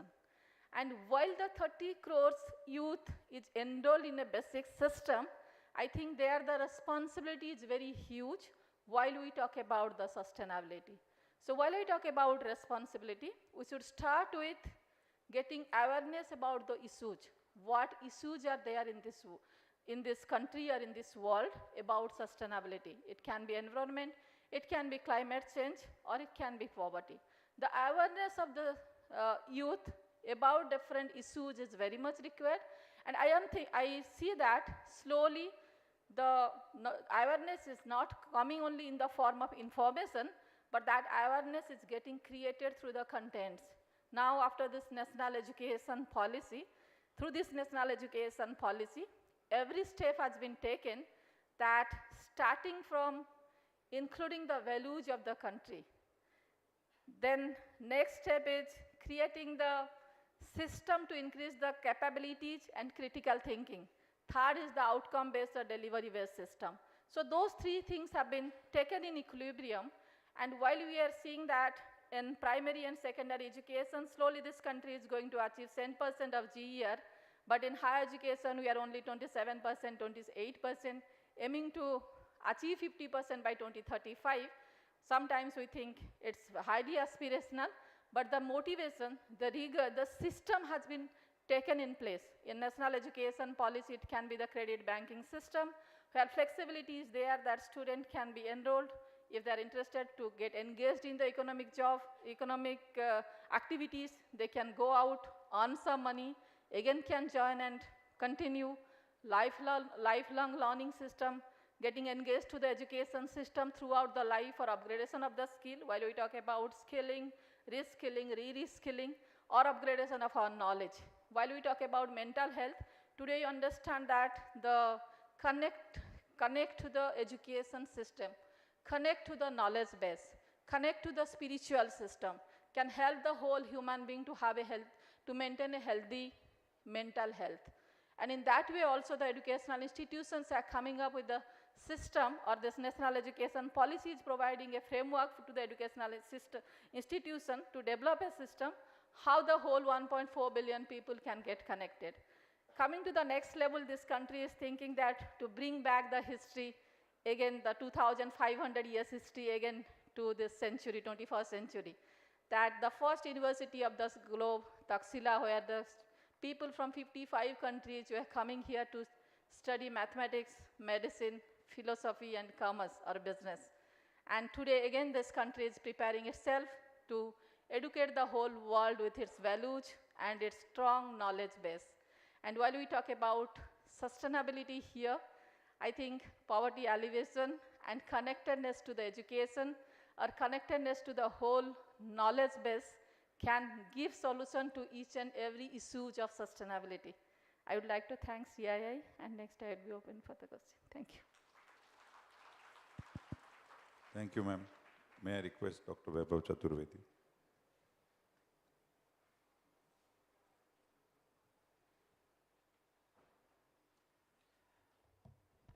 A very good afternoon to all the colleagues, dignitaries on the dais, and senior experts from the government and the industry. मैं यहाँ पे बहुत सारे students को भी देख रहा हूँ, so I'm always very excited to talk to students. I'm also a visiting faculty at the IIM Sambalpur, so it's great to be back in Odisha, and I teach business and climate change at IIM Sambalpur. So it's great to be talking to students on this particular issue. मैं आज आप लोगों के साथ 4 विषयों के बारे में बात करूँगा. I want to talk about 4 things. जो पहली चीज़ है जिसके बारे में, and all of these 4 things are very important, especially जो भी students यहाँ पे हैं जो who want to work in the green job sector, उन लोगों से ये चीज़ें ज़रूर पूछी जाती हैं. So the 4 things are very, very important in the debate of climate change. So the first thing is the link between climate and development. So climate और development का बहुत important link है. As you know, India is a fast developing economy. और India में the notion is that our climate change actions cannot be at the cost of development. Now this is very, very important to understand that none of our actions to mitigate climate change can hit our development. Whereas the climate policy of the developed nations, be it USA, Japan, European Union, they think about climate change from a very, very different perspective. But developing nations like India think about climate change within the context of development. So understanding the context of development is very, very important if you want to understand the climate change debate in India. Right? So that's the first point, the very important link between climate change and development. The second notion जिसके बारे में मैं बात करना चाहूँगा, that is the notion of risk. So risk is a very important element of the climate change debate in India, and there are 2 kinds of risks. The first is the risk related to climate change impacts. हम लोग उड़ीसा में बैठे हुए हैं. We know that Orissa में जो cyclones, increasingly cyclones की intensity बढ़ रही है, frequency बढ़ रही है. Very, very interestingly, traditionally we used to have cyclones only on the east coast of India. But in the last 10 years, what we have realized that even the west coast of India, Maharashtra, Gujarat, वहाँ पे भी cyclones की intensity frequency बढ़ रही है, जिससे पहले कभी नहीं होता था. Now this is exactly the notion of risk from climate change impact. तो जब भी cyclone आता है, so all the infrastructure जो हमारे ports हैं, which is very, very important. So today's discussion is about logistics. So जो भी हमारा infrastructure है, especially port और coastal infrastructure है, that is hit very hard by all of these increasing number of cyclones and the intense cyclones. And this has economic costs. So this notion of risk of climate change impact, and there are many, logistics is only one thing. Our agricultural sector is very, very vulnerable to the risk of climate change impacts. In fact, last year when there was a heat wave, what we thought was we were on the verge of getting bumper wheat productivity. So wheat production was expected to be very high in India, and the expectation was that India will export a lot of wheat. But suddenly heat wave came. Because of the heat wave, now wheat production was hit in a very bad way in the last stages of wheat, and that's why our whole effort of increasing wheat exports was limited just because of this climate event, because of heat waves, which is a climate event. So this notion of climate risk is very important to understand, which we are increasingly being hit. The global temperatures are already warmer by 1.15 degrees. So as compared to 1850s, is already 1.15 degrees से temperature बढ़ चुका है. What we know that if temperature increases beyond 1.5 degrees, then the impact of climate change is going to be catastrophic. So it is going to be very, very negative, and that is why we are making a lot of effort to reach net zero in time. Okay. So this is one kind of climate impact risk. The other kind of climate risk is what is known as the risk of transition. So many senior industry colleagues were here, they talked about going to net zero, doing many, interventions in their industries to achieve decarbonization. In the process of achieving decarbonization also, we face something called the transition risk, because decarbonization is also expensive. So decarbonization efforts करने के लिए काफ़ी investment लगता है. So it is very expensive. And that is why this is known as transition risk, because in this whole process, the cost of things will increase, and there is certain, market related impacts that industries can face. So this is a notion of transition risk that many industries are going to face in this debate of climate change. So now going beyond these 2 notions about development and risk, the third notion that I want to talk about is about economic transformation. So many times we view the debate on climate change as a debate that is a environmentalist debate. That खाली environmentalist climate change के बारे में बात करते हैं, ऐसा बिल्कुल भी नहीं है now. Increasingly, many people in the industry, in the economic policy making circles, they are talking about climate change, because climate change is not really anymore an environmentalist debate. Climate change now is a fundamental debate of economic transformation. So the moment we change the framing of looking at climate change from an environmental debate to a debate on economic transformation, a lot of things are going to change, and that's very important to view this not as a green debate, but that just as a debate on core economic transformation, because there are going to be many impacts on many kinds of industries. And the final point I want to talk about, already Sasmita ji iska baare mein kafi baat kar chuki hain, this is about the notion of capacity building. There are many students here, and when you go to the green job market, it's very important to build your capacities, capabilities and skills. And there are two kinds of skills that I want to talk about. The first is called analytical skills. So analytical skills simply means, can you analyze big data? Can you do very sophisticated analysis? So these are all analytical skills that students need to have. The second kind of skills, or the bucket of skills, is skills to implement things. So whenever you need to, so there are very different kind of skills needed to implement climate change actions, both on the mitigation side and the climate impact side. And one needs to be very methodically thinking about what kind of job do you want in the future. So there's also a discussion on skills. So in the green sector, in the green logistics sector, in the infrastructure sector, within the green job space, what kind of job do you want in the future? Do you want a job that is more on the implementation side, which is essentially working with the many industries in the sustainability divisions? Or do you want a job that is analytical in nature, where you will end up working in either academics or a think tank space like us? So these are very important decisions that students need to make, whether to work in the analytical space or whether to work in the implementation space. So that's where I want to conclude. These four elements of climate debate are very important and interesting. The first, as I say, I just want to conclude. The first is about the link between climate and development. The second is this notion of risk, both transition risk and the climate impact risk. The third is a notion of looking at climate change as an economic transformation debate. And the fourth is about capacity building, both analytical and implementation. Thank you so much for your time, and I look forward to engaging with you. Thank you. May I request Ms. Shobna Susale to give her view?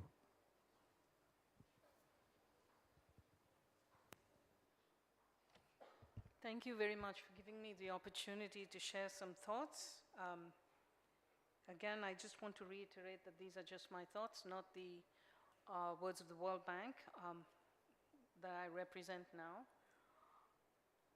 Our August panel has already put out some of the key elements that are either driving or climate change or some of the areas in which they're working to mitigate it. What I'd like to look at is the human development imperative for just transition. Who is all this done for? For the people.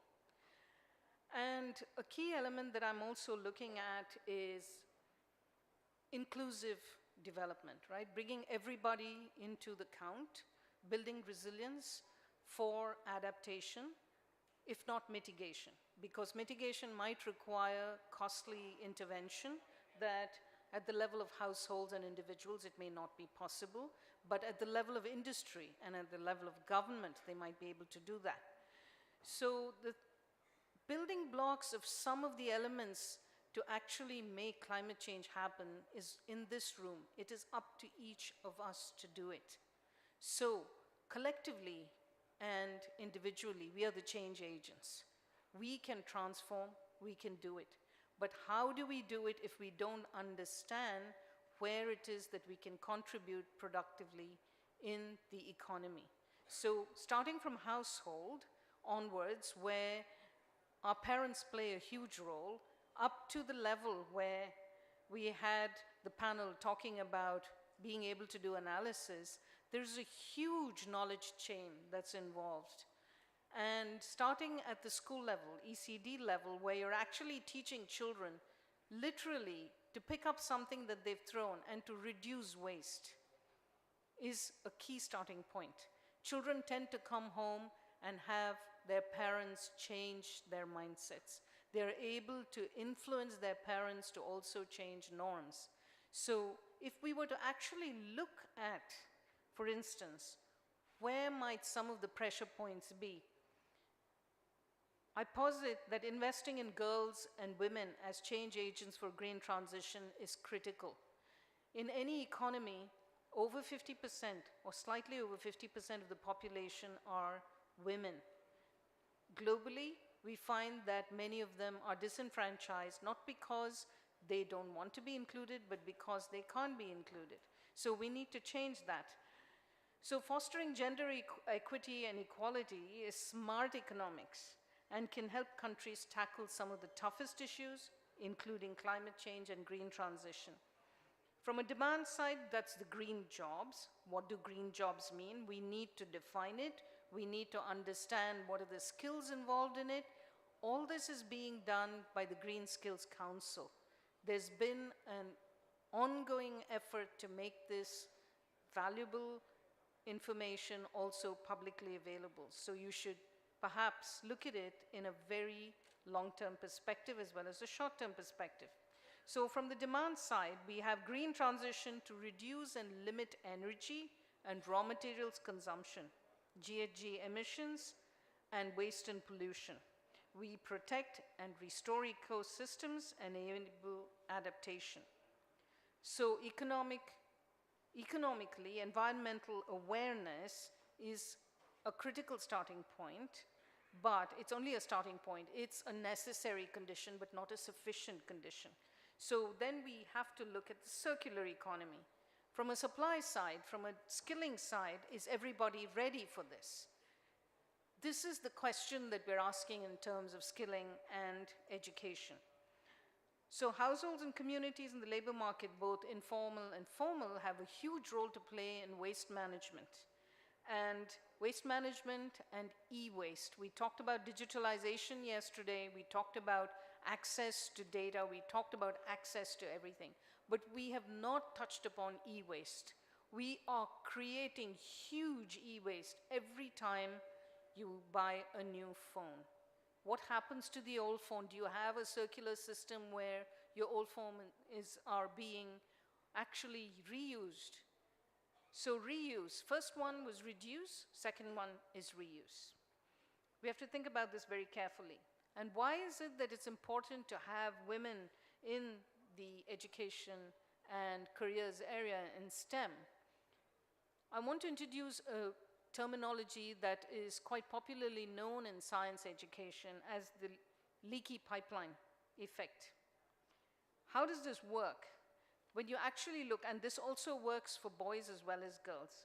So the unweighted average of 137 countries from 2010 to 2019 shows a steady decrease in women's enrollment in STEM education from primary to tertiary education.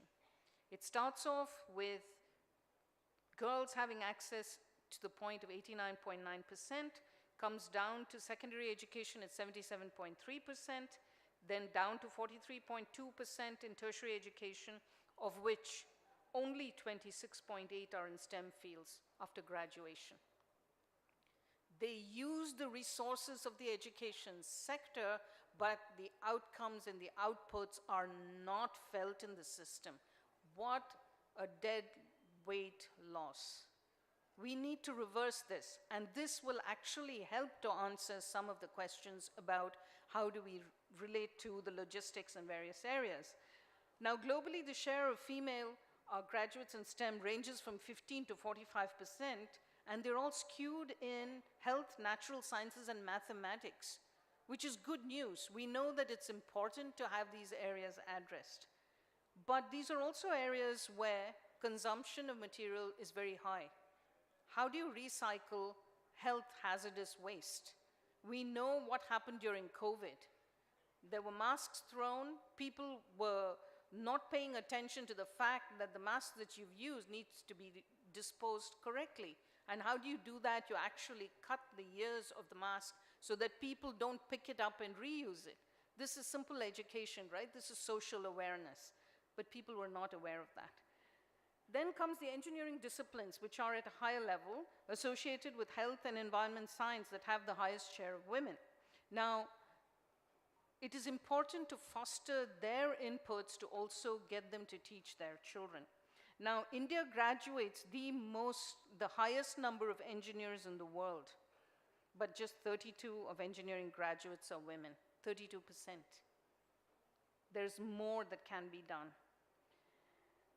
Finally, their contribution to GDP is low because they do not receive equal pay.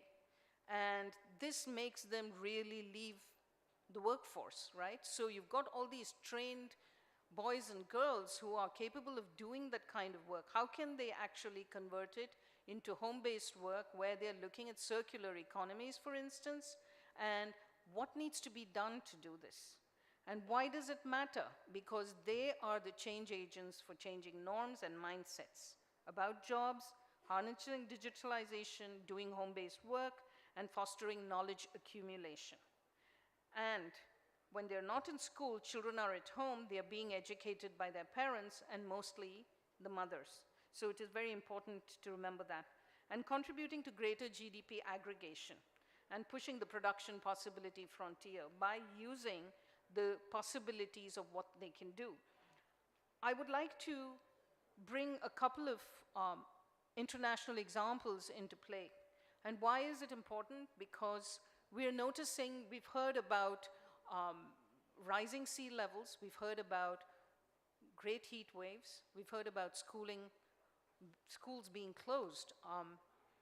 In some countries for livelihoods, what they're doing is also experimenting with greenhouse production of plants to see if it is a sustainable way of getting food security. Women are perfectly capable of doing this if they have greenhouses that can be set up and they can be productively employed. A second aspect is where we've seen that happens a lot in schools in India, that is tree planting, right? Which is considered to be a very noble thing to do. We need to do more of that. The transpiration that comes from trees helps to absorb all the bad gases and emit some good energy out in the air. So we need to figure this one out really carefully. And then comes the just transition part. That is, there's a whole flow of students who will be in the system, especially in the coal belt, where over time there's going to be coal mines closing. It could be organically happening because there is a natural tendency for coal mines to be fully mined. Now, what are they going to do with their future? So they are now beginning to get more science and commerce education to make themselves self-sustaining. They can be great change agents if they went into green jobs, and if they can come up with new ways in which carbon emissions can be reduced. Their role in the national mission for a green India needs to be harnessed now, especially because of the demographic dividend, and that's you, all of you. And the important thing about turning waste to wealth. I'd like to give you the example of what's happening unwittingly, where in the coasts of India, there is a lot of plastic that's being wasted, right? It goes into the ocean, and from other parts of the world where the currents are bringing this into places like Maldives, that's now actually fighting a battle of reducing plastic or zero plastic. They have a policy of zero plastic. They've gone back to bottles, using bottles. We need to use more bottles. We're 1.4 billion people in India, and you need to figure out what is the way to phase out these plastics and make them instead get biodegradable options. And this is going to require some ingenuity. So we've had one of the panelists talk about deprivation and the use of capability as poverty. Absolutely. How do we get out of that deprivation is to make possible options for capable people. Everyone is capable. It's just the opportunity that needs to be tapped. One final point that I want to make is in all of this, we've been doing learning to work. We have to start doing learning to learn, and learning to learn about our environment and respond to it. Thank you. Thank you, ma'am.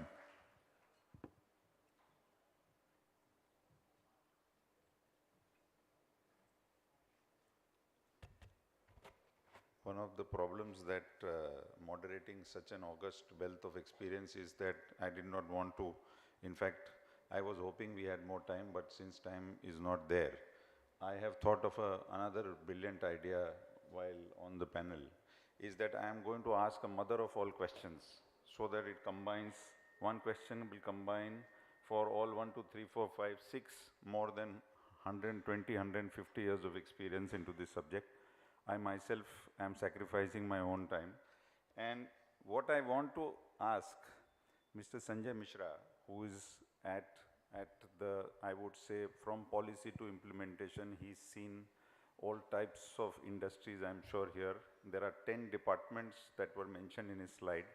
I'm very curious to know that how does he see this as, I'm sure it is a challenge, but it is also an opportunity to implement, and all of us are implementers. I would call Venkat as an implementer in the industry area. I would call Rahul Pandit, who builds modern infrastructure, extremely relevant modern infrastructure in the country. Vaibhav actually bringing in not only scenario planning for 1 year, 2 year, but for the next 30, 40 years. Then the other two eminent ladies who are in the area of capability building, skill development, education. And therefore, I will request Sanjay to, on behalf of all of us, one, summarize, two, tell us the top 3 or 4 things as a body that we should be working on so that it benefits the audience in this room which is looking at the next 10, 20, 30, 40 years, and find relevant pieces of advice as well as action areas which will help the entire community. Sir. Am I audible? Yes, I am audible. So just to give the perspective from the government side, because we, on a daily basis, almost weekly, maybe 2 to 3 times, all these things are being discussed regarding the challenges of the climate change and how do we face it. And Odisha is a great success story as far as mitigating the ravages of the nature and the angry nature, for example, because every year maybe there are 2 to 3 such occasions where we need to plan and prepare ourselves for that. And the great experience of 1999 cyclone, which is called that mother of all cyclone, super cyclone, actually during that time Odisha was not prepared to face such a great fury of the nature, and the technologies were also not available. And the real wind speed is not yet known because it went beyond the anemometer capacity of the IMD office in Bhubaneswar. And we had no knowledge, and at that time it was also really not known that who is going to act in which front. Whether it will be Revenue and Disaster Management Department, whether it will be energy, whether it will be rural development. So there was a lot of hodgepodge, and even the relief material we started coming from various states just stood on the road and could not be catered to the people, and they went perished and got further pollutions. So after that, the Odisha State Disaster Mitigation Authority is the starting. But as we know that mitigation is something which is more reactive in nature, because we really wanted to that something will happen, and after that we will be going for the real action part of it. And in 2009, it was renamed as Odisha State Disaster Management Authority. And a lot of other supportive organizations were also conceived and got implemented. For example, Odisha Disaster Rapid Action Force, and at this moment, for example, cyclone shelters of around 880 cyclone shelters, multi-purpose cyclone shelter with food, medicines and everything, and 90,000 volunteers are already enrolled, and it's a growing number every day because they get themselves enrolled. So these are the people and the infrastructure which is helping us to disseminate information to the people, because now the technology is always there, and every 1 hour basis the weather forecast is coming. So you are always ready with the current information, and however it has to go down to the ground level. And the government program is that 11 departments are enrolled, and each department know what they are supposed to do during that type of a disaster, whether it is flood, whether it is cyclone, and whether it is heat wave and everything. So that part of the information is known, and there is a standard operating procedure, and this is being headed by the Chief Secretary of the state and other senior officials are enrolled into that. And during that cyclone and subsequent cyclone, it could be seen that the energy sector really faces the greatest brunt of it. Because of that, we even planned that the energy, that means the transmission and distribution tower should be amenable for wind zone 6 compliant. And all the energy towers were changed, and whatever new thing is coming within the 50-kilometer radius of a coastal area, we are planning it as wind zone 6 compliant. And as you see that the grid substations, they occupy a lot of space, and they are known as air insulated substations. We went for gas insulated substation, which is being housed within a house, and even underground cabling in the twin city of Bhubaneswar and Cuttack completely. The total infrastructure is under the ground, so that we will be able to save. At the time, immediately at least we can get back the power. And the same thing is for railways. My people are there from logistics. They have also planned their infrastructure on the basis of this impending danger as and when it comes. And their preparedness, they have got a master plan. And in the meantime, government of Odisha has also come up with many policies like renewable energy policy of 2022, logistics policy of 2022, port policy of 2022. The same thing is for electric and communication, where disaster resilient model is a mandatory component in all these policies, and the infrastructure which is required to be done and other support system, interdepartmental coordination and local cells, district cells, and everything has been tied up and has been kept ready to face such type of situations. And as we know that this is a very large and emotional topic, and our preparedness has just begun, maybe 5-6 years before, and this effort will continue to hunt us for around 20 to 25 years. And for the future generation, whatever best we need to plan, but it is very cost sensitive. If we see that whether we talk about preserving the biodiversity, we're preserving, that means food security, creating infrastructure. Globally, it will be requiring something like $1.7 trillion of expenditure immediately over a period of 10 years. But this is being calculated that, but at the end of the day, it will be giving us that $7.8 trillion of dividend. The facilities part of it, it will be giving back to the humanity to the cost of $7.8 trillion of benefit that will be transferred.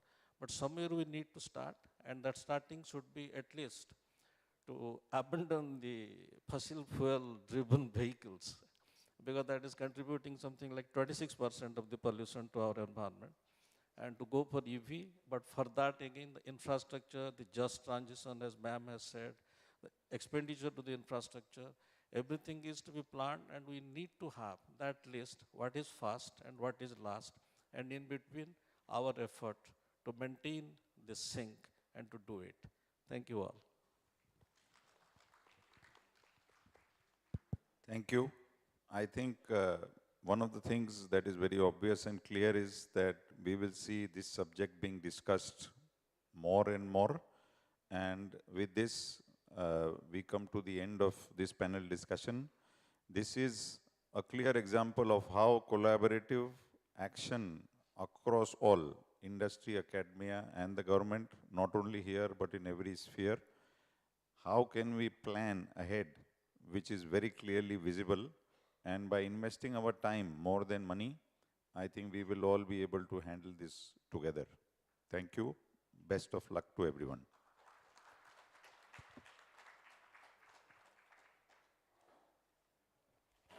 Thank you, Session Chair. May we request you to kindly remain with us.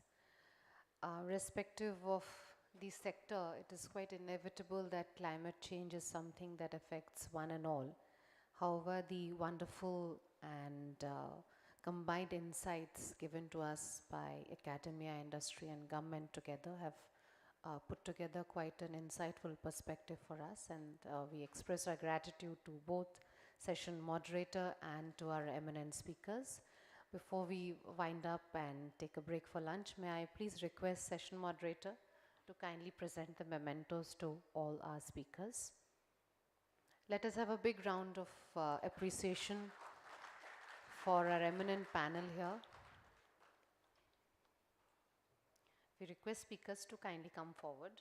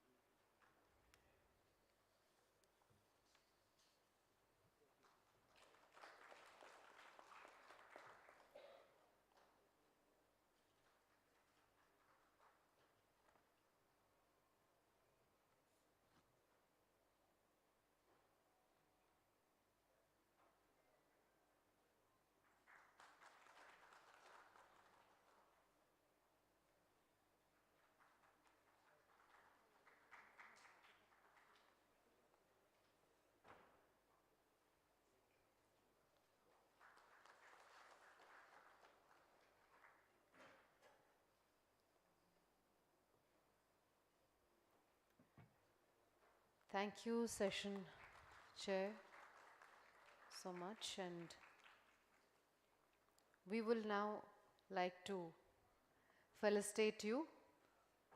A big round of applause for Mr. Deven Babaru for leading the discussions on the challenges posed by climate change. With this, ladies and gentlemen, we will break for lunch now. Unfortunately, I'm cutting down lunchtime slightly because we'd like to run the rest of the sessions on time. I request everybody to be kindly back by 2 p.m. for our next session. Thank you.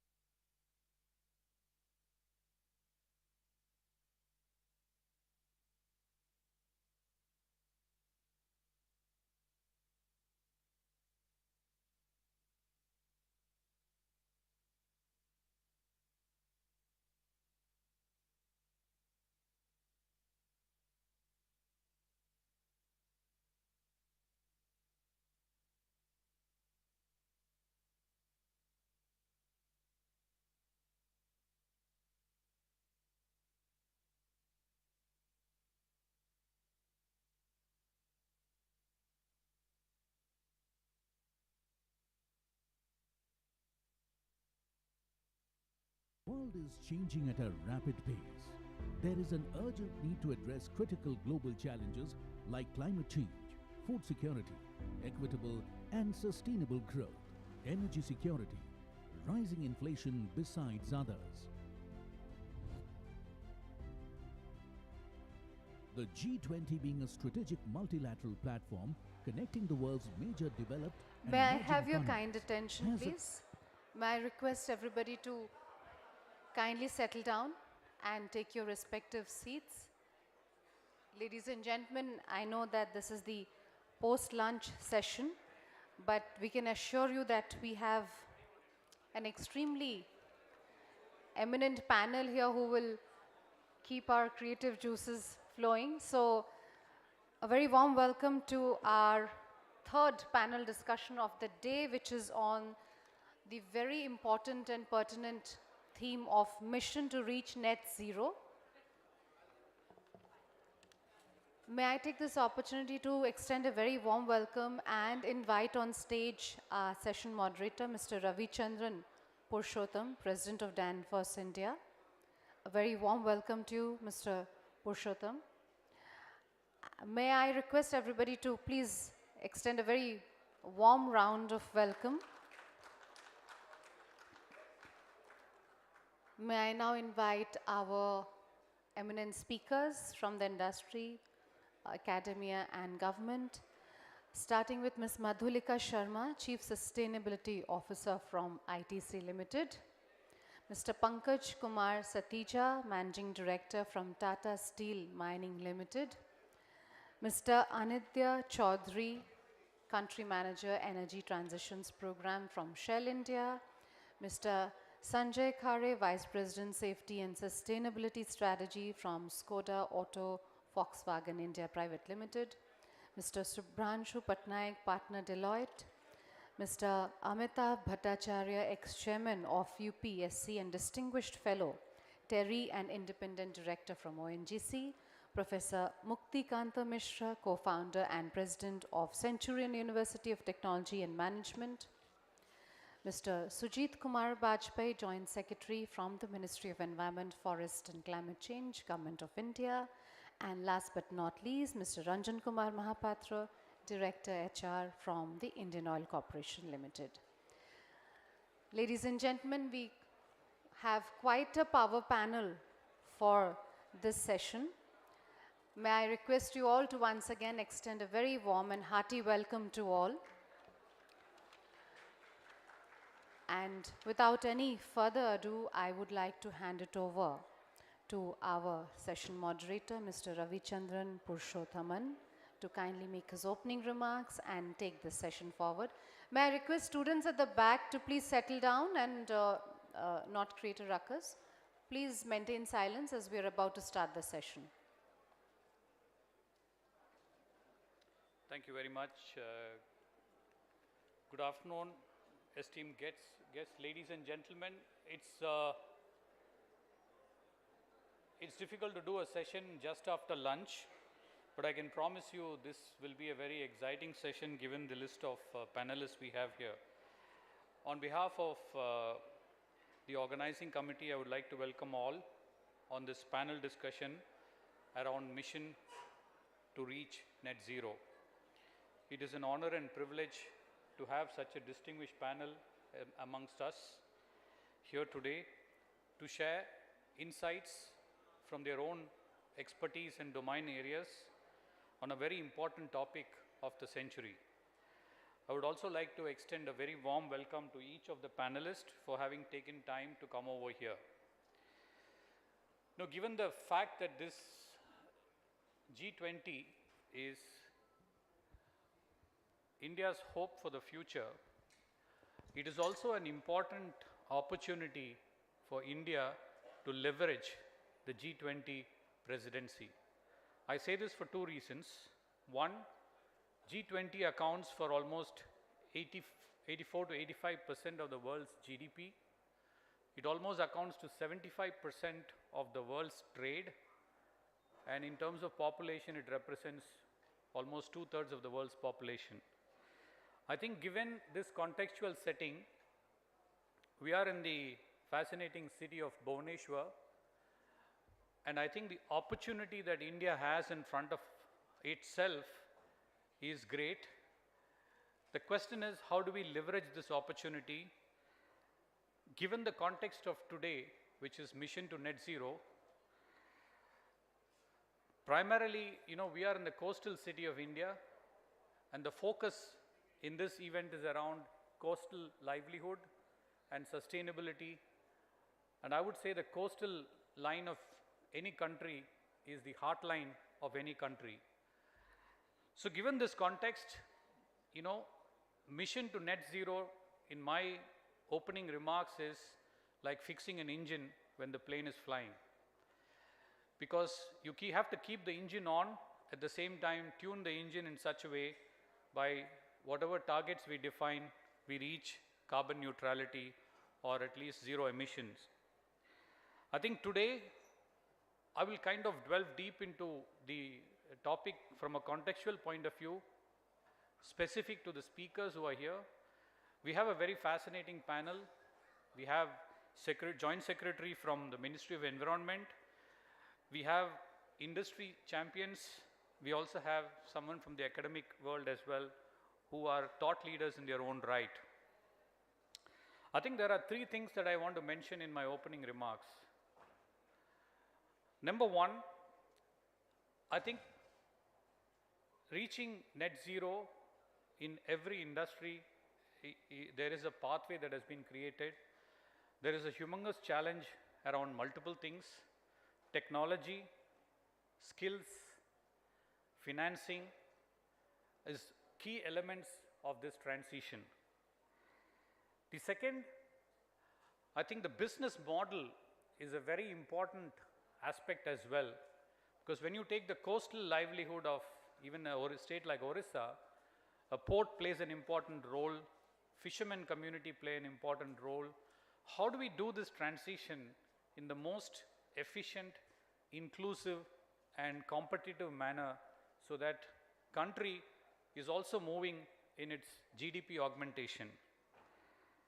I think the third most important aspect is around raw materials. We are in an institute which is a very important institute from a CSIR point of view. There is clearly a great opportunity for India, because most of the future raw materials that are needed for the net zero transition is potentially available among the G20 countries. So the question is, how can we use this challenge as an opportunity and really reshape the future of our country? So with those opening words, I would now kind of set the stage for our panelists. I would invite each panelist, the choices, you can come over here or you can also make your opening remarks from where you are sitting. First 2 minutes, your thoughts about mission to net zero in your own area, and then I'll kind of come back with some Q&As, picking some things from what you heard from the thought leaders. So without much delay, now I invite Dr. Sujit Kumar Bajpai, Joint Secretary, Ministry of Environment, Forest and Climate Change, Government of India, for his opening remarks.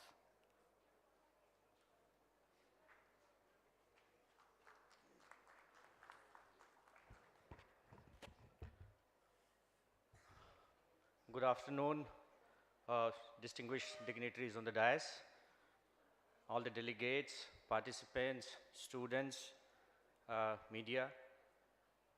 This is a very serious topic, as everybody has been speaking in the last session also. The topic of climate change has become actually like everyday's topic now. It has come to our dining table now, I believe so. So now, because now it's no longer a distant reality, it's a present, it's an unfortunate present right on to us. And as the chair said, that while you are flying, you have to fix the engine, you have to kind of increase the efficiency and everything. So we don't have luxury to kind of reboot, to kind of stop, take stock and redesign. We don't have that luxury anymore. And we have been talking this for last around almost 50 years. And, but unfortunately, we did not pay heed to the, warnings given by our big scientists at that point of time. And many a times when scientists used to make their discovery, make their research public, the so-called environmentalists, when they used to voice those concerns, we used to kind of shut them down, saying that they are environmentalists. And there is the problem. Now the same findings which were there, now it is becoming a practical and real, outcome we are facing every day. India is a very vulnerable nation, that all we know that. With respect to the impact of extreme weather events such as cyclones and intense rainfall, as well as ongoing climate change with increased impacts in the future. Its long coastline now over around 8,000 kilometers, with flat coastal terrain, shallow continental shelf, high population density, particular geographical location, and specific physiographic features. All of them make India vulnerable to cyclones and its associated hazards.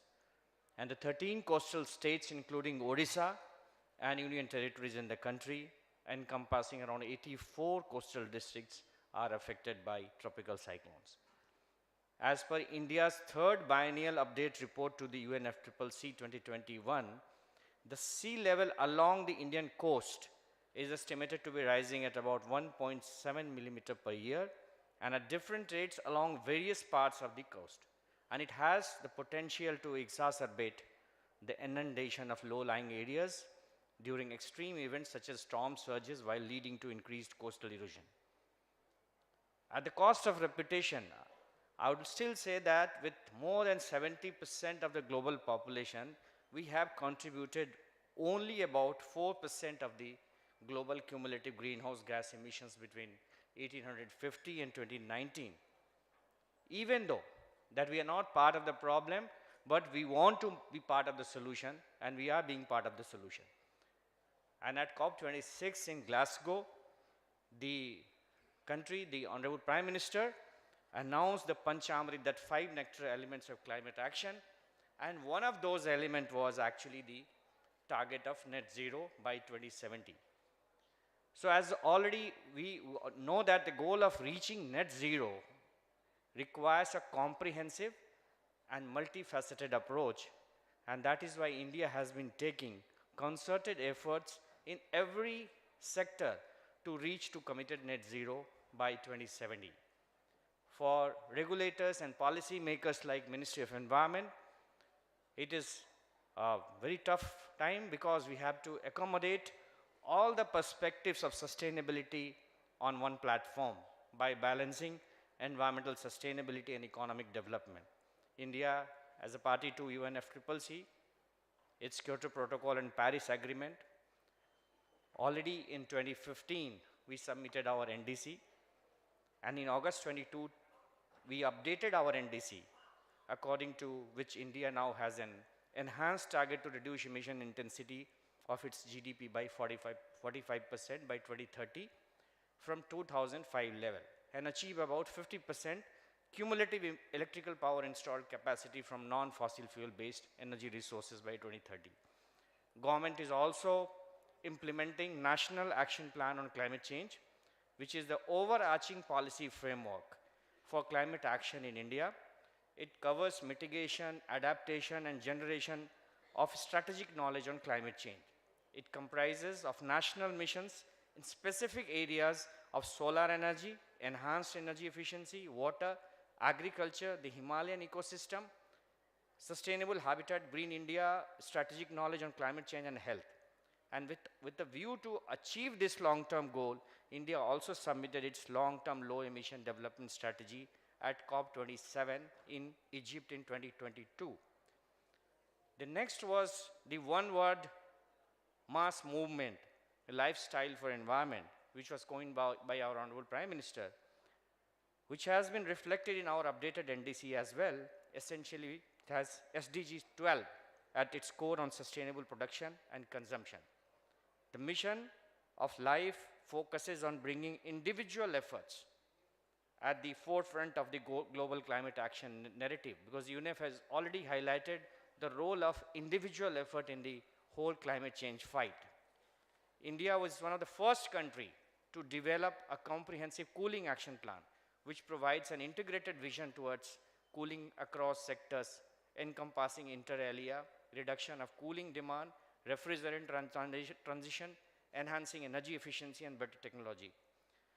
Coast, as far as coast are concerned, blue economy is concerned, it's a sixth dimension of India's vision for New India by 2030. They are highly vulnerable to climate change. All the infrastructure in the coast are also vulnerable to climate change impacts like sea level rise and associated soil erosion. Hence, sustainable developmental activities with resilient infrastructure is now need of the hour. Globally, it has been realized that ecosystem-based approaches are more cost-effective option than hard artificial structures for coastal protection. So to explore these opportunities and address the challenges of blue economy, preserving and enhancing the sustainability of coastal habitats like mangroves, seagrasses, coral reefs, salt marshes, and other marine life is imperative. India has also enhanced the target for land neutrality, and it was increased to a target of 26 million hectares by 2030 during COP in September 19. And India's restoration targets are also reflected in different missions, National Afforestation Program, National Mission for Green India, and we have also witnessed increase in forest cover, increase in mangrove cover. This budget also announced schemes for the mangrove initiative for shoreline habitats and tangible incomes. It also announced a scheme for the promoting the conservation values of wetlands by the name of Amrit Dharohar. So with primary focus on inducing behavioral changes, India also announced in budget we also announced a green credit program. So, but for a comprehensive transition to green, inclusive and sustainable economy, one of the major prerequisites is appropriate alignment between skills, jobs and environment. Hence, it is imperative to foster and upscale green skilling initiative. Ministry of Environment has been taking up green skilling initiatives across various sectors through its Green Skill Development Program, which aims to skill youth in environment, forest and wildlife sectors and enable them to be gainfully employed or self-employed. We are also, through our different clearances of industry, we are trying to incorporate climate change concerns in the environmental clearance. We are trying to nudge the industries to come forward and volunteer to decarbonize their industries. We have also created a whole new division in the ministry with the name Sustainable Coastal Management Division, which has been given the mandate of National Coastal Mission, scheme on coral and mangrove, matters related to blue economy and all. So India today is not only fighting against the crisis of climate change, but it's also ensuring that climate justice remains a practice at the grassroots and not only a discussion on paper. So I urge all of you who are present here that let us start, as was said in the previous session also, individual behavior change should be at the core of entire action that we plan, either in the industries or anywhere. Individual behavior change is going to be the mantra for the success against the climate change. So thank you, thanks a lot.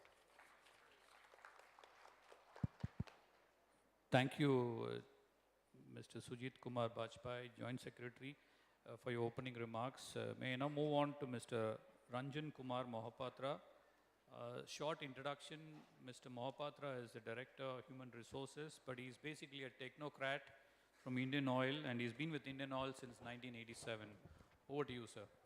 Thank you very much. Thank you. Very good afternoon, everybody. Delegates on the dais, dignitaries here, dignitaries there, all the representatives from G20. Welcome to this city, and of course, this is my city, so that's why I'm very happy to be speaking here. For me, as far as achieving net zero is concerned, it's best on 4 pillars. Number 1 is government, number 2 is industry, number 3 is academia, and number 4, which is extremely, extremely important, are the citizens of India or citizens of the world. So if we have to achieve net zero, everybody has to do their work or play their roles, then only we will be successful. In fact, government is already doing a lot of things with the policies which is coming up, whether you are talking about the hydrogen policy, the green corridor, all those things which are coming up are helping, facilitating, reaching that net zero. But at the same time, industry needs to play its role as well. So it has to also have to set a target for themselves. I was hearing from my co-panelist from Shell that they have set their target as 2050. Similarly, as far as we are concerned in Indian Oil, we have set our targets to be net zero in scope 1 and scope 2, that is operationally net zero by 2046. So this is what is required at all industry level. Are we looking in? Are we introspecting ourselves? The next is academia. They have a big role to play. Thankfully, we have a lot of people here who have to play that role to say, to show the way.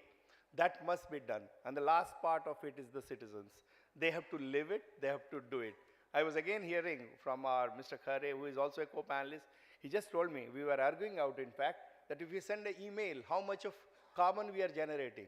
So we have a very bad habit of sending emails. When we send an email, we send a lot of copies to everybody, copy to everyone. Does that also create? Can I, as a citizen, can I do something on that? So these are the 4 pillars. Just to add, since it's a G20 event, I cannot think of a better way to start with the words of our G20 Sherpa. Today, 2 days back, he was in the newspaper. When he had this article, he spoke, if India is to move from skilling India to skilled India, the role of private sector is very important. While he was asserting this in the backdrop of India becoming the most populous country which India has become, he has hinted at a massive transformation in approaches that are required for a progressive country. The key words, I think Mr. Bajpayee also spoke about it, sustained and resilient growth and skilling. That is very important, which has to be seen at every point of time if you are to really achieve our net zero ambitions. Of course, as a company, I know for a focused, sustained growth in all areas of transformation, we have been doing quite a lot. I think if given a chance later on, if Ravi asks me, then I will definitely be trying to highlight on that. But I must say that everybody, all these 4 pillars have to come together to make this happen. 2070 needs to be achieved. Thank you very much. Thank you very much, Mr. Ranjan Kumar. May I move on to the next speaker for your opening remarks, Ms. Madhulika Sharma, Chief Sustainability Officer, ITC. Over to you. Thank you, Mr. Purushottam. So we have already heard on what needs to be done for net zero for the country. I represent an organization which is largely into FMCG sector and also in a service, some part of the service sector. So I would just like to and very happy to hear, and it also got reiterated, that a very important component of net zero is all of us sitting here as consumers. Because if we have to, for a FMCG sector, the large part of emissions is actually in the value chain, whether it is upstream or whether it is downstream. And while there's a lot of focus, I think, in net zero and also in the India's mission of 2070, but probably we leave behind these value chains, which has got very small people, very small either landholders or MSME sector, or people who do not have the wherewithal or even the knowledge and awareness about net zero. And they need a lot of support and a lot of help. And I think an event like this and a focus on skill development, which needs to then take the story or the journey of net zero to the last man sitting in the country and how they can make a change, is the very important concept that I wanted to reiterate. Because for an FMCG, so for ITC, just for the sake of people who do not know, we have a large presence in agri and foods, personal care. We also have a services sector presence through our hotels and also the IT that we have. We have a presence in manufacturing by way of our papers organization. So we have been in, I think, the last decade, there have been a lot of actions and commitments on scope 1 and scope 2. So I'll not, because of the paucity of time, but it's all a publicly available data. But it is scope 3 that we are also struggling, and because there is no clear pathway.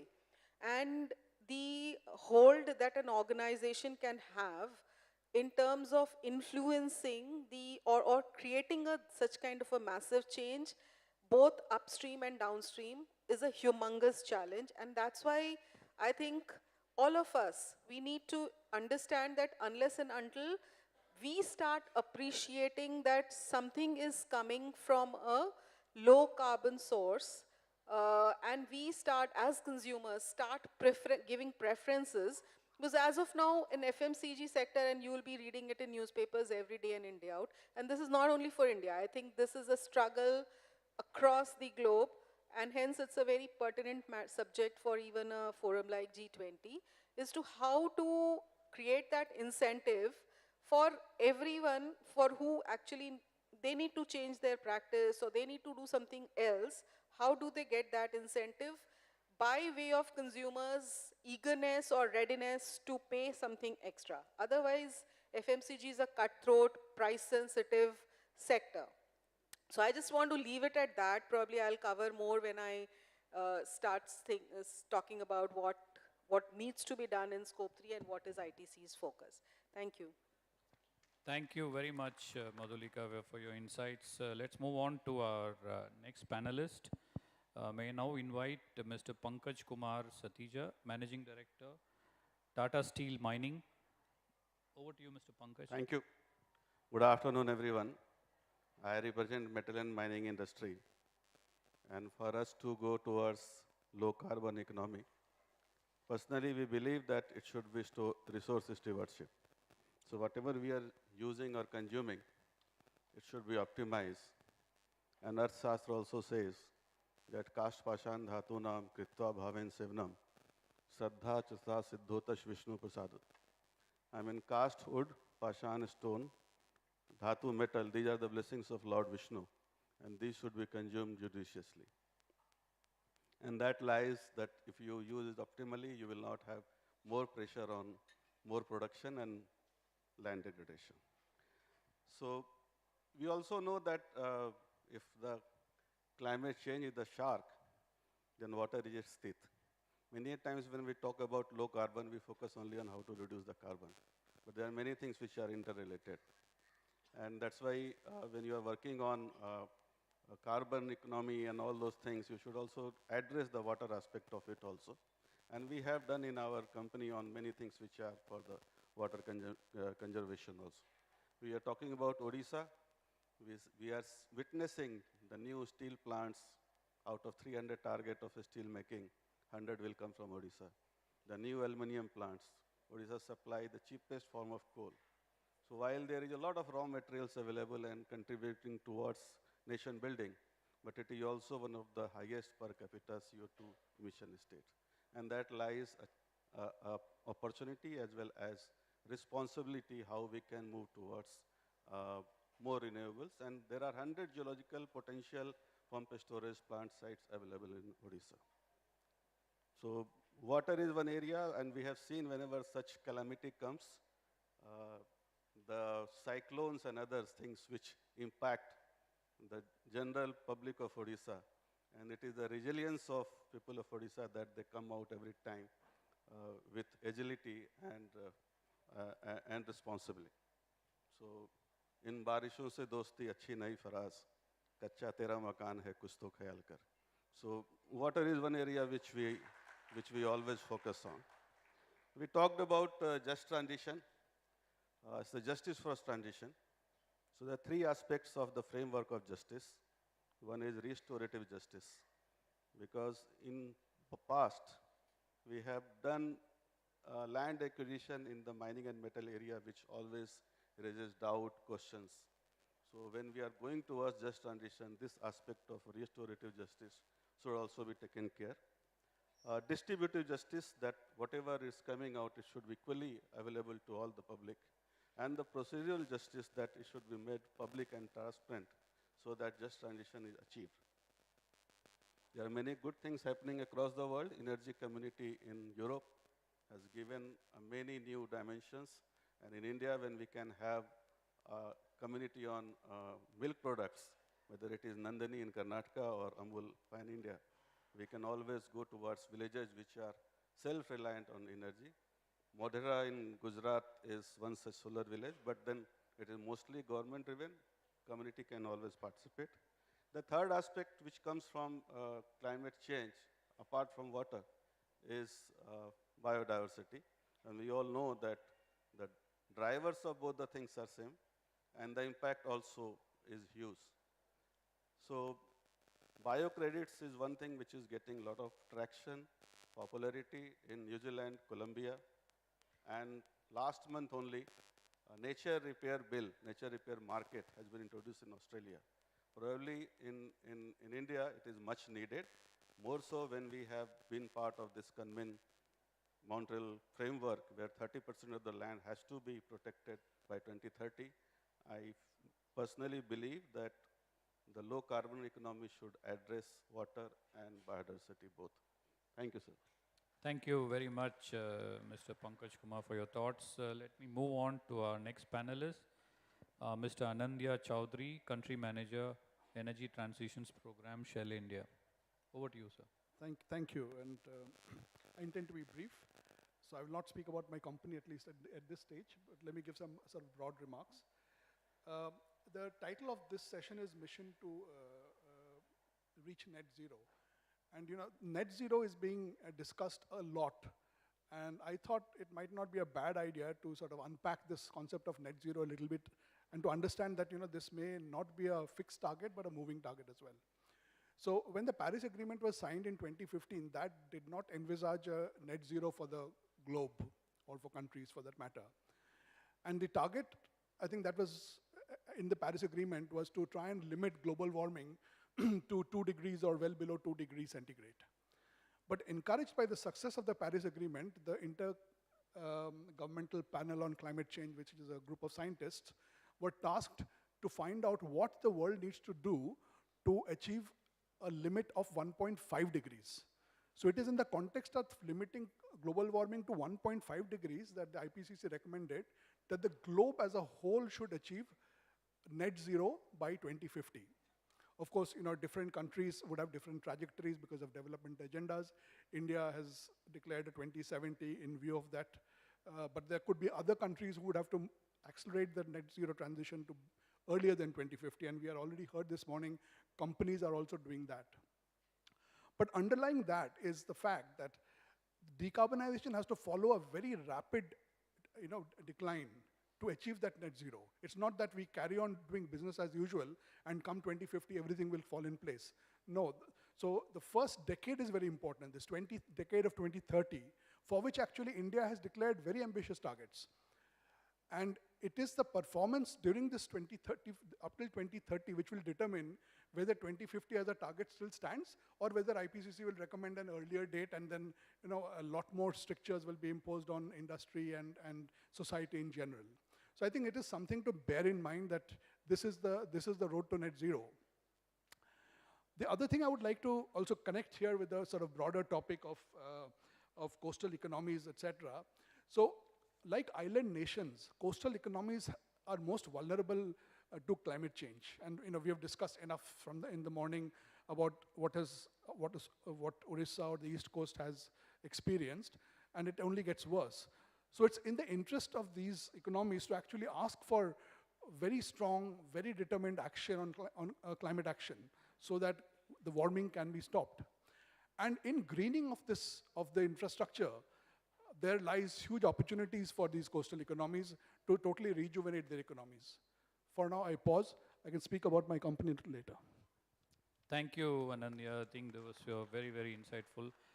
Let me move on to our next panelist, Mr. Sanjay Kare, Vice President, Safety and Sustainability Strategy, Skoda Auto, Volkswagen India. Over to you, sir.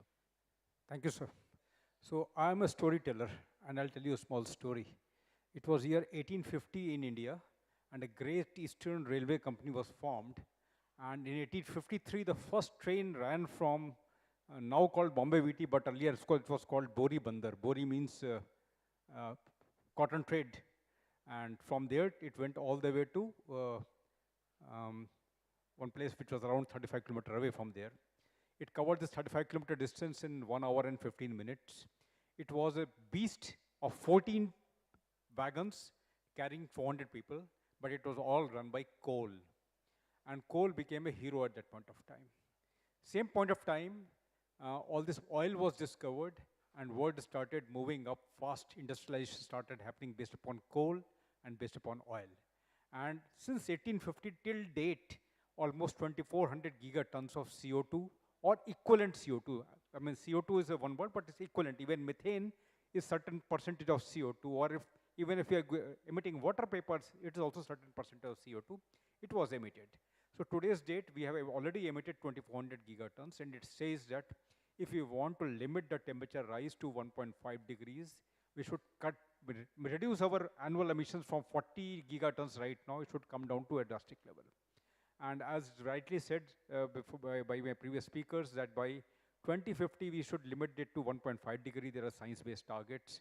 But that means this current decade has to be a decade of action, where we have to start the repairs on the running aeroplane.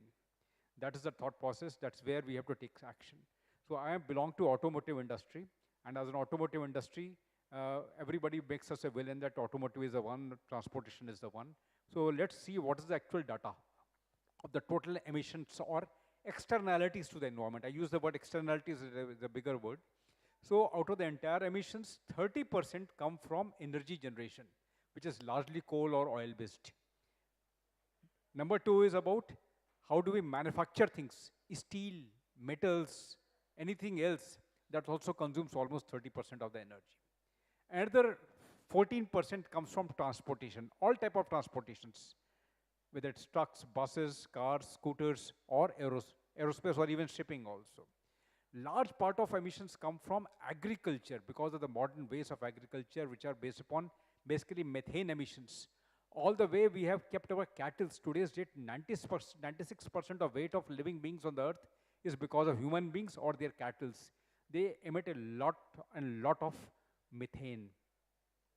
And last but not least is a lifestyle. What sir just now told, that even an email, if you save without any attachment, gives out 4 grams of CO2. If it's with 1 megabyte of attachment, it gives almost 18 to 19 grams of CO2 emission into the atmosphere. All this is causing a big ozone effect around us. The heat can come inside but cannot go out, and that is what is causing the global warming or melting of ice cap or raising up of the levels of the water. So what are we doing? Second analysis, second data is all about, we have to start with analyzing our own value chain. It's certainly about the entire value chain, not just scope 1 or scope 2. If I say in the automotive industry, car manufacturing, and before that, right from resource extraction to incoming suppliers value chain, that's includes steel, plastics, rubbers, electronics, everything put together, that amounts to 13% emissions. In-house emissions, which is scope 1 and scope 2, is only 2%. 20% comes from the basis from the oil to the tank, whatever the fuel supply is coming in the internal combustion engine, 20% emissions comes from there. 60% emissions are tailpipe emissions, and almost 5% emissions which are basically out of recycling. So we have to attack the entire value chain. Let us see where we can really do and where we can take action. We have started taking action in all the areas. We signed a mission Go to Zero or mission statement environment where Volkswagen as a group will become carbon neutral by 2050.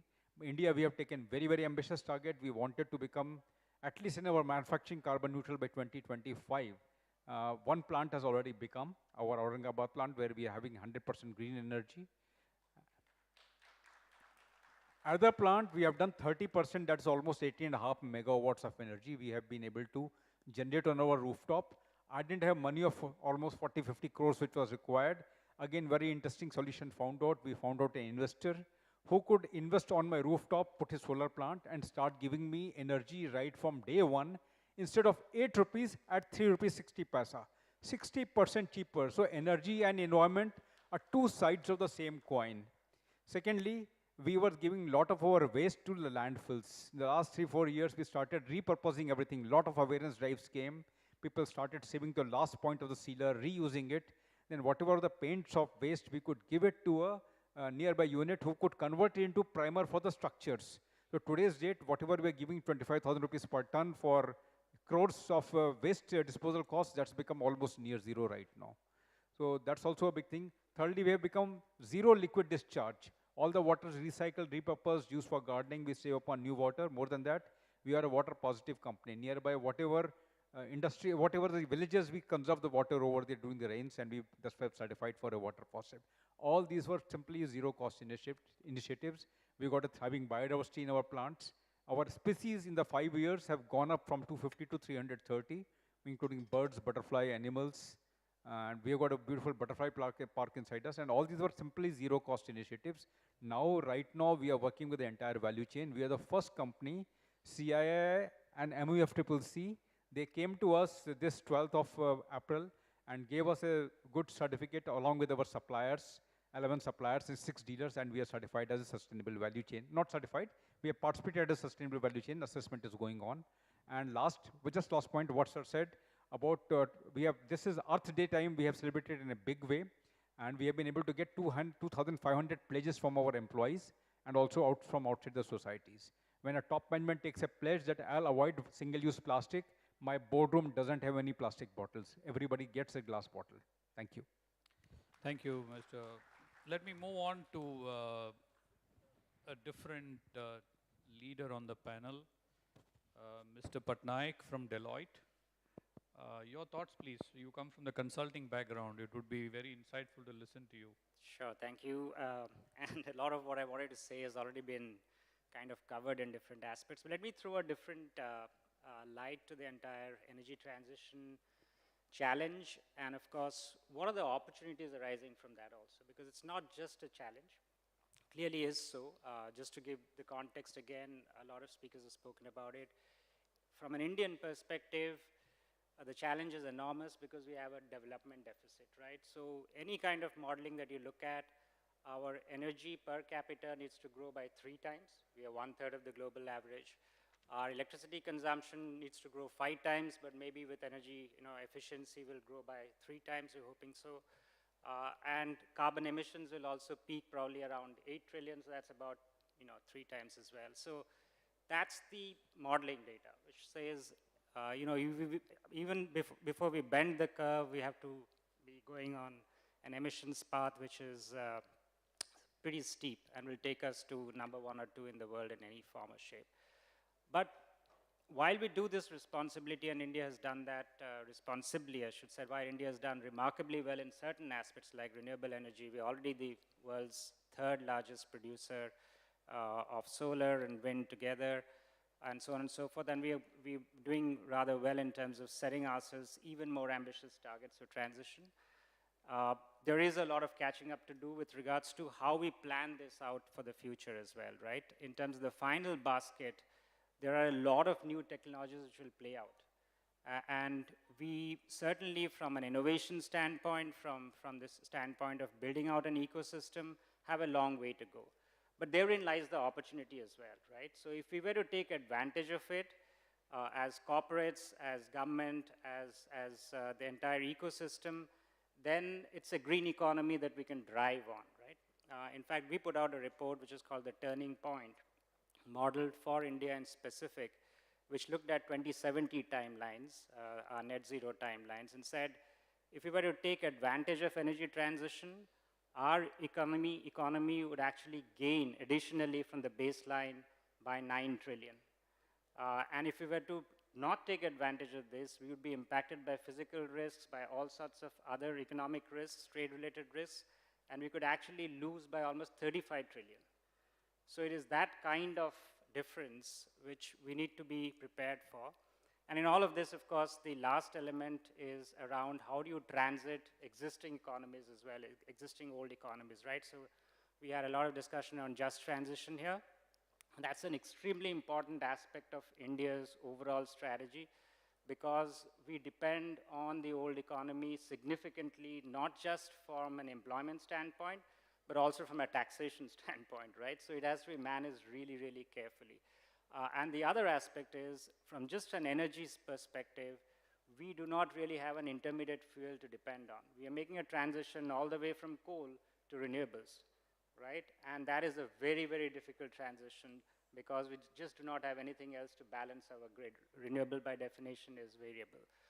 And so therefore the role of storage, the role of CCUS, all of these are important. Maybe India has to lead on these technologies because it doesn't necessarily interest the world to that extent. And so therefore therein lies all the opportunities. I thought I'll shine a bit of light on that. Thank you very much. So clearly, I think you're articulating India has to lead in terms of technology. Thank you for that. Let's move on to our next panelist. We have two of our panelists from the academia background. Let me move on to Mr. Amitava Bhattacharya, ex-chairman, UPSC, distinguished fellow, TERI, and independent director, ONGC. Over to you, sir. Thank you. Thank you, sir. Actually, one small correction. I am no longer with the ONGC. I am I was independent director once till last year. So, till the last year, I was the only independent director on that the Maharatna company, and I was pushing up the increase in production, oil and gas, because the aging oil field, the production was going down, and see the dichotomy. I am in TERI, and right in the bang in the middle of the renewables. So this is what the nature throws at you. Sometimes it does happen. When you wear a hat, the exactly opposite hat one tends to wear. Now, we in TERI are deeply, we are the nodal agency in the country about the entire pathway. So one of the nodal agencies, I agree, and we are deeply, deeply concerned. The concern is not that it's a stiff challenge. It's almost a challenge which is just, I mean, it's like a chimera. It's on the horizon. But also because it requires so many things to fall in place. For example, the international their support, the loss and damage fund is only a talk, which is a high-sounding talk, which is done in the COP27. The constitution of the loss and damage fund, how much will be the contribution from the developed countries, nothing has been finalized. And it is not going to be finalized most probably in the next COP28, which will be in UAE. So it is like that we are left almost, we and India and other countries like us are left high and dry. Everybody says that, you know, one has to depend on one's own resources. It is so true in case of this particular conundrum. Now, what we do? As my predecessor has said, the energy demand is going to skyrocket. It is not going to come down. The curve is going to go steep up rather than bending down. There is no indication that the curve is going to bend down. So the fossil fuel is a necessity. Fossil fuel cannot be done without. Now the energy transitions, the technologies are still to come. The energy, the developed countries like China and US are no longer, they are in no mood to kind of do those fantastic amounts of $300 billion per for 2023 onwards, 2022 onwards. No longer they don't look. So obviously they, apart from the hydrogen mission is a very laudable mission, but we have to have so many other things: the storage, the transportation of the highly deployable hydrogen, the renewables, the solar and the wind, They are the mainstay of the renewables. They have to be in place. The charging stations, the gigantic number of charging stations which are required for electric vehicles are no longer are very difficult those targets to be achieved. So what do we do? Our Honorable Prime Minister has said, given the targets to 2030 half and 2070 net zero. So I suppose what I will only repeat what my predecessor, each one of us has said, that it has to be a joint as well as individual efforts. Every single individual, every single company, every single office. For example, I will go by saying that this hall does not need so many highly energy, guzzling those lights. Why should there be so many energy guzzling lights? There should be like that. It should start from our home, each one of our home. And then finally, it is not the government who can do it. The society also cannot do it alone. Every state, every community, every panchayat, every village panchayat, every block panchayat, every municipality, every municipal corporation must have individual small disaggregated action plan, and that is how that we may not be able to bend the curve, but we may be able to at least reach somewhere where we can feel a little comfortable down the line. Net zero path is still it's not within our reach. I'm sorry to say that it's a little pessimistic prediction, but we can at least start trying by disaggregating our all efforts, right from the village wise, every single village, every single panchayat. That is how I predict, that is how I anticipate the future. Thank you very much. Thank you, sir. So 1.4 billion people, hands on the deck. That's really your suggestion for that. Great. Let me move on to our last panelist, Professor Muktikant Mishra. Over to you, sir. So the last can be the worst or can be the best. So I think I'm the worst. Good afternoon to all of you. Friends from the back, our students, can you say also good afternoon? Thank you very much, because you all are sleeping there. And here we are struggling to justify that how you will survive. We are all in setting sun, you are all rising sun. You should be more careful what people are talking here. And most of you are sleeping and playing with your phone. Put it down for 5 minutes, at least for me, not for them. Okay?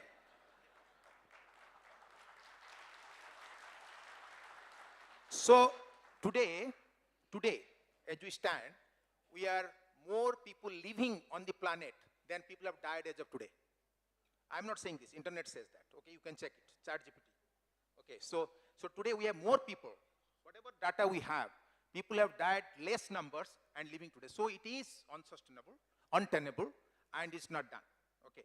So, but most of you, if I ask that, do you know how much oxygen you consume in a day? Any of you students? How much oxygen we consume? Without oxygen, you can't live for 2 minutes. But if I ask you that without what you can't live, you will say love, money, girlfriend, boyfriend, or whatever it is. But what you need is oxygen to live for 2 minutes. And you cannot take care of your own oxygen. So all of us, including myself, no, I'm not.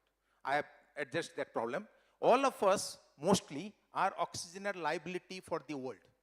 We consume oxygen which we don't produce. Somebody else has produced or is producing for us. So we need 555 liters of oxygen a day, for which we consume 11,000 liters of air. So 20% we have oxygen, 15% comes out, 5% stays. For that, at least you need one people tree. So that means, just to put in a perspective, one acre of land can take care of the complete green cover, can take care of 18 people. So just imagine if you have planted that much of trees, your future. Most of the people sitting on the front here, we are all, as I told you, that we don't need more oxygen, we will survive. But how you will survive? Fortunately, oxygen is not an evaporating component or whatever that gas. It stays. That's why we all are surviving. So first thing that all of you start thinking that how you to create 550 liters of oxygen for your own survival. So the chairman of this group said that, we are thought leaders. I don't believe that. Education institutions must be action leaders. It is not the industry which should start that. It is the education institution, moral, social, economic, and institutional responsibility to be more net zero oriented. I know net zero is not possible, but before the net zero, I think the organizers here and the ministry, I will request that we should be first gender zero. Here we are gender imbalanced. Only one lady. Welcome to the group at least. So this is an unsustainable arrangement. And we are talking about sustainability. And in my experience, girls from the university play a better role, major role, and more sensitive and responsive to climate change. But men are talking about for them. So this is oxymoron. So that doesn't work. And we as a university, because we are located mostly in tribal aspirational districts, we work with what I call them structural underclass of sustainability challenge. So this is the class we work with. And why I call them structural underclass, including myself part of that, because they contribute the least, suffer the most. Every year, year after year, the campuses in tribal area, campuses in the outskirts of Bhubaneswar, has suffered because of the cyclone. And our campuses are net zero from day one. Not a single liter of water goes waste. Not a single liter. We don't give it to municipality. No waste goes to the municipality. We give it to piggeries, our food waste, and we create the manure out of that. So we sustain the piggeries around the campuses. Every paper, who is the worst creator of the pollution today on this net zero aspect? Amazon. For one single component, there will be 16 packages. So Amazon waste, I have created a division now to handle only Amazon waste. Because everybody asks for Amazon. So there is a department called Amazon Waste Department. So what do we do? So I used to earlier call it Climate Change Action Department. But now it is called Amazon Action Challenge Department. So, and all of you love Amazon. So like that internet, somebody mentioned that, yes. But internet goes for 1 minute from the campus, there is a strike. They don't get food, no problem. Parents don't call, no problem. But they need to have all these dances and movies. And that too, there are 3 towers in the campus, it collapses. Because it can't sustain the free downloading of all the movies which you should not watch. Everything other than academics you do. Okay, so first thing that institutions should have will and skill. And for that, I'll request the Joint Secretary from the Ministry of Environment to set up a cell where the institutions like ours can apply to be audited and get a certificate from them, which should be part of the, and whatever that NERF, what is the ranking and rating. I don't believe in this ranking and rating agency, but that should be incentivized. Nothing happens because human beings are more selfish beings. Okay, we are the worst animals. We are all animals. Only difference is that we can talk, animals can't talk. But we should always be incentivized. So MOEF should talk to the Ministry of Education, Ministry of Skill, and get us certified which should be part of our ranking and ranking. If a university is not sustainable, environmentally, ecologically, it should be declared as economical or declared as climate criminal. Can we do that? We cannot. But if you cannot criminal, at least people are doing well, announce them that they are at least climate change hero. So give them some credit. Okay. Next is that what we call a compliance. There is a paper compliance, there is a proper compliance. And there is also commitment. So most of us, the moment there is a format, we'll tick box. So we have become paper compliant. So proper compliance, nobody bothered. Because we Indians believe in the paperwork. This proposal is so patla kyun hai? Mota hona chahiye. And all of you, in the exam when you are writing, you also see that, you as much thicker that becomes, greater mark you get. Because examiners have no time to also to check it. So that becomes a challenge, everything. So all these waste, including newspaper, at least in Centurion, we have created a system. We consume entire waste. We are one of the largest producers of handmade papers, probably in the country. And that comes out of the waste. So what I'm saying, that education institutions are not thought leaders, they are action leaders. And it must start from the home. Instead of giving this speech, we always tell students, oh, you should be sustainable, sustainability friendly, you should be ecological friendly, you should be climate friendly, but we don't do anything. And I'm not joking, all of you, I request that, and free lunch, I'll give it. If you should visit Centurion, you should see a barren, there was not a blade of grass growing. My American, Australian friends said that you cannot set up a university. Today it is the most green campus in the entire state at the least. Absolutely barren. So that, I will not take much time, but what I would like to say that, it is not about, green energy is not a concept because so renewable energy which all of us are working, which my previous speaker spoke, we should be conscious of that, okay? So it's net zero as a concept, we should be conscious of that. And remember, I think all the panels should also acknowledge, and the policymakers sitting there, in a finite world, infinite growth is not possible. We are all obsessed with the growth. In a finite world, it's an oxymoron, absolutely oxymoron, that infinite growth. We always talk about growth, growth, growth. We have to put a full stop somewhere. How much growth, how long, how far we can go. Somewhere, somebody has to call it enough is enough. So that's my take on this. Thank you. Thank you very much. Very different thoughts from Professor Misra. Thank you very much. It looks we have another 5 minutes before we close the session. So I'm kind of flipping this around to kind of go back to the students and ask a few questions so that if there are mics around, we will take the first 3 questions quickly over to the students or even anybody who's in the auditorium. Yeah. Can somebody get the mics there? Yeah, please stand. You've raised your hand, you can stand. Yeah. Can you shout? No. You can. Okay, the mic is coming there, yeah.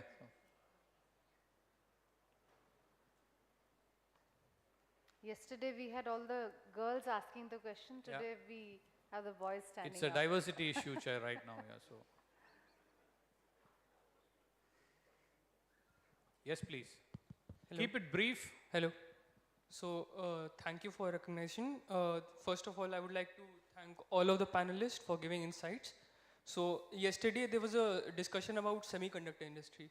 So, we cannot ignore the fact that production of semiconductors poses a great threat to environment. On one hand, we are talking about reduction in environmental damage by 45% by 2030. And on the other hand, we are talking about being self-reliant in the semiconductor industry, which contributes to 31% of the global greenhouse effect. So are we not ignoring environment in production of semiconductors? And if we are, what are the steps taken by the government? Thank you. Tough Okay. question. Should we take the next 2 questions together and then answer all the 3? Yeah. Second question, Mike. Can we have the mic on that side?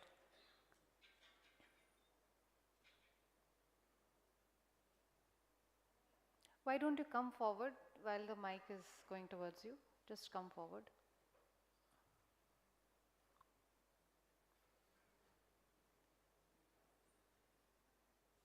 And anyone has the third one, be ready. Maybe you can walk down to the same alley.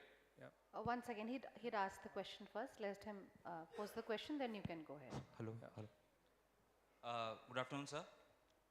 So when we talk about logistics and we are talking about blue economy and coastal economies, I would like to ask you that what are the influences of geographical diversities and geopolitical diversities?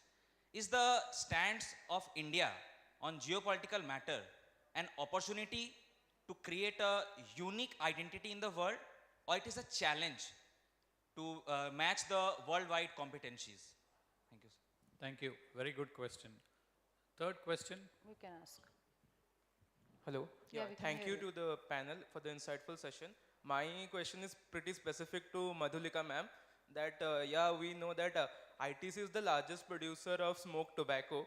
So how are we transforming carbon reduction and focusing on sustainability in that sector? Are we seeing ITC again the largest producer of what I'll say electric cigarettes in future? Thank you. Okay, let's move on to the semiconductor question. Would you want to take that? Yeah. Yeah. I can answer. Yeah. So regarding the question related to semiconductor production and the environmental impact, see all the activities that we are carrying, they have environmental impact. So saying that some industry having environmental impact should not be taken up, should not be the right approach. The approach has to be approach to see that what are the stages, what are the steps, what are the processes, those contribute to these impacts and how we can minimize and reduce that. Because we can't lose sight of the fact that our aspirations of the people to grow, requirement of the people, the huge populations that we have. So we have to be conscious of that fact, and there are options, there are environmental friendly options which we can adopt and go for a production in a sustainable manner. Thank you. Just to add, in Germany, in the River Rhine, the water is recycled 6 times before it reaches the Black Sea. That's another sustainable way of doing things, actually. Geopolitics, will you take it? The question was, how do we take advantage of geopolitics from coastal livelihood? Right. I think there are a few factors that one needs to keep in mind. One, that if you look at the new energy economy, right, one of the things which will determine our success is what do we do with regards to, let's say, hydrogen, green hydrogen, right? Green hydrogen is an economy which it's a commodity at the end of the day, and a global commodity at its core. So it's not going to be necessarily driven by just the domestic demand. It's largely going to be determined, even if you look at the green hydrogen policy of the government of India, it is primarily centered around green ammonia and export market. So if you were to tap into that, obviously the coastal region has to be developed to cater to green hydrogen, right? So that's one of the aspects. The other is, of course, what you do in terms of adaptation, which is something that a lot of the speakers touched upon. The coastal economy itself would be impacted significantly by climate change. And so therefore, how do you build resilience in our economy, in our coastal regions, is a big, big part of the future scenario. So I just touched 2 points, but you touch any aspect of the new energy ecosystem, you will have definite coastal involvement play out significantly, given the fact that it is one unified market.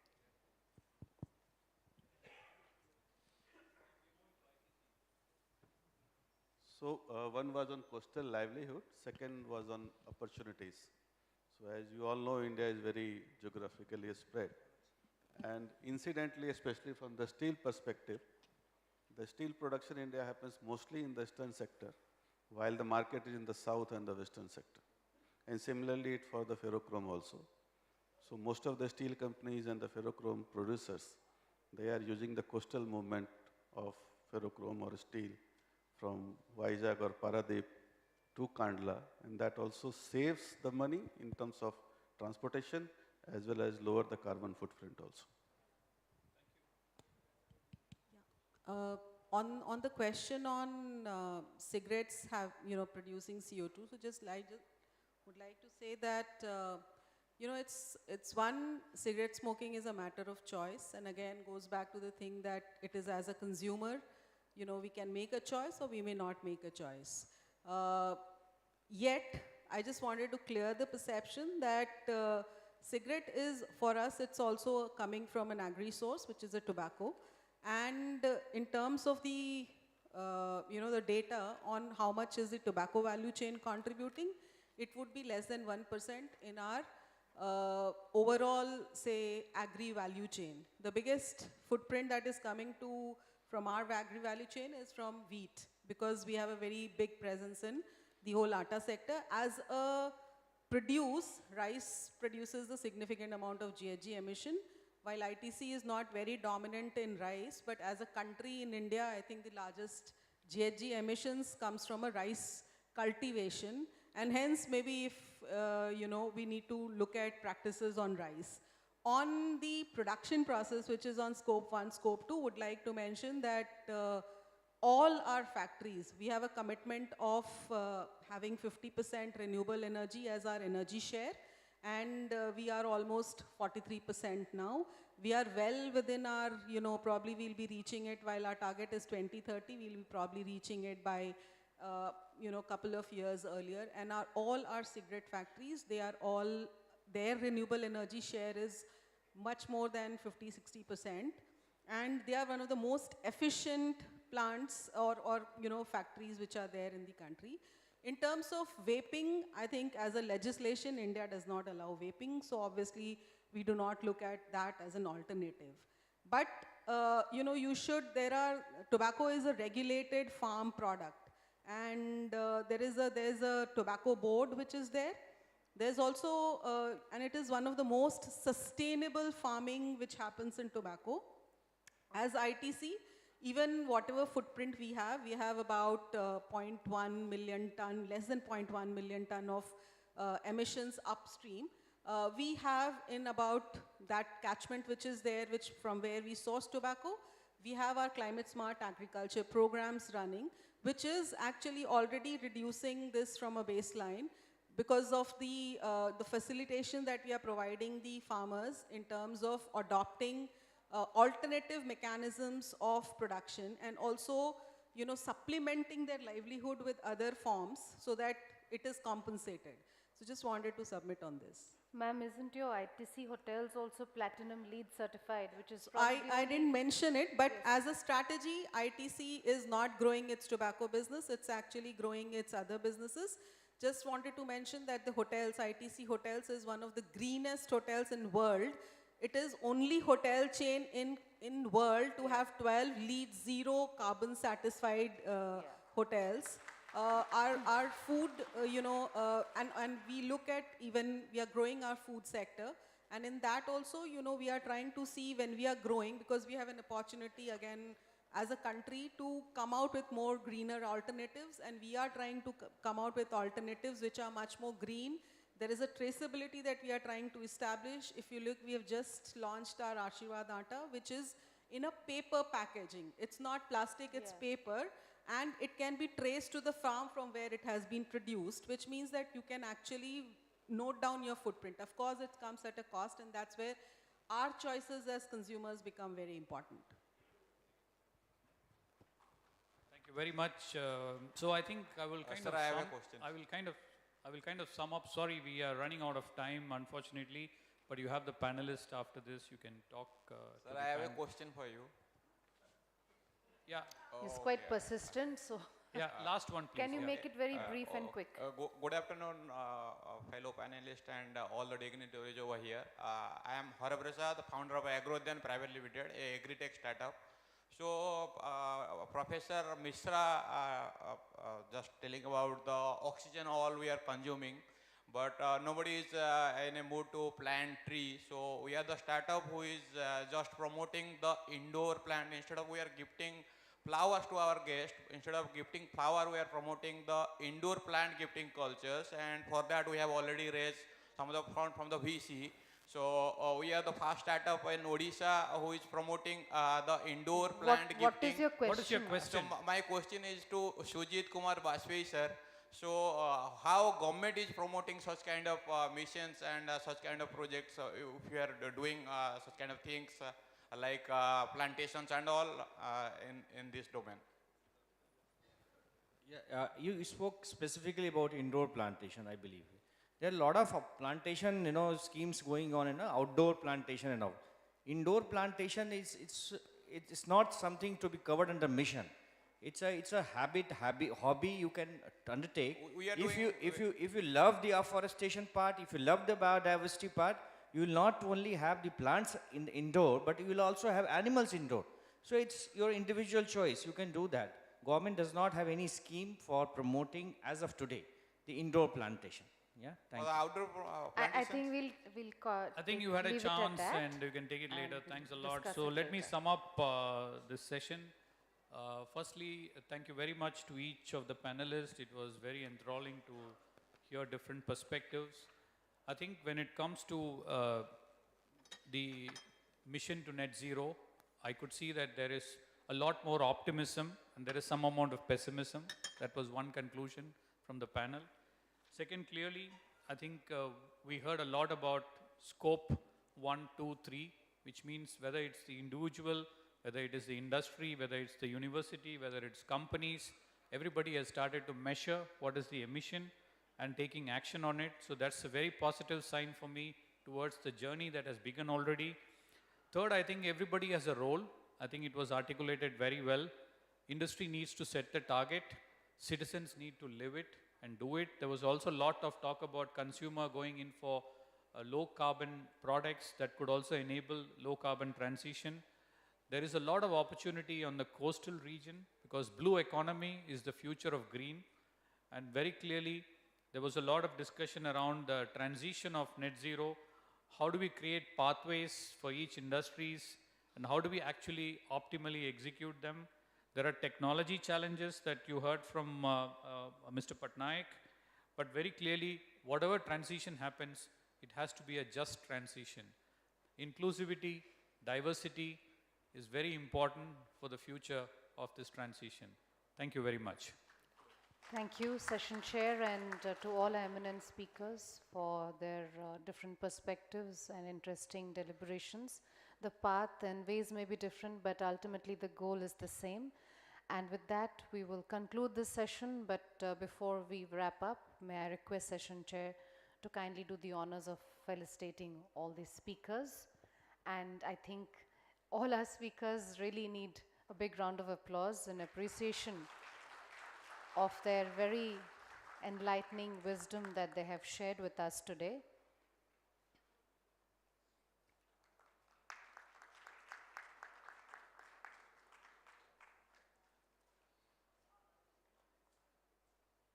And requesting everyone to kindly remain with us, we will move on to the last panel of the day.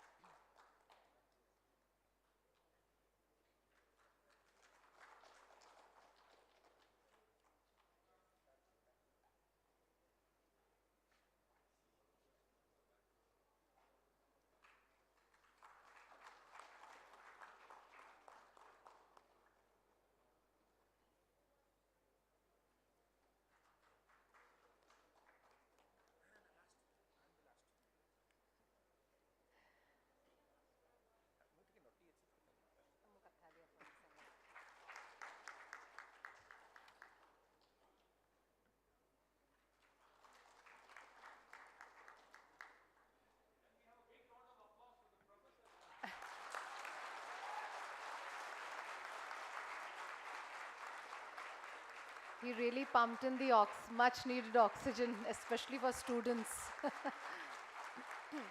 Now we will felicitate Session Chair.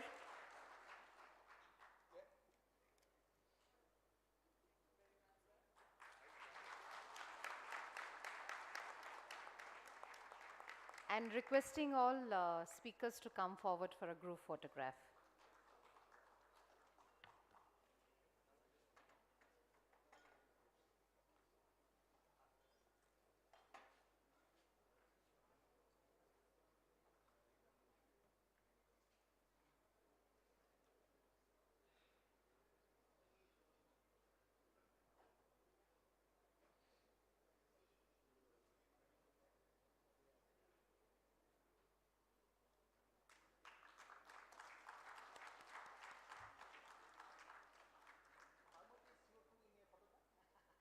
We will move on to the next session. Just give us a few moments while we make the necessary table arrangements.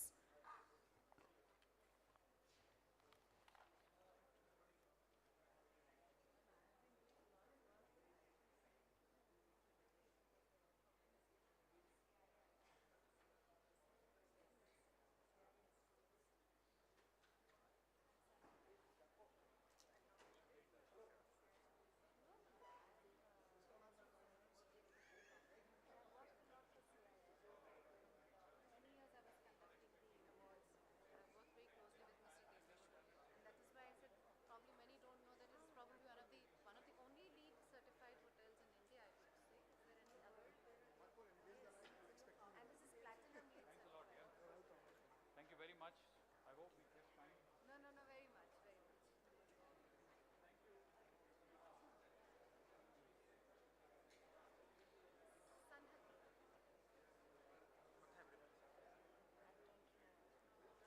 ମୁଁ ଆପଣଙ୍କୁ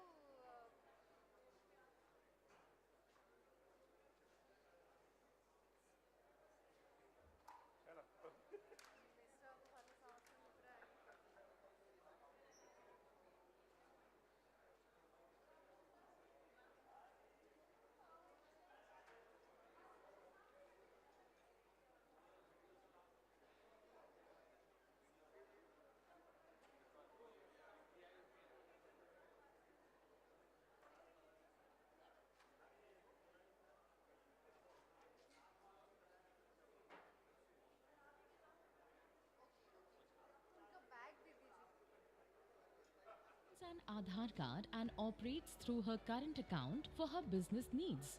She has started accepting payments via UPI for her business but cannot pay via UPI as she does not have a debit card. One day at the market, she met her friend Shalini at a store. Hello Shalini, how are you doing? I'm very well. How are you doing? Rajni, why are you paying via cash? Do you not have UPI? No dear, since I don't have a debit card, I have been unable to pay via UPI. Well Rajni, did you know you can now register with Aadhaar too? With over 125 crore Indians now having an Aadhaar card as a primary identification, NPCI has enabled the usage of Aadhaar cards alongside debit cards to register and empower citizens to use UPI as a mode of payment. You don't need to carry bundles of cash to shop anymore. Wow, that sounds amazing. But how can I use it? Sure, follow these simple steps to register. Download the Bheem UPI or any UPI enabled app. Select bank. Choose to set a new UPI PIN on the UPI app. Select Aadhaar based verification. Accept the terms and conditions. Validate by typing in the first 6 digits of your Aadhaar number. Once Aadhaar is validated, enter your new UPI PIN. Enter the OTP received on your registered mobile number with UIDAI. Aadhaar OTP is auto-read and validated by UIDAI. Bank OTP is auto-read and validated by the bank. Now you can enter your PIN for UPI and confirm the same and it's done. With this one-time validation and setup, you can use your UPI to make payments to any merchant across India. Thanks Shalini for making my day. UPI empowering payments to everyone.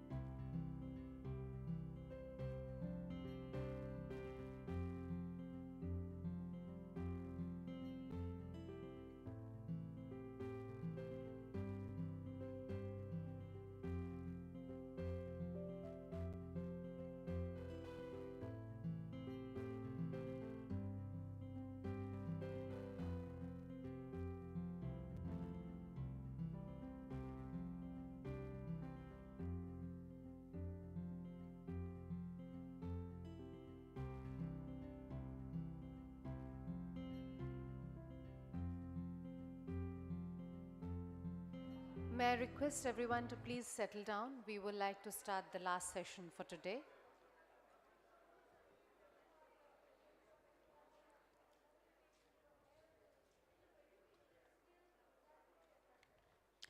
A very warm welcome to our fourth panel discussion, which is also the last panel discussion for today. It's on the topic of marine life and aquaculture. We will be discussing the blue revolution, the challenges for the future, and sustainable fisheries and aquaculture. May I now invite our session moderator to kindly join us on stage, Mr. Aravind Das, CMD NutriViz Global Food Advisory Services. A very warm welcome to you, sir. May I request everyone to join me in extending a very warm welcome to Mr. Aravind Das. May I also invite our eminent speakers for this session, Dr. Arun Padiyar, Lead India World Fish, Mr. Sandeep Kumar, Technical Lead Fisheries from Jal Jivika, Mr. Arijit Bhattacharya, Director, Triveni Group of Companies and Partner of Uni Triveni Overseas, and Dr. J. Balaji, Joint Secretary in the Department of Fisheries, Ministry of Fisheries, Animal Husbandry and Dairying, Government of India.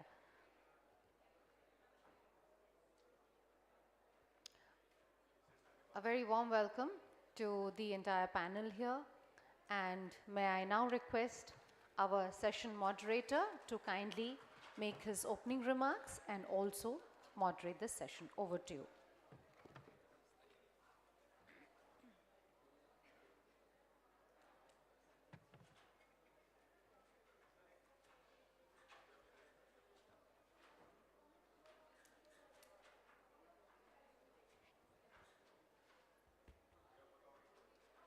Thank you.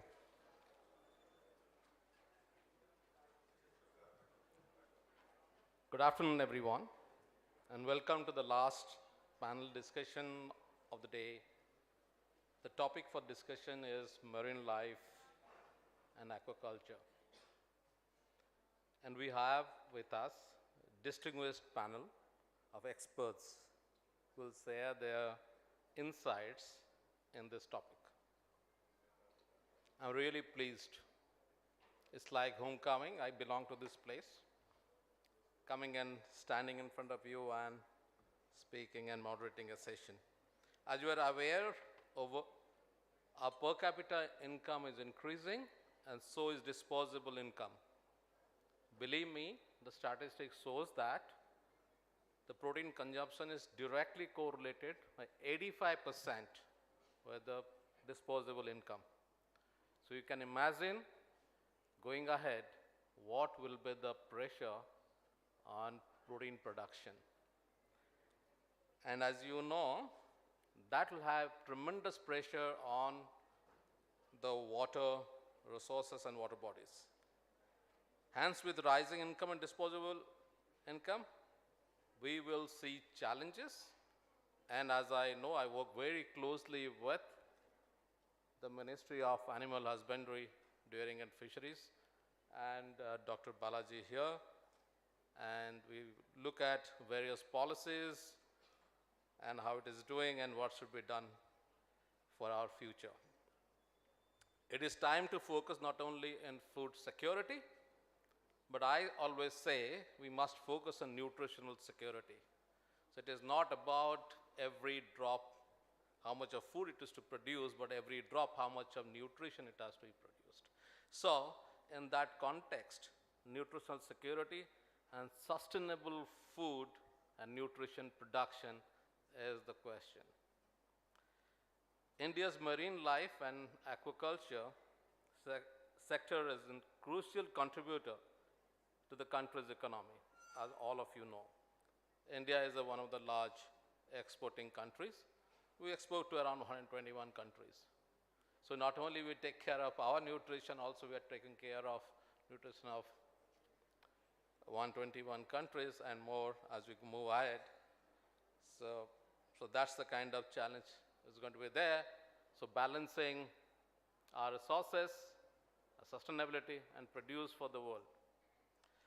The government's Blue Revolution initiative has helped increase the productivity of aquaculture and fisheries leading to sustainable growth in this sector. Although there are some work in progress and challenges that needs to be addressed as we move ahead, such as ocean biodiversity, loss of livelihood on the coastal areas that we were working through, India has taken necessary steps to promote sustainable fisheries and aquaculture practices and alternative livelihood measure. By implementing regulations and incentives to encourage responsible fishing and aquaculture practices, the government is striking a pretty good balance between economic growth and environmental protection. So with that, let me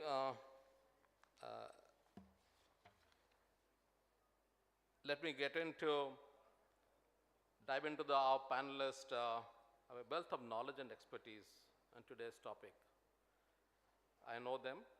They will share their rich perspectives on this important topic. I believe that their valuable insights will help us better understand the challenges at the ground, not at the policy level, ground, an opportunity in this area, how it is impacting the job creation, how it is impacting the livelihood improvement, how it is going to impacting on the nutritional security of the rural India. Without further ado, let me introduce our esteemed panelist, Dr. J. Balaji. Sir is a senior official of Government of India working as Joint Secretary in the Department of Fisheries, Ministry of Fisheries, Animal Husbandry, looking after fisheries policy and programs at national level. He is a chair, co-chair of several committees, including the Committee of National Fisheries Policy, High Seas Fishing Guidelines, Mariculture, brackish water, aquaculture, disease management, etc. He represents India on fisheries in several global forums, including the World Trade Organization, FAO, and Indian Ocean Tuna Commission.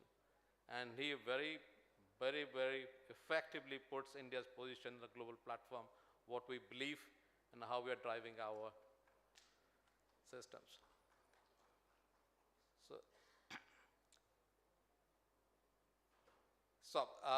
He has one of the lead negotiator of India in the WTO fisheries subsidies. Negotiation as one part of the WTO ministerial delegation during the MC12 Geneva that adopted the fisheries subsidies agreement. It was a real painful moment. I know Dr. Balaji, you did a wonderful job that time. He has been instrumental in drafting implementation of the USD $3 billion fisheries program, Pradhan Mantri Matsya Sampada Yojana, USD $1 billion fund fisheries and aquaculture infrastructure development fund of Government of India. Dr. Balaji belongs to Indian Administrative Services of 2001 batch, born in Assam, Meghalaya cadre, with experience of working in diverse government ministries, departments both at center and state level. He holds a postgraduate degree in animal sciences from University of Hyderabad with University Medal and a PhD in microbiology from Osmania University, Hyderabad. Now let me move into the next panelist. We are elected to have with us Dr. Arun Padia, a very good friend of mine, lead India Worldfish as the industry expert on today's panel. Dr. Arun Padia is an Indian scientist, development professional who currently oversees the lead for India at Worldfish, an international non-profit organization that works towards improving the livelihoods and food security of people who depend on fish and aquatic resources. Dr. Padia has over 20 years of experience in the field of fisheries and aquaculture with a focus of sustainable development, natural resource management, and poverty alleviation. He works towards increasing the productivity and profitability of fisheries sector, improving the nutrition and livelihood fish-dependent communities, and conserving and managing aquatic resources for future generation. With us, industry representation, here with Mr. Sandeep Kumar, Technical Lead, Fisheries Jal Jivika. Sandeep Kumar is an Indian fishery expert who currently serves as Technical Lead for Fisheries at Jal Jivika. If you have not gone through their website, please go through the excellent work they do in the western part of the country. and some part of the Eastern India also. A livelihood and water governance program with Mr. Kumar has over a decade of experience in the field of fisheries and aquaculture.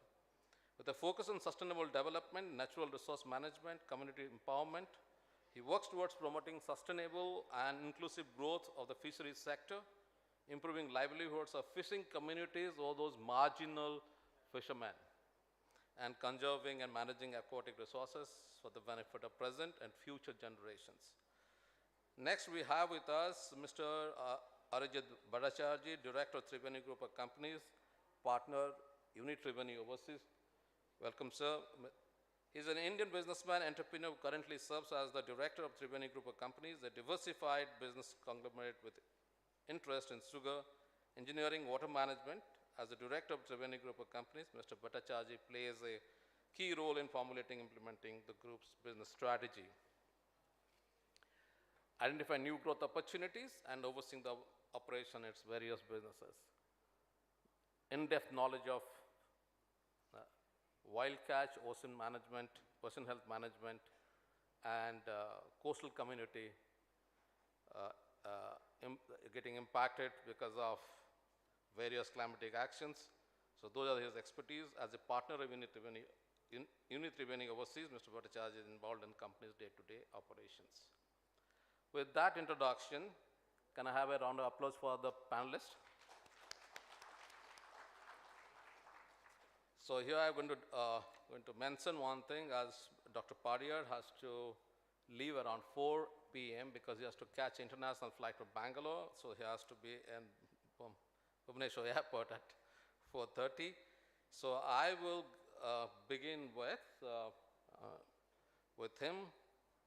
So for him, the format will be like this. I'll be asking certain questions to them.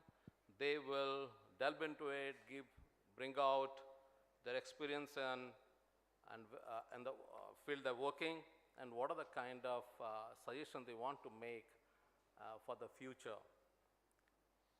So Dr. Arun Padiar, your organization, Wolf, is part of CGIR, the non-profit organizations, and they've been working in 21 plus countries, and they have been working with to minimize impacts of environment, including water quality, habitat degradation, how it is impacting, through fisheries, how they're going to bring in human empowerment, nutrition, security, and livelihood, those SDGs of United Nations. So I want to ask you a question that, potential of community-based management systems and co-management approaches to promote sustainable fisheries and aquaculture practices to improve productivity. That's one.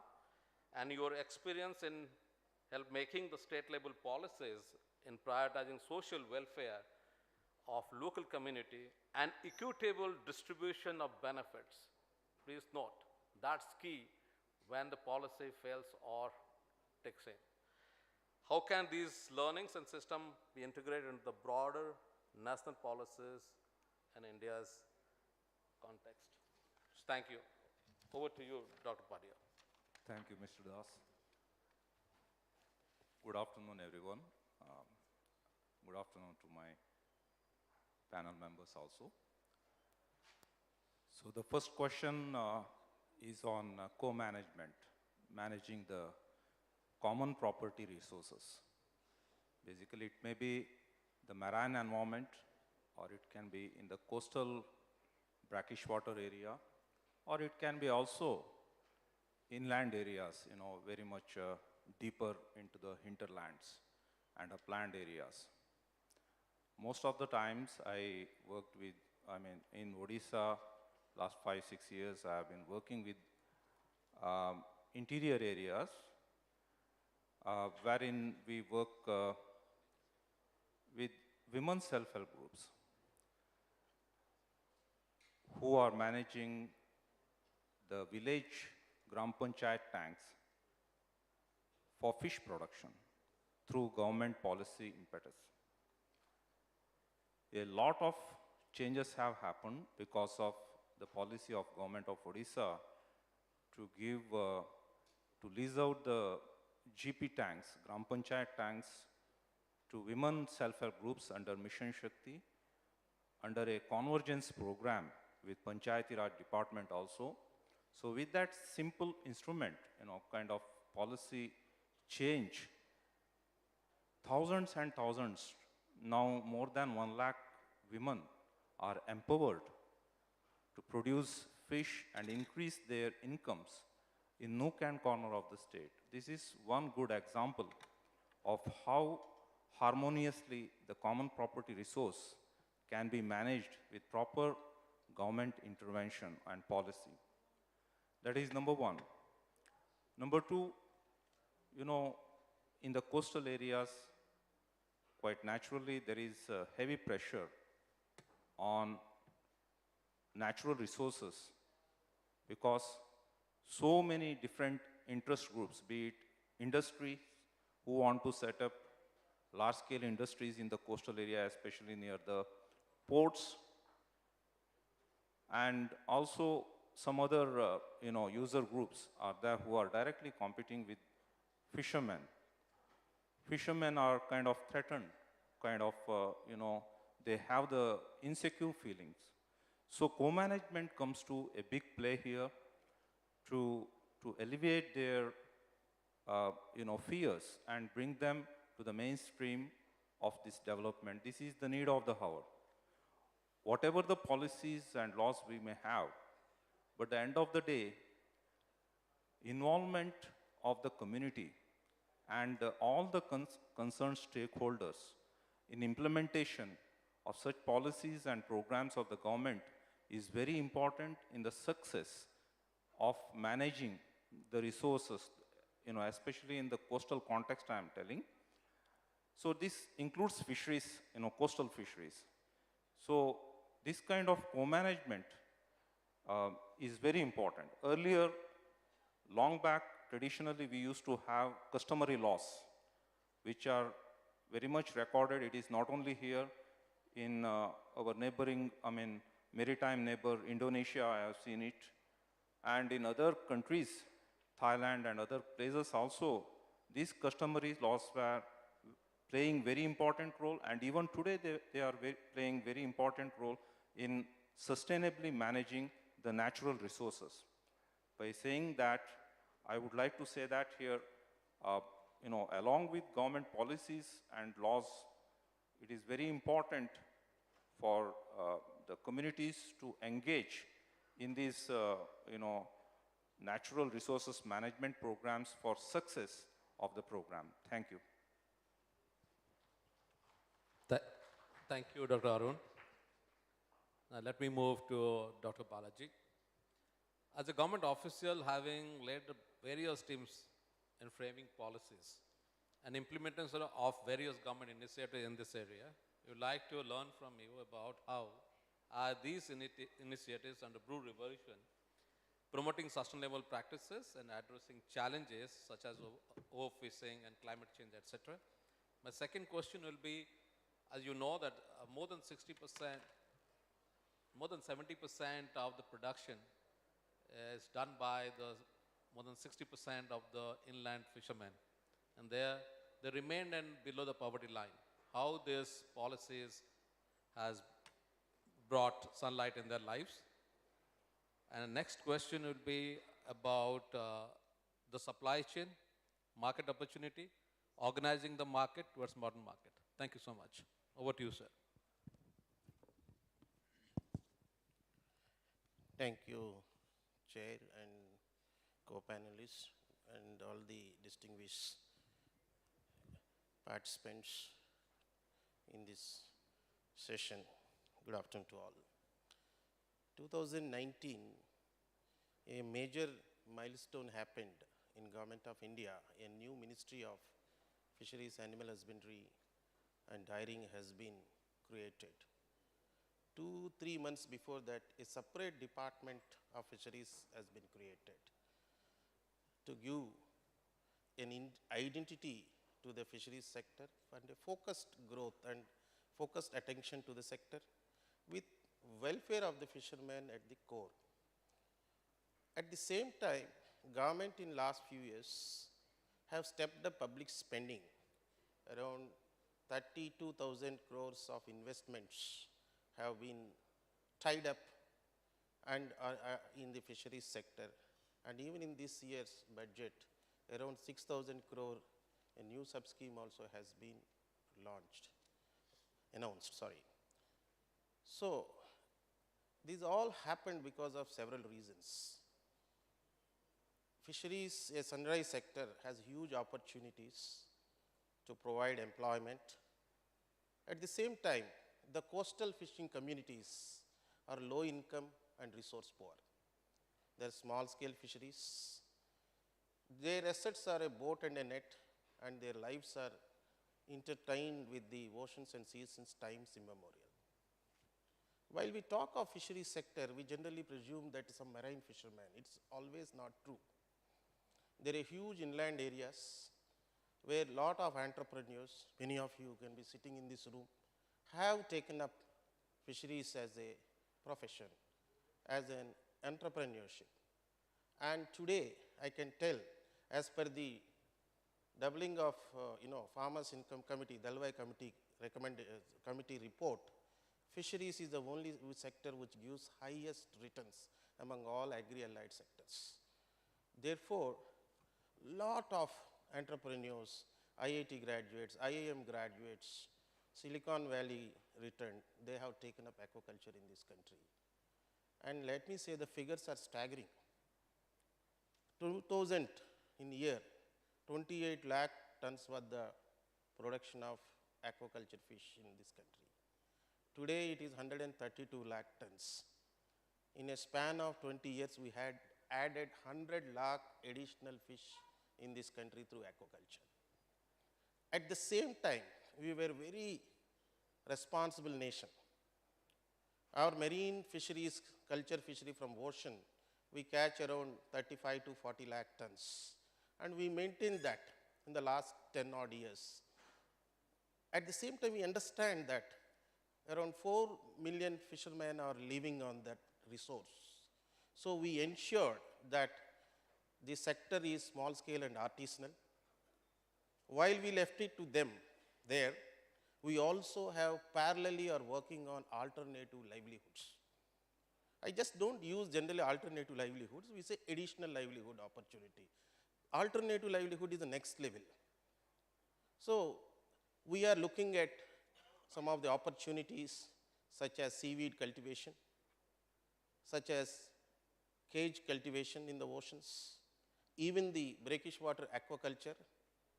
Also, we are also looking at resource replenishment through artificial reefs and sea ranching. Because the artificial reefs and sea ranching is a model which Japan implemented 30, 40 years ago with great success in their waters. It resulted in almost 30% to 40% increase in the resources naturally. So this is one strategy we are looking at. At the same time, states are conscious of the number of boats at sea. They have been regulating that, while they also came up with some support. Our moderator and the session chair said, in WTO, we fought hard to retain the subsidies of our fishermen. We said that we don't do fishing for a greed, we do fishing for the need. And our need is that we have to provide subsidies for the fishermen to access for fishing in the ocean. Not that our fishermen are going deep into thousands and thousands of kilometers and doing industrial fishing. And we did ensure that our interests are, and the developing countries' interests are protected. So the government is looking at implementing, stepping up public investments in the sector, enhancing opportunities. For example, the Pradhan Mantri Matsya Sampada Yojana has around 100 diverse activities. There is something for everyone. If an entrepreneur comes up, we'll say, go and take an entrepreneur model. We provide 1 crore 25 lakhs to 1 crore 50 lakhs subsidies. Any of you can just go and meet the National Fisheries Development Board with a proposal. They will, I can assure you, they will approve it in 30 days. and they don't have any much problem as such. We made it as an open advertisement. Anybody can go anytime and we give the funds. At the same time, we are also looking at the welfare. We provide nutritional support during the fish ban period. India is a country where we have 61 days fish ban. And when we are talking now, there is a fish ban of 61 days in the east coast, including Odisha. And June, July, it will be in the west coast for the replenishment of stocks. Our fishermen are very, very responsible. So for them, for their livelihood securing, we do provide some support, maybe a boats, nets, or oil, or fuel subsidies, whatever it is you can call. But at the same time, for aquaculture also, there's a huge opportunity in the inland areas. But the consumption is skewed. Most of the time, it is limited to the coastal areas. So now the focus of the government is to promote domestic marketing. For that, we have a problem in our country. We eat only fresh fish. Globe eats frozen fish. The rest, in the West, if you go, it is a frozen fish. We tend to take fresh fish. So there is a need for shifting to frozen fish also. So then there is a huge opportunity in the hinterland and many of the North Indian areas and the mid-central India where we can move our fish and we can get a lot of entrepreneurship can come up. The new scheme which we announced this budget also looks at that. And also the current scheme also has a huge opportunity for that. So gone will be the days when fish will be smelling and the markets will be bad and all that. We are using huge investments in the infrastructure in the fishing harbors, more than 2,000 crores investment we recently made. And we also are part of the Gati Shakti master plan. We integrate our harbors so that the last mile connectivities are ensured. And we have a plan to invest maybe 10, 15,000 crore in the fishing harbors, landing side and infrastructure along the coast, so that we get clean environment for fishermen to operate. There is an assurance of quality and sustainability, and we in the process can ensure their incomes double. I'll take a pause here. Thank you very much. Thank you, Dr. Balaji. I must say that this river ranching and sea ranching is giving tremendous results. I was in Northeast, and I was talking to the secretaries there of the 4 states, and they were pretty happy about it, and they're going ahead with it. Thank you so much for that. Now I come to Mr. Sandeep. Mr. Sandeep, you have been in Jal Jivika for some time, pretty many years. You have reached 75,000, you work with 75,000 farmers. You've got target 100,000 farmers there. Primarily, you're working with micro kind of entrepreneurship, small farmers. And as you know, there are untapped water bodies. How you're going to leverage that to create livelihood for these micro entrepreneurs. And also, I would like to understand all these fishermen and the west coast or the eastern part of it below the poverty line, and once you start working with them, how their lives have changed. That is second. And the third is resilient small-scale fisheries, how that is coming up and how the farmers, next generation farmers, the young sons of the farmers, they don't look at this profession as losing opportunity, but they're looking at a profitable opportunity, and they are taking up this. Thank you so much. Over to you. Thank you, sir. When we talk about entrepreneurship in fisheries sector, now everybody know the coming opportunity to job creation is at a rural youth level is the fisheries. Most of the fishermen community, new generation young people are interested to adopt the new technology, whatever is available in our local department and at their own level. They're trying to get it. Just when they are getting the confidence through getting training for any sources like fishery department or another sources, when they are getting comfortable, they are entered into the new technology. In same way, we have created a cluster level approach and created a aqua school for them, and they used to come there and taking training, and they go back and start their business. And mostly youths are interested in RAS technology, biofloc technology. It's very attractive for them, but it is not that much easy to run, so that they need continuous support, hand-holding support at their household level. Therefore, we have created Aqua School and develop a cadre of service provider. Those youth are interested to provide service to the another one. They used to visit their farm and used to test their water quality, and with the help of senior technician or senior expert, they guide farmers. In that manner, they can uh, use their skill in this area. They also involve in the input supply, because when we start this kind of farming, high density fish farming, it's required inputs also. And if the inputs is available near to them, they can use and they can purchase and start it work. Uh,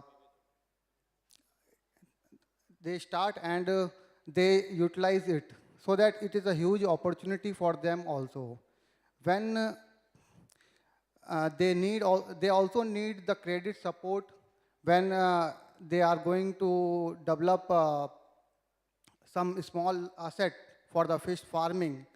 They looking for the credit support, but it is not that much easy, so that they used to take some private or any other sources, and they repay. We have found that most of the youth and most of the fishermen, they used to take small loans, and we got very good repayment. And almost 99% of farmers, fish farmers, they repay.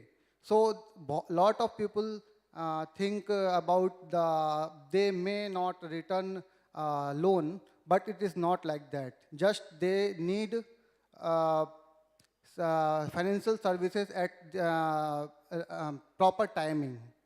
Like when the fishing will start, they need loan. When they want to start some entrepreneurship, they want loan. In that way, they require these things. Thank you, Mr. Sandeep Kumar, and that's a big thing, the capacity building at the rural India, coastal areas, and training them and entire practices, how they're going to make this business viable.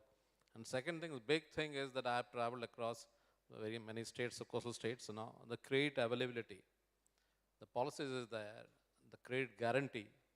Those are the bottlenecks which even the department is trying to sort out, sitting with other stakeholders. So thank you for bringing that out. Now I move to Dr. Arijit Bhattacharjee. I would like to understand from you the economic benefits of focusing on ocean health. Okay, it's like, I look at not only fisheries, but beyond that, how are you going to look at? And second thing is that how are you going to bring this consumer confidence? Because without that, it doesn't happen. We lose a lot of value from the catch to the market and to the home. These two questions are going to be there for you. And third thing is the sustainable in marine fisheries. Those three things. Thank you. Over to you, sir.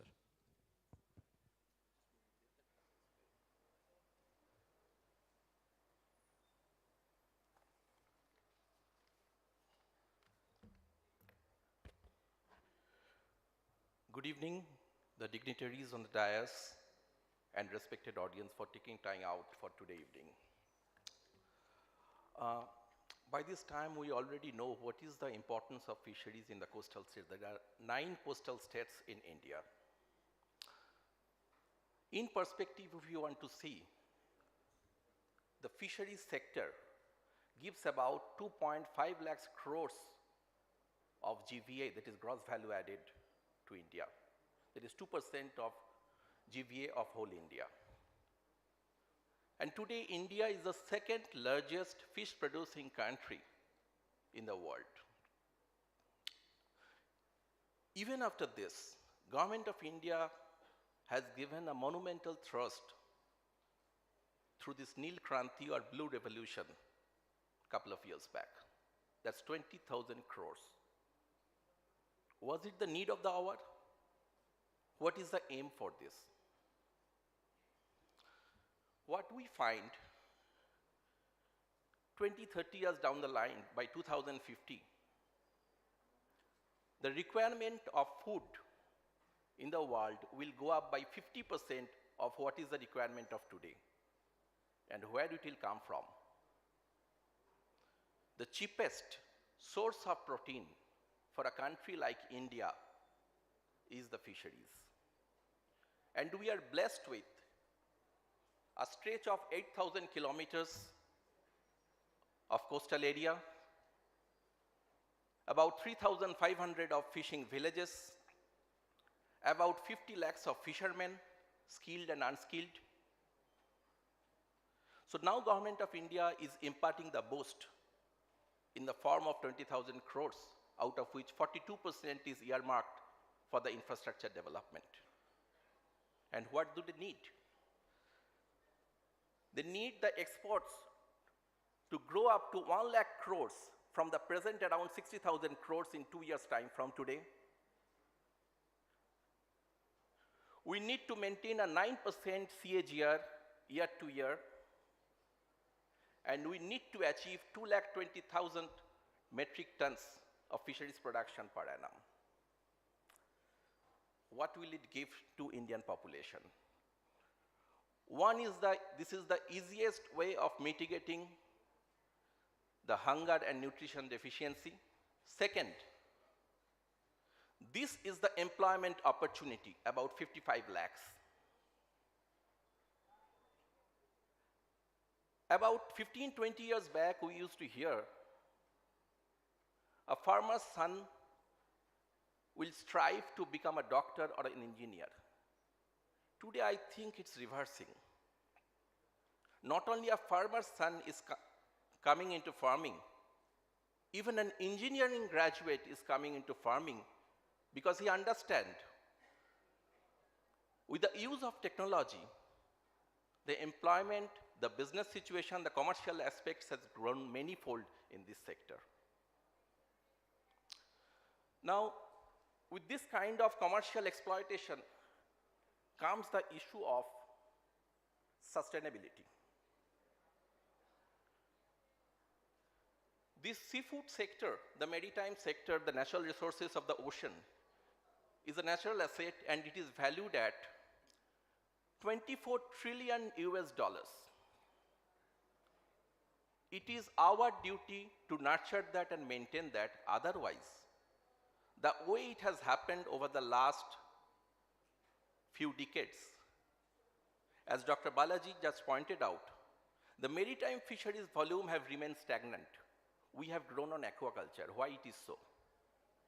As per FAO statistics, about 30% fish species are depleting or overexploited.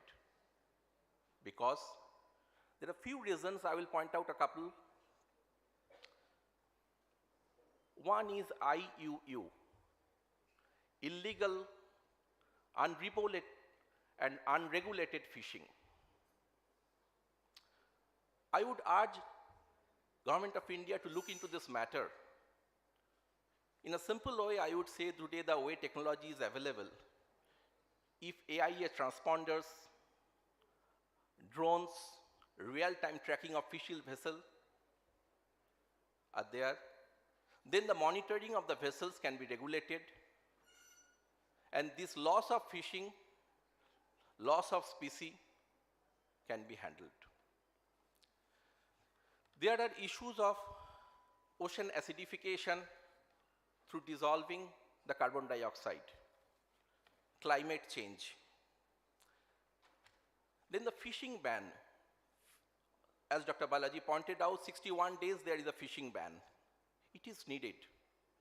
The pelagic fishes which are there, unless they are given a time period for their breeding,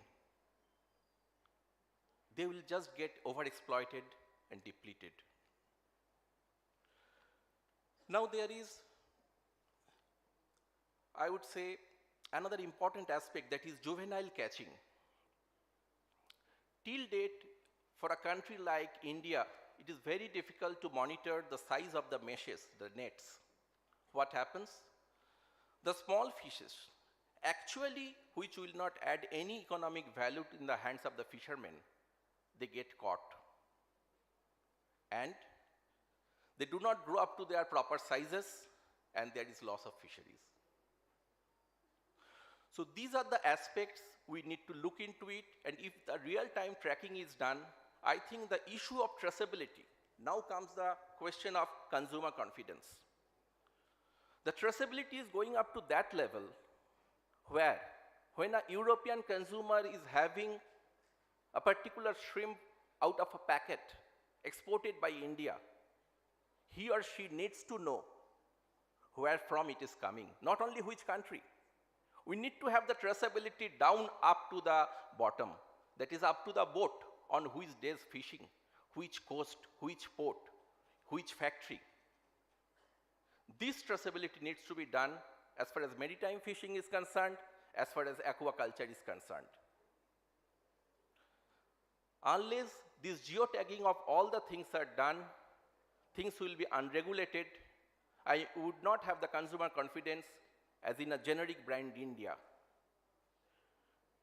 Now, I would trace upon the last point, that is another problem of bycatch, that is the unwanted species.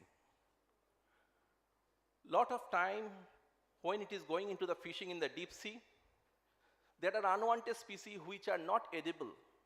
They are also getting caught.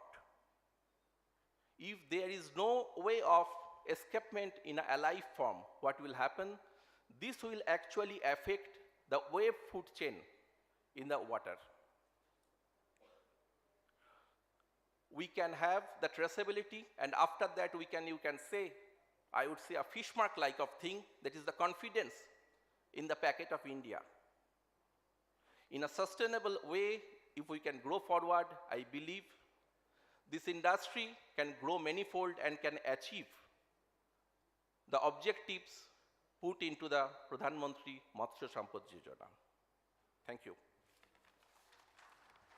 Thank you. Thank you, Arijit. Now with that, I open out for question and answers session, and any questions from the audience, please.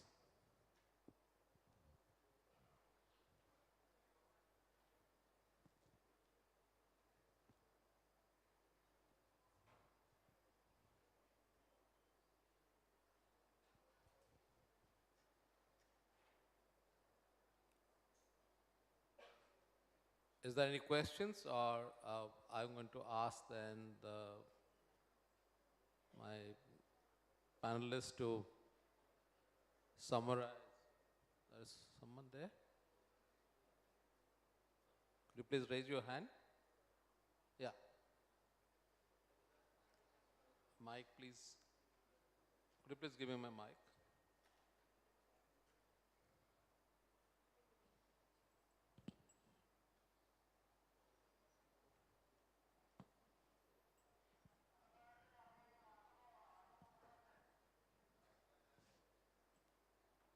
What happened?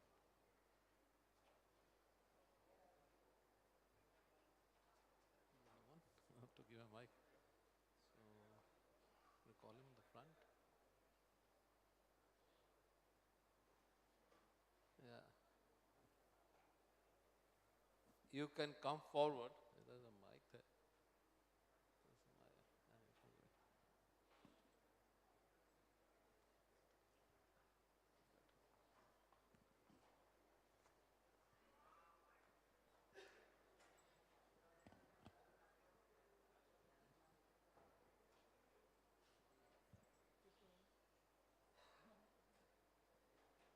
Yeah, please.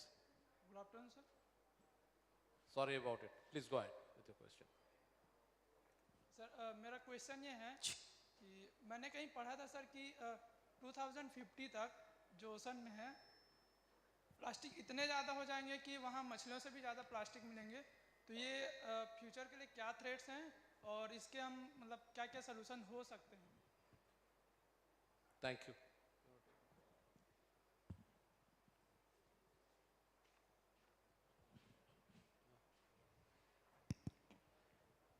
उस पर मैं टिप्पणी नहीं देना चाहता हूँ जो पहले बात का पूरा मछली नहीं रहेगा केवल प्लास्टिक रहेगा जो बात पर वो जैसे सहमत है बोलते रहते ठीक है वो जो प्रॉब्लम को हाईलाइट करने का बोला जाता है।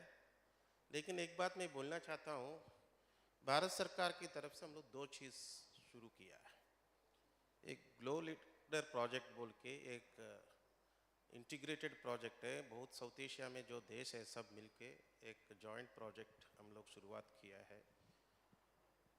इसका द्वारा हम लोग one of the lead partnering country है इंडिया। स्पेशली गोश्त नेट्स जो होता है प्लास्टिक नेट जो छोड़ देता है मछुआ उसको लेकर वापस आने के लिए प्लस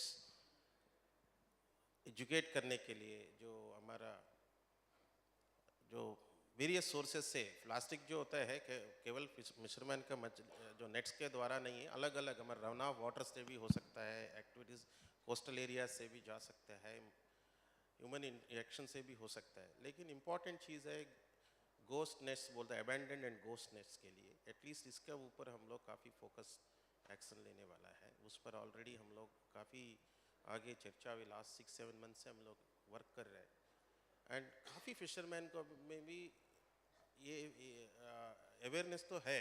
काफ़ी fisherman they come back and give to us. So इस चीज़ पर भी हम लोग सारा फिशरमैन का बीच में जाएंगे उनका अवेयरनेस क्रिएट करेंगे। एक मल्टी स्ट्रैटेजी हम लोग बना रहे हैं विथ IMO FAO तो जोड़ के दोनों को से जोड़ के हम लोग ग्लो लीटर प्रोजेक्ट बोल के एक हम लोग शुरू किया है। सो वो प्रोजेक्ट भी एक चालू है। और प्रधानमंत्री मत्स्य संपदा योजना में जब हम लोग कोस्टल फिशिंग विलेजेस में जाता है हमारा सारा इंस्टीट्यूशंस को हम लोग रिक्वेस्ट किया है सबको काफ़ी अवेयरनेस करना चाहिए बोल के। इसके साथ साथ हम लोग इनसे भी बात कर रहे हैं जो प्लास्टिक जो नेट मैन्युफैक्चर से भी बात कर रहे हैं कुछ वो लोग आगे आके वापस ले जो नेट्स का कुछ सम सॉर्ट ऑफ इंसेंटिवाइजेशन भी हम लोग कर सकते हैं उसका पर भी हम लोग चर्चा कर रहे हैं। Thank you. Thank you.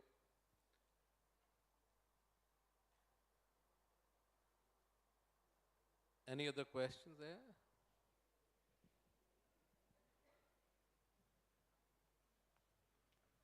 You can, anyone there to give in the mic? Good afternoon, sir. My question is, what is the impact of blue revolution on Indian economy?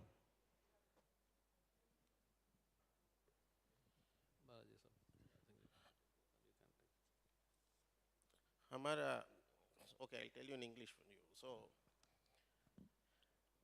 the fish production has reached a record 162 lakh tons in 21-22 and it has been growing at a rate of fish production around 7% on an average in last 7, 9, 10 years. Also our exports have reached record $8 billion. We export $8 billion of fish. And there is almost in 93%, almost nearly doubling is happening in last 10 years if you look at vis-a-vis the periods, if you check up, if you look at it is happening. Our exports has grown on an average 15%, year on an average 15% per year in the last 1 decade. At the same time, as I said in my talk, aquaculture has, if you look at aquaculture, in last 8-9 years, it has just doubled the production. From 60 lakh somewhere, it has reached almost 132 32 lakh tons. So the Department of Fisheries is a production side department where we do productions. At the same time, we also give make it available, the good quality fish to our consumers at an affordable rate. And also in the process, the incomes have also increased to the fishermen.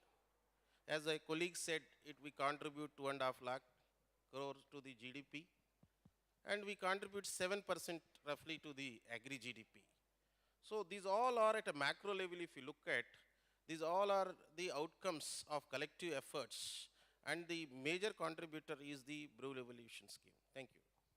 Thank you. Yes, so I just want to add one more thing, Dr. Balaji, is that India is taking up few of the landing harbors to modernize it. Okay, that's to looking at the future and also the traceability and the value addition. And PLI scheme has been added to the fisheries sector, which for value addition of products, so the realization can be much better and the international market. Those are things which has come in. Thank you so much. Any other question? That's the last question I'm going to take. Namaste, sir. Namaste. Yeah. मेरा सवाल ये है कि can you tell us the schemes? There are many schemes under Ministry of Agriculture and Fisheries Ministry. Please tell us one particular web page or somewhere where we can know about all the schemes, and one telephone number or something where we can call. But what happens is, whenever a farmer calls, there is no return call. So we farmers cannot get a proper help from the government. So what help we can get from your department? Can you note down my number, 94350 Thank you, sir. Thank you. Thank you. Thank you. So please write, and if you will get a written call, and we'll call back to you, and I'll talk to you. 94350 91114. If you type my name, my number also is there on the websites. So we have our own ministry website, Department of Fisheries, Government of India website. On a Google page, if you do that, we can easily you can easily access the page. There is also Pradhan Mantri Matsya Sampada, pmmsy.dof.gov.in. That also we have a dedicated website. The National Fisheries Development Board, we have a call. Anybody can call them. They will explain and they will take all the data. There is also a mechanism for telecalling facilities there. And my email jsfy@nic.in. You just can send a mail. I'll respond on mail. jsfy@nic.in, sir. So there is no problem. Even no need to talk to us. You just send a proposal to your National Fisheries Development Board. Make an entrepreneur model. We'll support it. If it's a good proposal, we'll definitely support it. And we'll also handhold it. You have a beautiful institution called SIFA. Today I am very happy. In the morning I visited that institution. They are training 350 of their fisheries officers on DPR and proposal preparation to educate them and to give them that skill. And tomorrow if you go to them, they will make your proposal and give to you. They tied up with SIFA and the State Fisheries Department together, they have taken this initiative. Thank you, sir. Just to tell you that this ministry is very proactive. It's on the website. You find his number and his email ID. You can write. NFDB is very proactive. I can tell you, I just came back from Northeast. They're in touch with this department. There are a lot of things that are happening that side also. And in Tamil Nadu, Andhra Pradesh, Telangana, Maharashtra, Gujarat, I have been all to this thing. And it is very proactive ministry. That I can tell you. Thank you so much. So should I summarize the thing now? Just one line I would like to add. Yeah, please. From taking a cue of Arjit Bhattacharya's presentation. Yeah. I'll be happy to say that on 31st March, to address the traceability, he was asking about transponders. We sanctioned a project of 360 crores to do a 100% transponders, software, networks, everything through the ISRO developed technology. ISRO has worked 10 years and developed the technologies. And there will not be a single boat. Our fishermen can go anywhere without with full safety, and they can access their homes anytime from anywhere in the ocean, when especially they fish near the international borders, and also during the calamities, we can easily trace them, help them, and bring them back home safely. This is the initiative which we started. In 18 months, all the entire boats in the country will have a transponder. Thank you. This is the interministerial coordination that's happening. So thank you. So can I ask all of you, my panelists, to give out 2 key points, takeaways that we have been talking about. I will start with you, sir.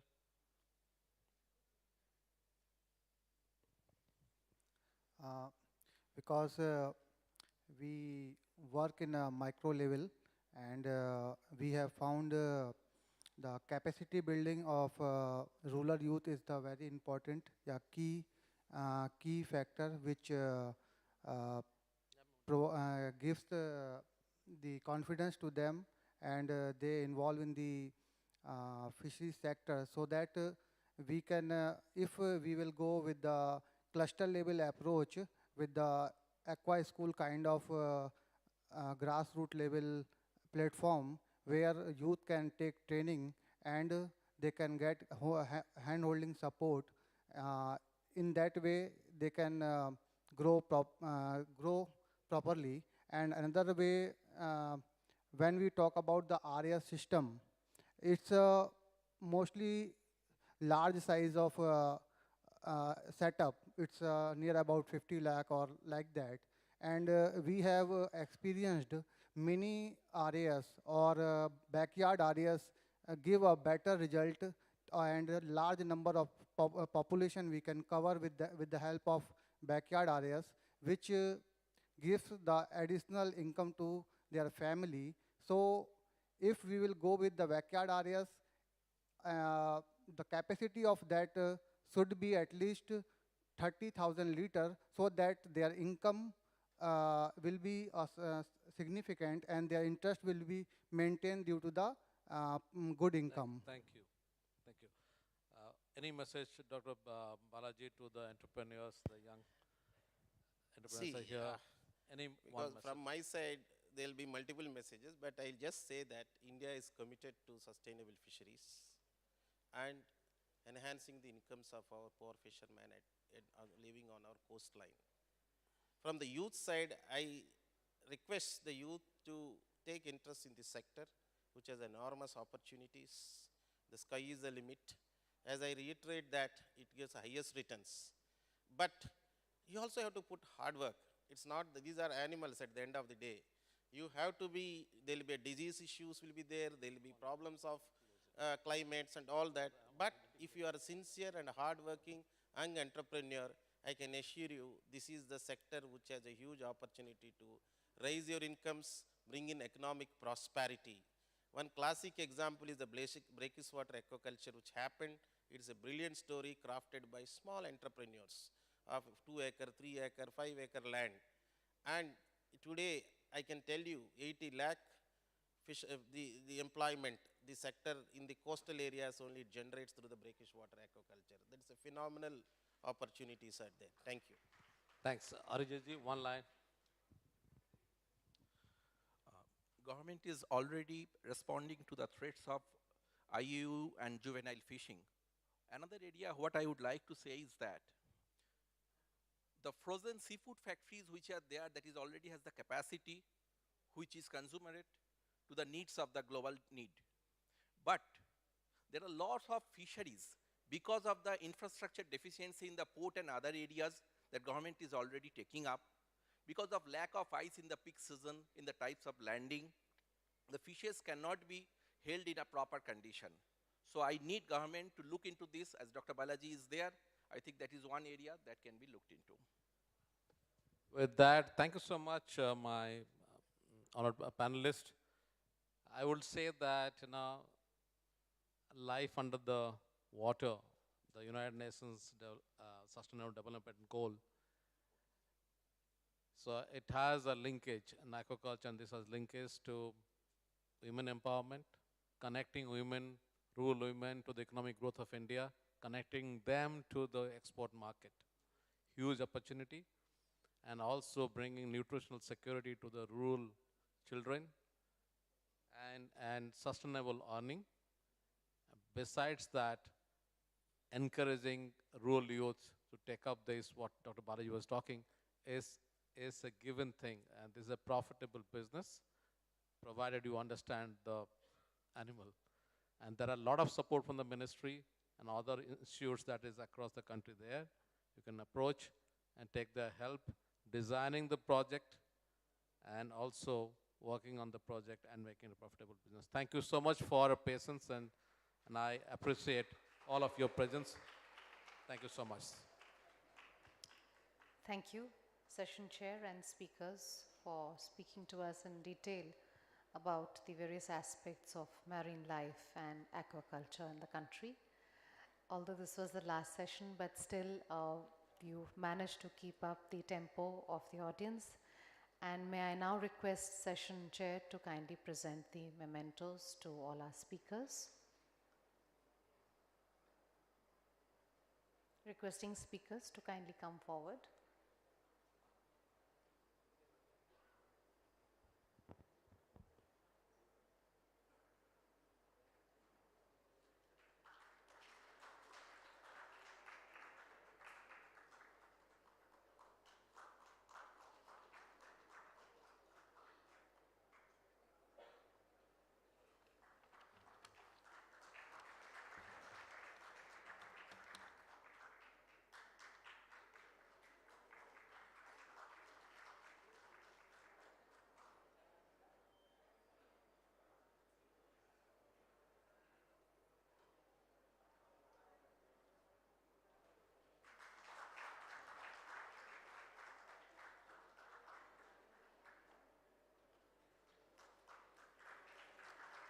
And we'd like to now felicitate our speaker, Mr. Arvind Das.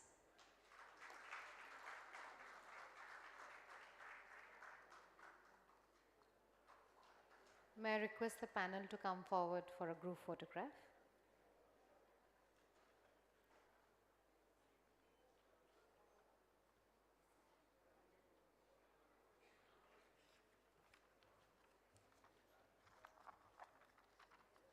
And I would like to now invite Mr. N.S.N. Murthy, Partner Deloitte, to kindly do the summit synopsis, summarization, and closing remarks. And with that, then we'll call it a day. Over to you.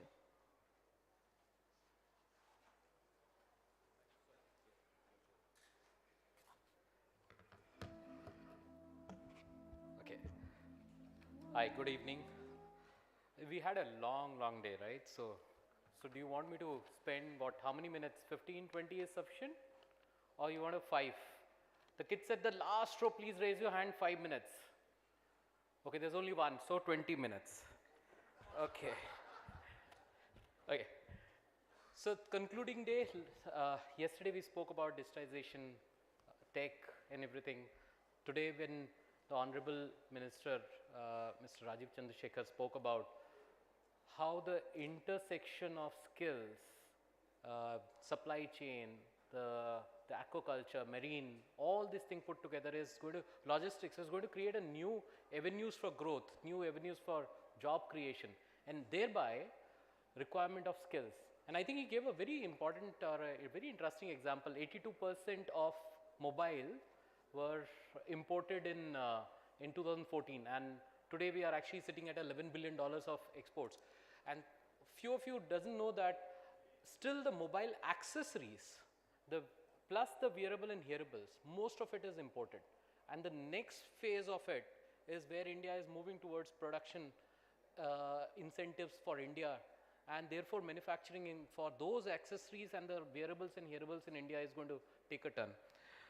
So supply chain disruption has created a new avenues for growth, new avenues for job opportunities. That means a need for new skilled workforce, both on the production side as well as on the managerial side. There are various other important pointers he shared, including how the sustainability is extremely important, how we need to take care of the climate.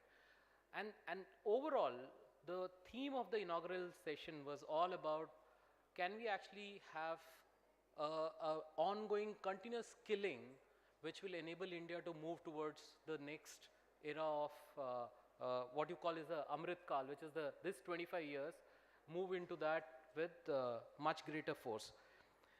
Thereafter the session, there were 4 panels, and I'll very quickly run through the panels. I don't want to bore. You have actually gone through the panels yourself.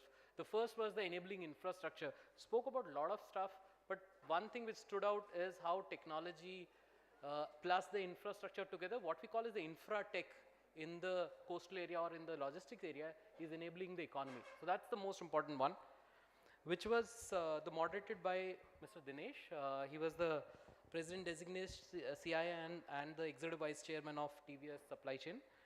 The second session was all about how do we take care of the climate change, and the debate was primarily around what is the cost of going towards green technology and the climate-based what you call services, which is high cost. Is the cost as compared to the returns? And I think the panel deliberated it, and we all know that it's more important to look at the future, a sustainable future for all of us. And primarily for the kids, you are at the back, this is for you.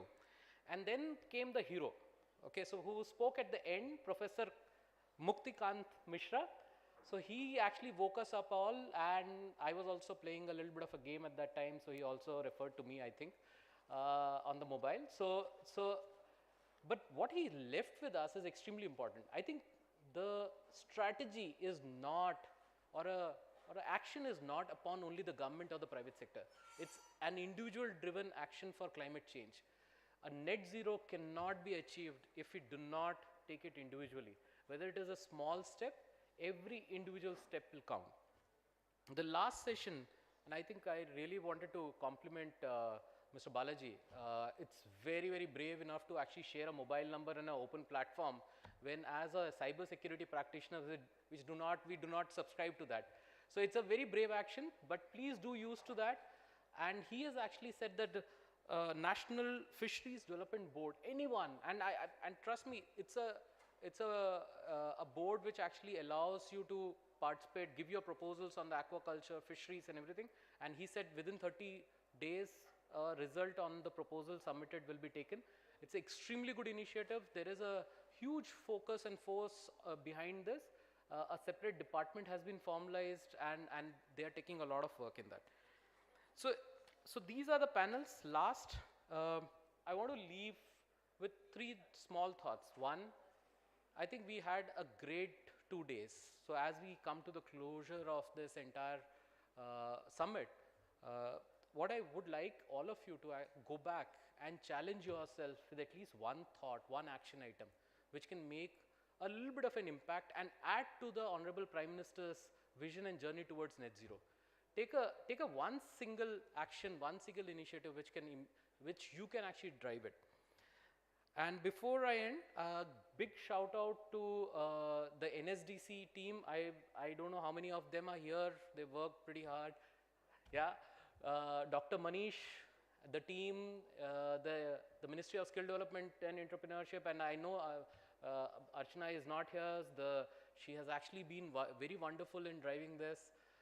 And last not the least, the Deloitte team. We are the knowledge partners. So let me give a little bit of a shout out, and I think I want the kids to stand up.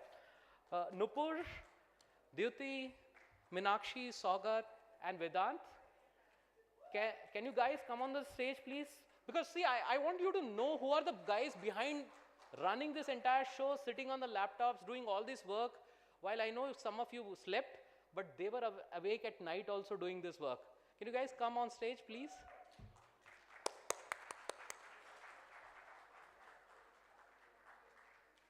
And the 2 professors behind them is Akshita and Sankalp. They are the 2 partners.